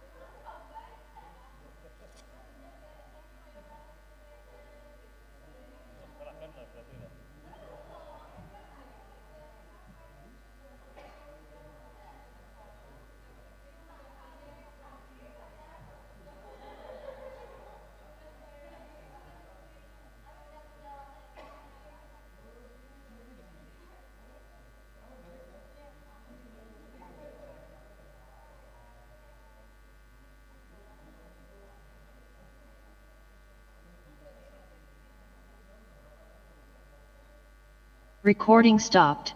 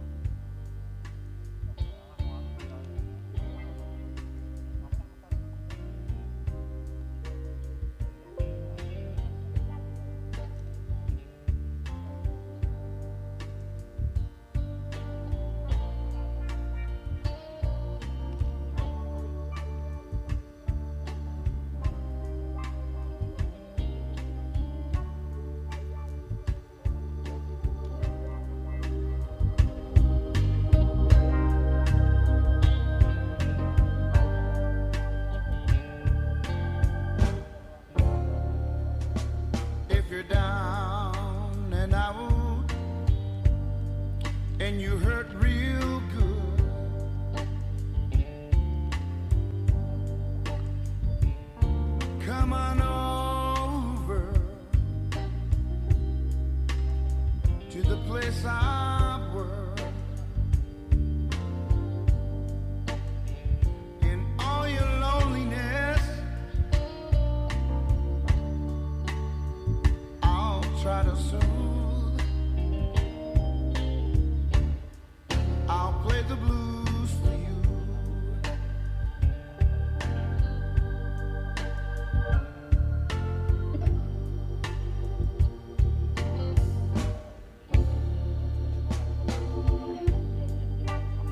Don't be afraid.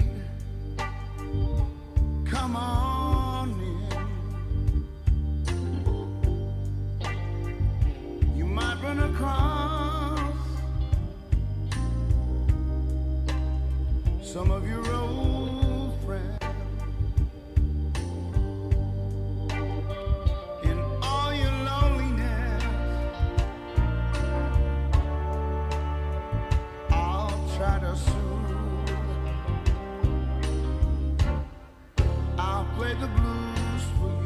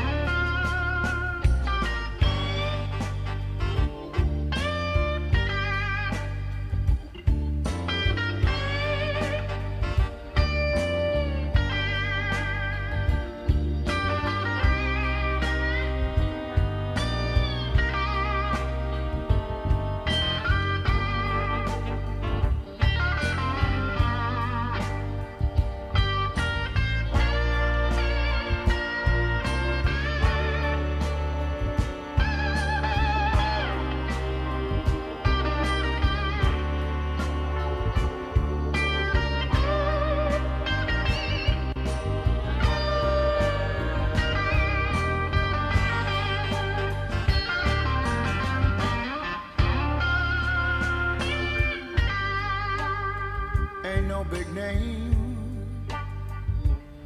ain't no big star. I'll play the blues for you on my guitar. All your loneliness, I'll try to soothe. I'll play the blues for you.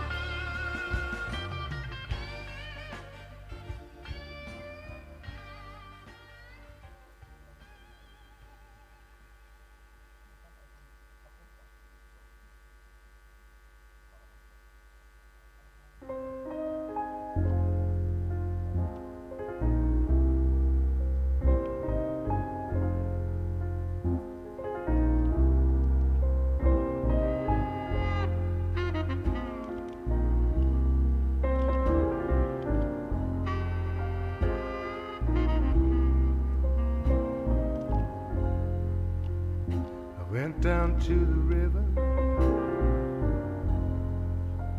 sit there all night long, wondering about my life, wondering what went wrong, blues in my bottle.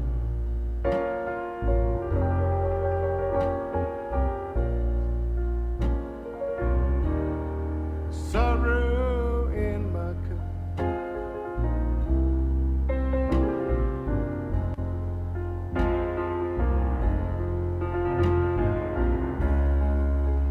Well, I've been down for so long,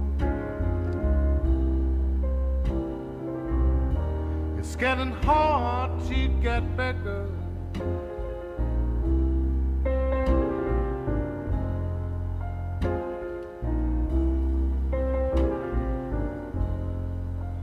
It's hard to find a woman, even harder to find a friend. When I think love's beginning, it turns out to be the end. It's blues in my bottle.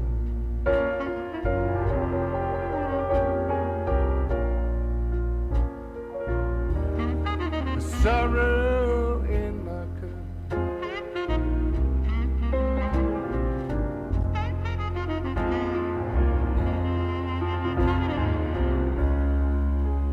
Well, I've been down for so long, it's getting hard to get better.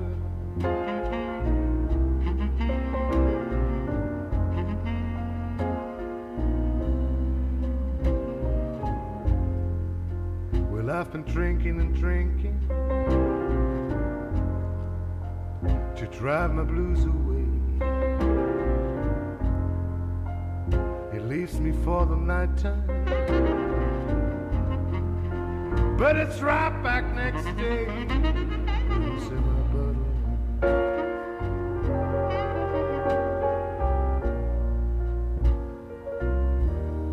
The sorrow in my cup.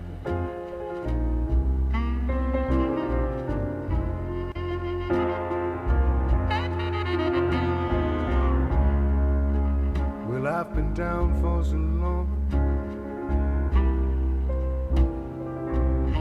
it's getting hard to get better.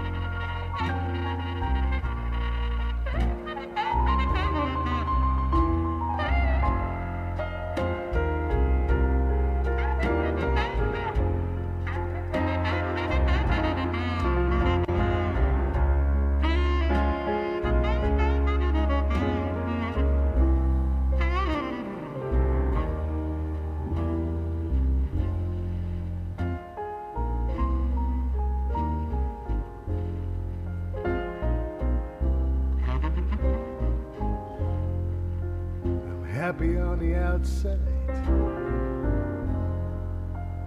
folk think I'm okay, but I'm crying on the inside.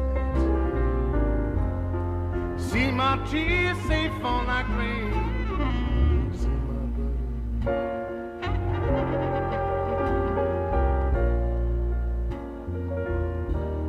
The sorrow in my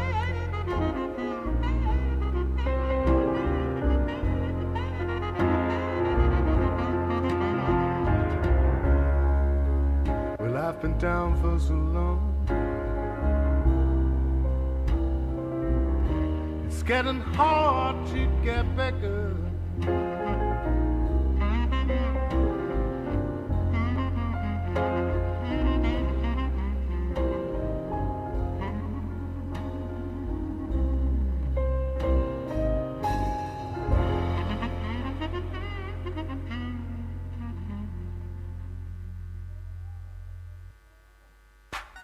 ongkir se-Indonesia di Lazada 11.11 Sale.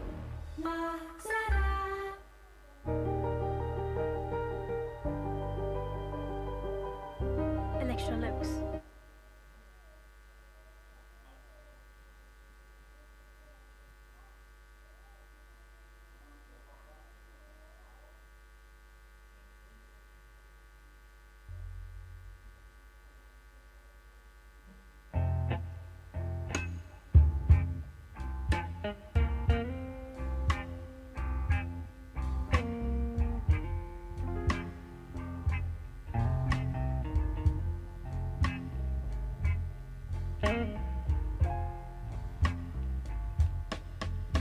It's a pity,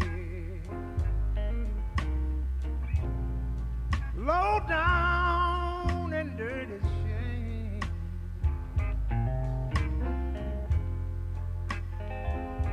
Lord, it's a pity, low down and dirty shame.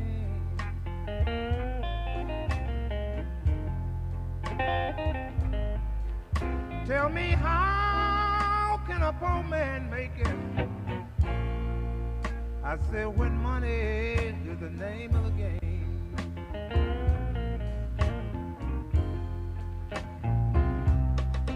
I used to have the best critic every place in town. I signed my name, no money down. Things done got tough, y'all, and old Buster needs some. Now my name won't even buy me a piece of bubble gum. It's a pity, low down and dirty shame.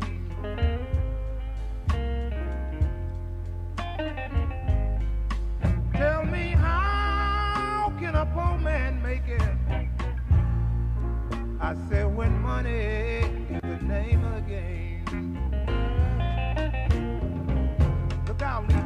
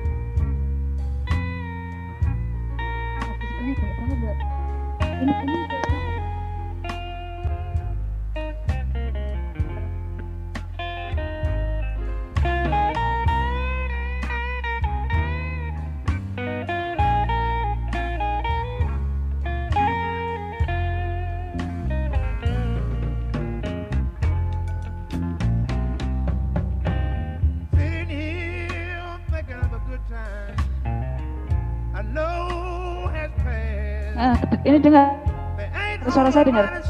Tes test. Excuse me. Looking for gas. It's a pity. Low down.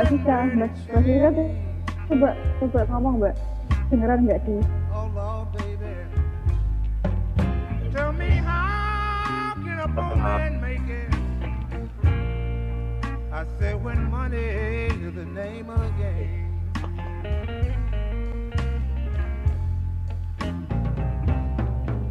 Ini masih dengan room. Need some baby. I know. Oh no. Anybody can hear my voice? We talking about crumbs. Don't forget about the cranes.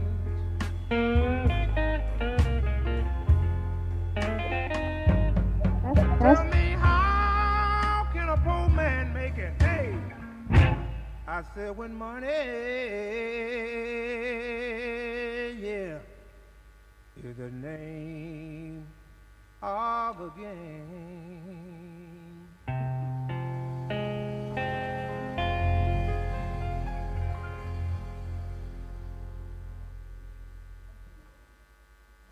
Halo, halo Bu Farah.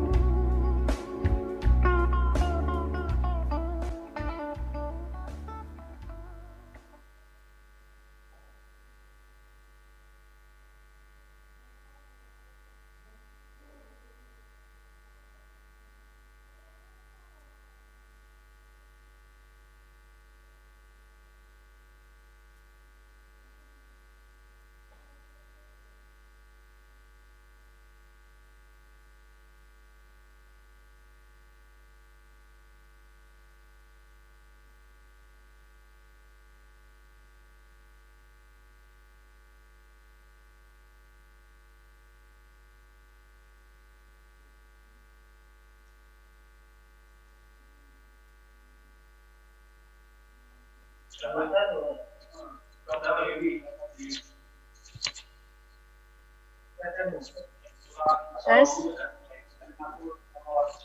Test. Anybody can hear my voice? Yes, Miss Farah, we can hear your voice. Oh, belum. Miss Tikawati, can you hear my voice? Mrs. Dianafi. Ini kayaknya ibu mesti di itu, Bu. Iya, memang. Berarti nanti yang di ini coba dulu, nanti kalau kamu ditanya ya. Miss Farah. Mrs. Dianafi, please move to breakout number 2. Breakout number 3. Mbak Farah, tunggu sebentar, kita nanti opening di main room dulu, baru ke breakout room. Oke. Kita menunggu semua presenter dulu, opening dulu, nanti kita baru masuk ke breakout room.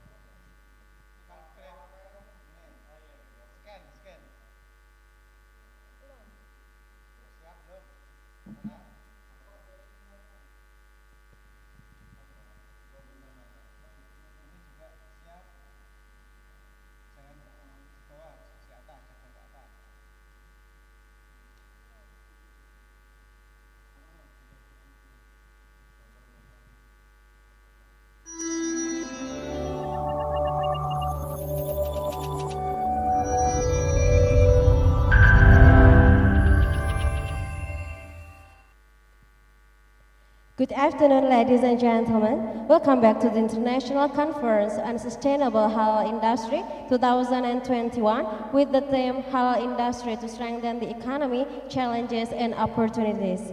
We are honored and excited to have you all here to share your expertise in halal industry.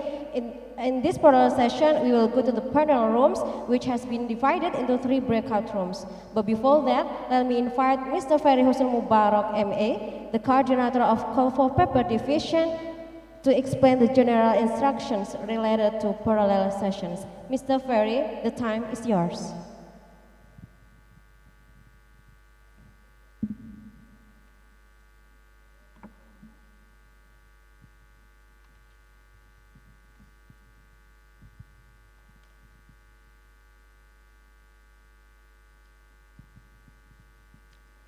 Bismillahirrahmanirrahim. Assalamualaikum warahmatullahi wabarakatuh.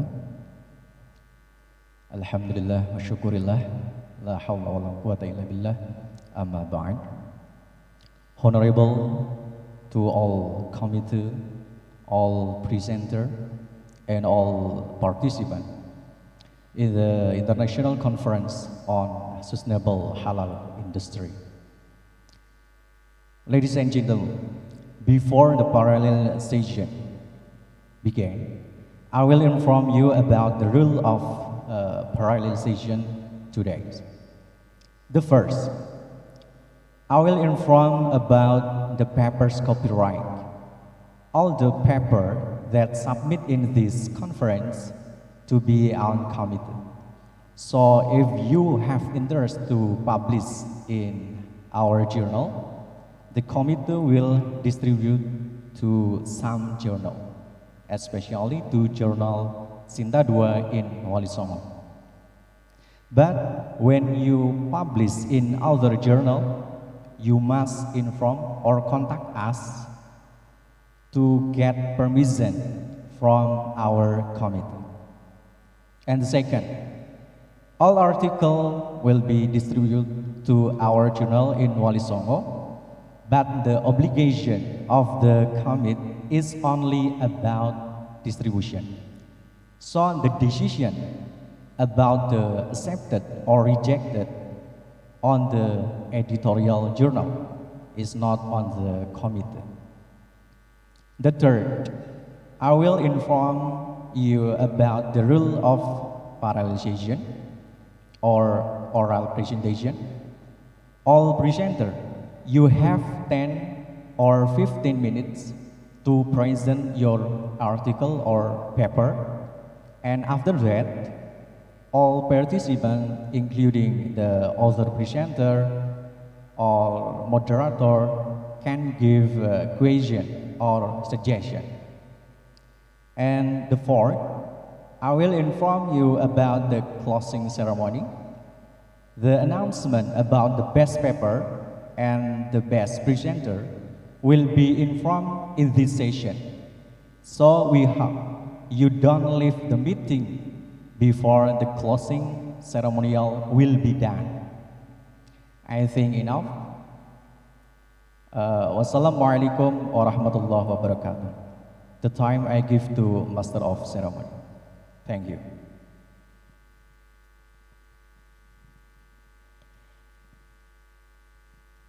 Thank you, Mr. Ferry, for the explanation. Ladies and gentlemen, the committee has shared the link to the breakout room in the chat box. All presenters, please join your panel as invited by the co-host. For the audiences, you are all welcome to choose which breakout room you are interested in. For the breakout room 1, panel 1, there are Ms. Nur Masrufa with paper titled Halal Lifestyle based on value creation, evidence in Falco Leather Micro Business Sidoarjo, and Sri Sulistyo Handayani with paper titled Empowerment of Leisure Economy Business in Halal Tourism as Islamic Digital Business Transition.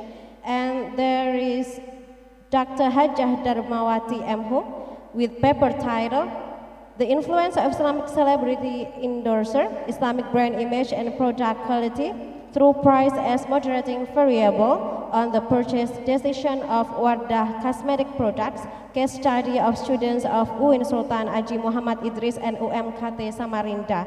For the second panel, panel 2, there are Mr. Agus Kusuma Ramdhani with paper titled Marketing Strategy for Baduy Outbound Halal Tourism, Ms. Norfa Dewi, Ms. Fitria Rahma, and Mr. Ahmad Nurzaroni with paper titled The Effect of Halal Labels, Prices, and Online Customer Review on Bridal Makeup Experts Purchasing Decision Cosmetic Products, and Ms. Hikmatul Hasanah with paper titled Personal Awareness of Halal Value Chain in Snack Edamame, WND Food, SMS in Sumbersari, Jember, and Mr. Warno with paper titled The Role of Corporate Social Responsibility in Improving the Country's Economy Through Micro-Wakaf Bank as a Solution for Economic Resilience During Pandemic.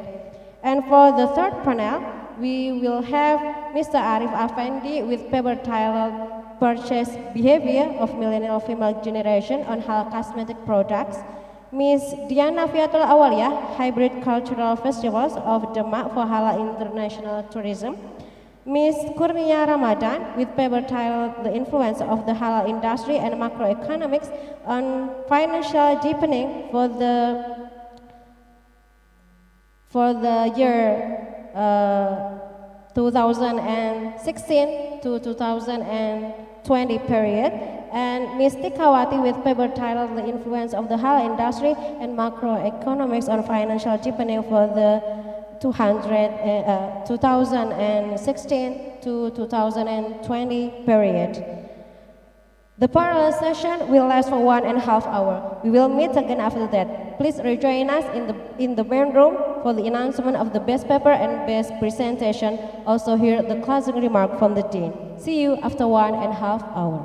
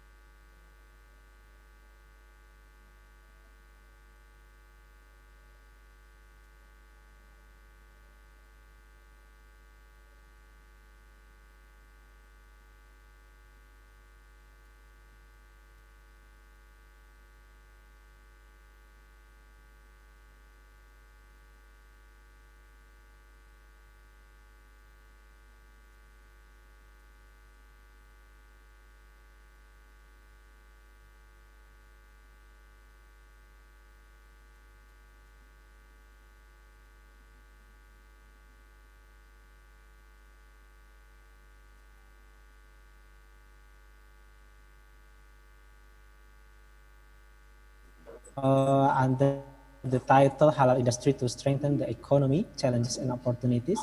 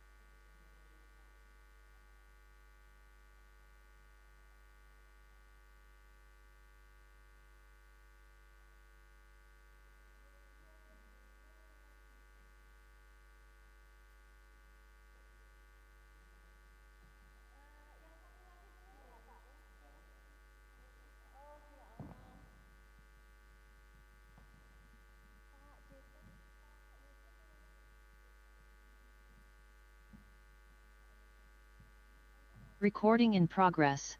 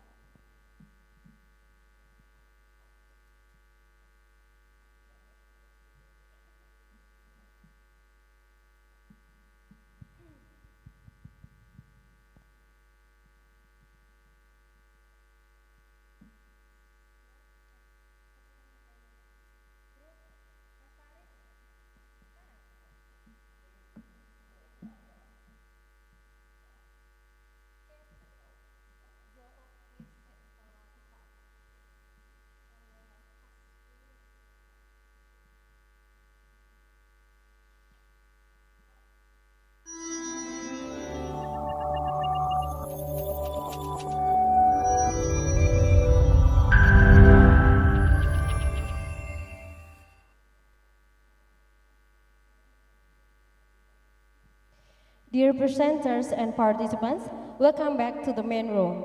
We hope you enjoyed this discussion as much as we did. We have had productive and inspiring time together, and this event about to come to a very end. We hope you find the presentation and discussion on this conference are informative and helpful. Now we will announce awards for the best paper and best presentation. For the announcement for Best Paper and Best Presentation of the International Conference on Sustainable Halal Industry 2021, let me invite Dr. Nur Fatoni, the Deputy Dean of Academic and Institutional Affairs of the Faculty of Islamic Economic and Business, Walisongo State Islamic University. Dr. Nur Fatoni, the time is yours.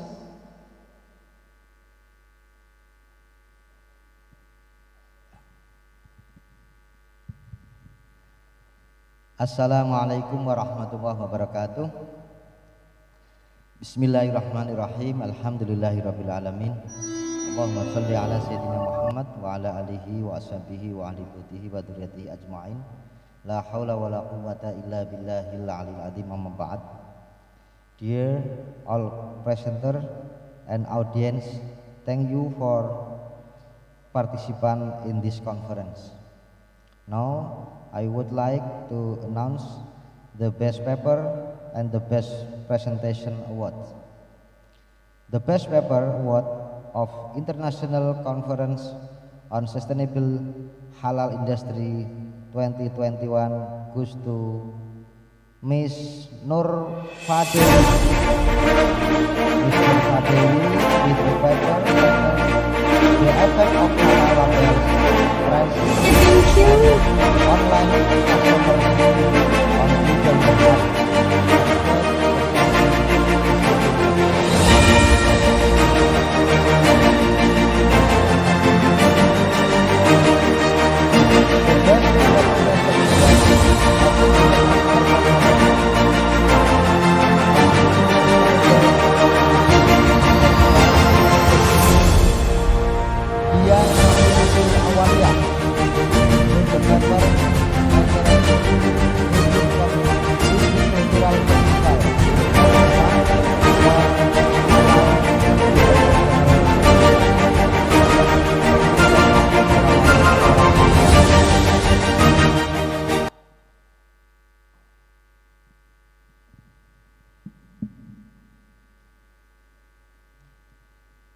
Thank you, Dr. Nur Fatoni.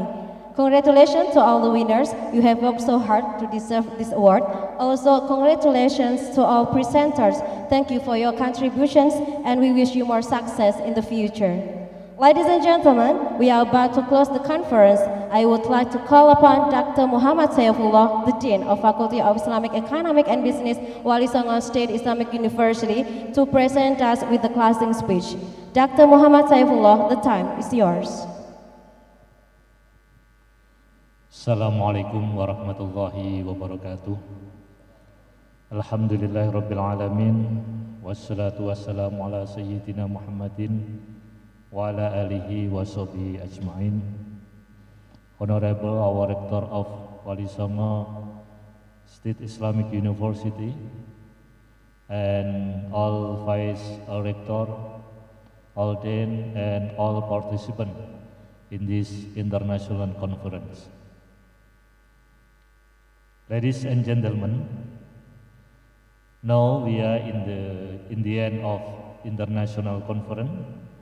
For that, I would like to thank for invited speakers, Ibu Hanifah Makarim, saya Toyib PhD, and then Professor Dr. Musyadi, Datuk Haji Zainal Abidin, Dr. Zuraida Sulaiman, Ni Putu Desintia, and Bapak Jos Rizal, who have provided knowledge about the halal industry from various aspects, various perspectives. And also thanks very much for all participants who have attended this international conference seriously and attentively.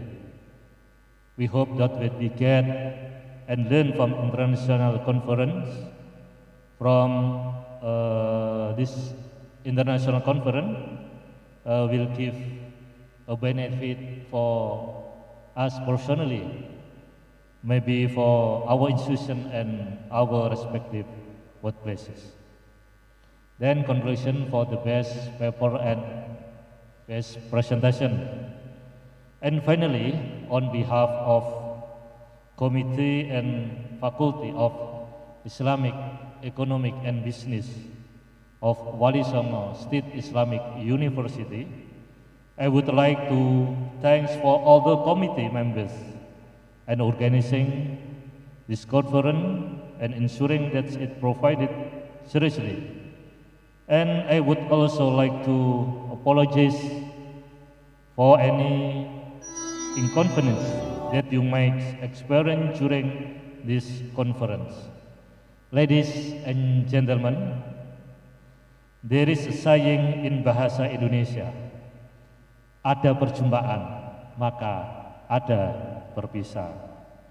Which means, what is the meeting, then there will be goodbye. And I do also hope that we can meet again in next time and in next seminar. Thank you very much. Wassalamualaikum warahmatullahi wabarakatuh.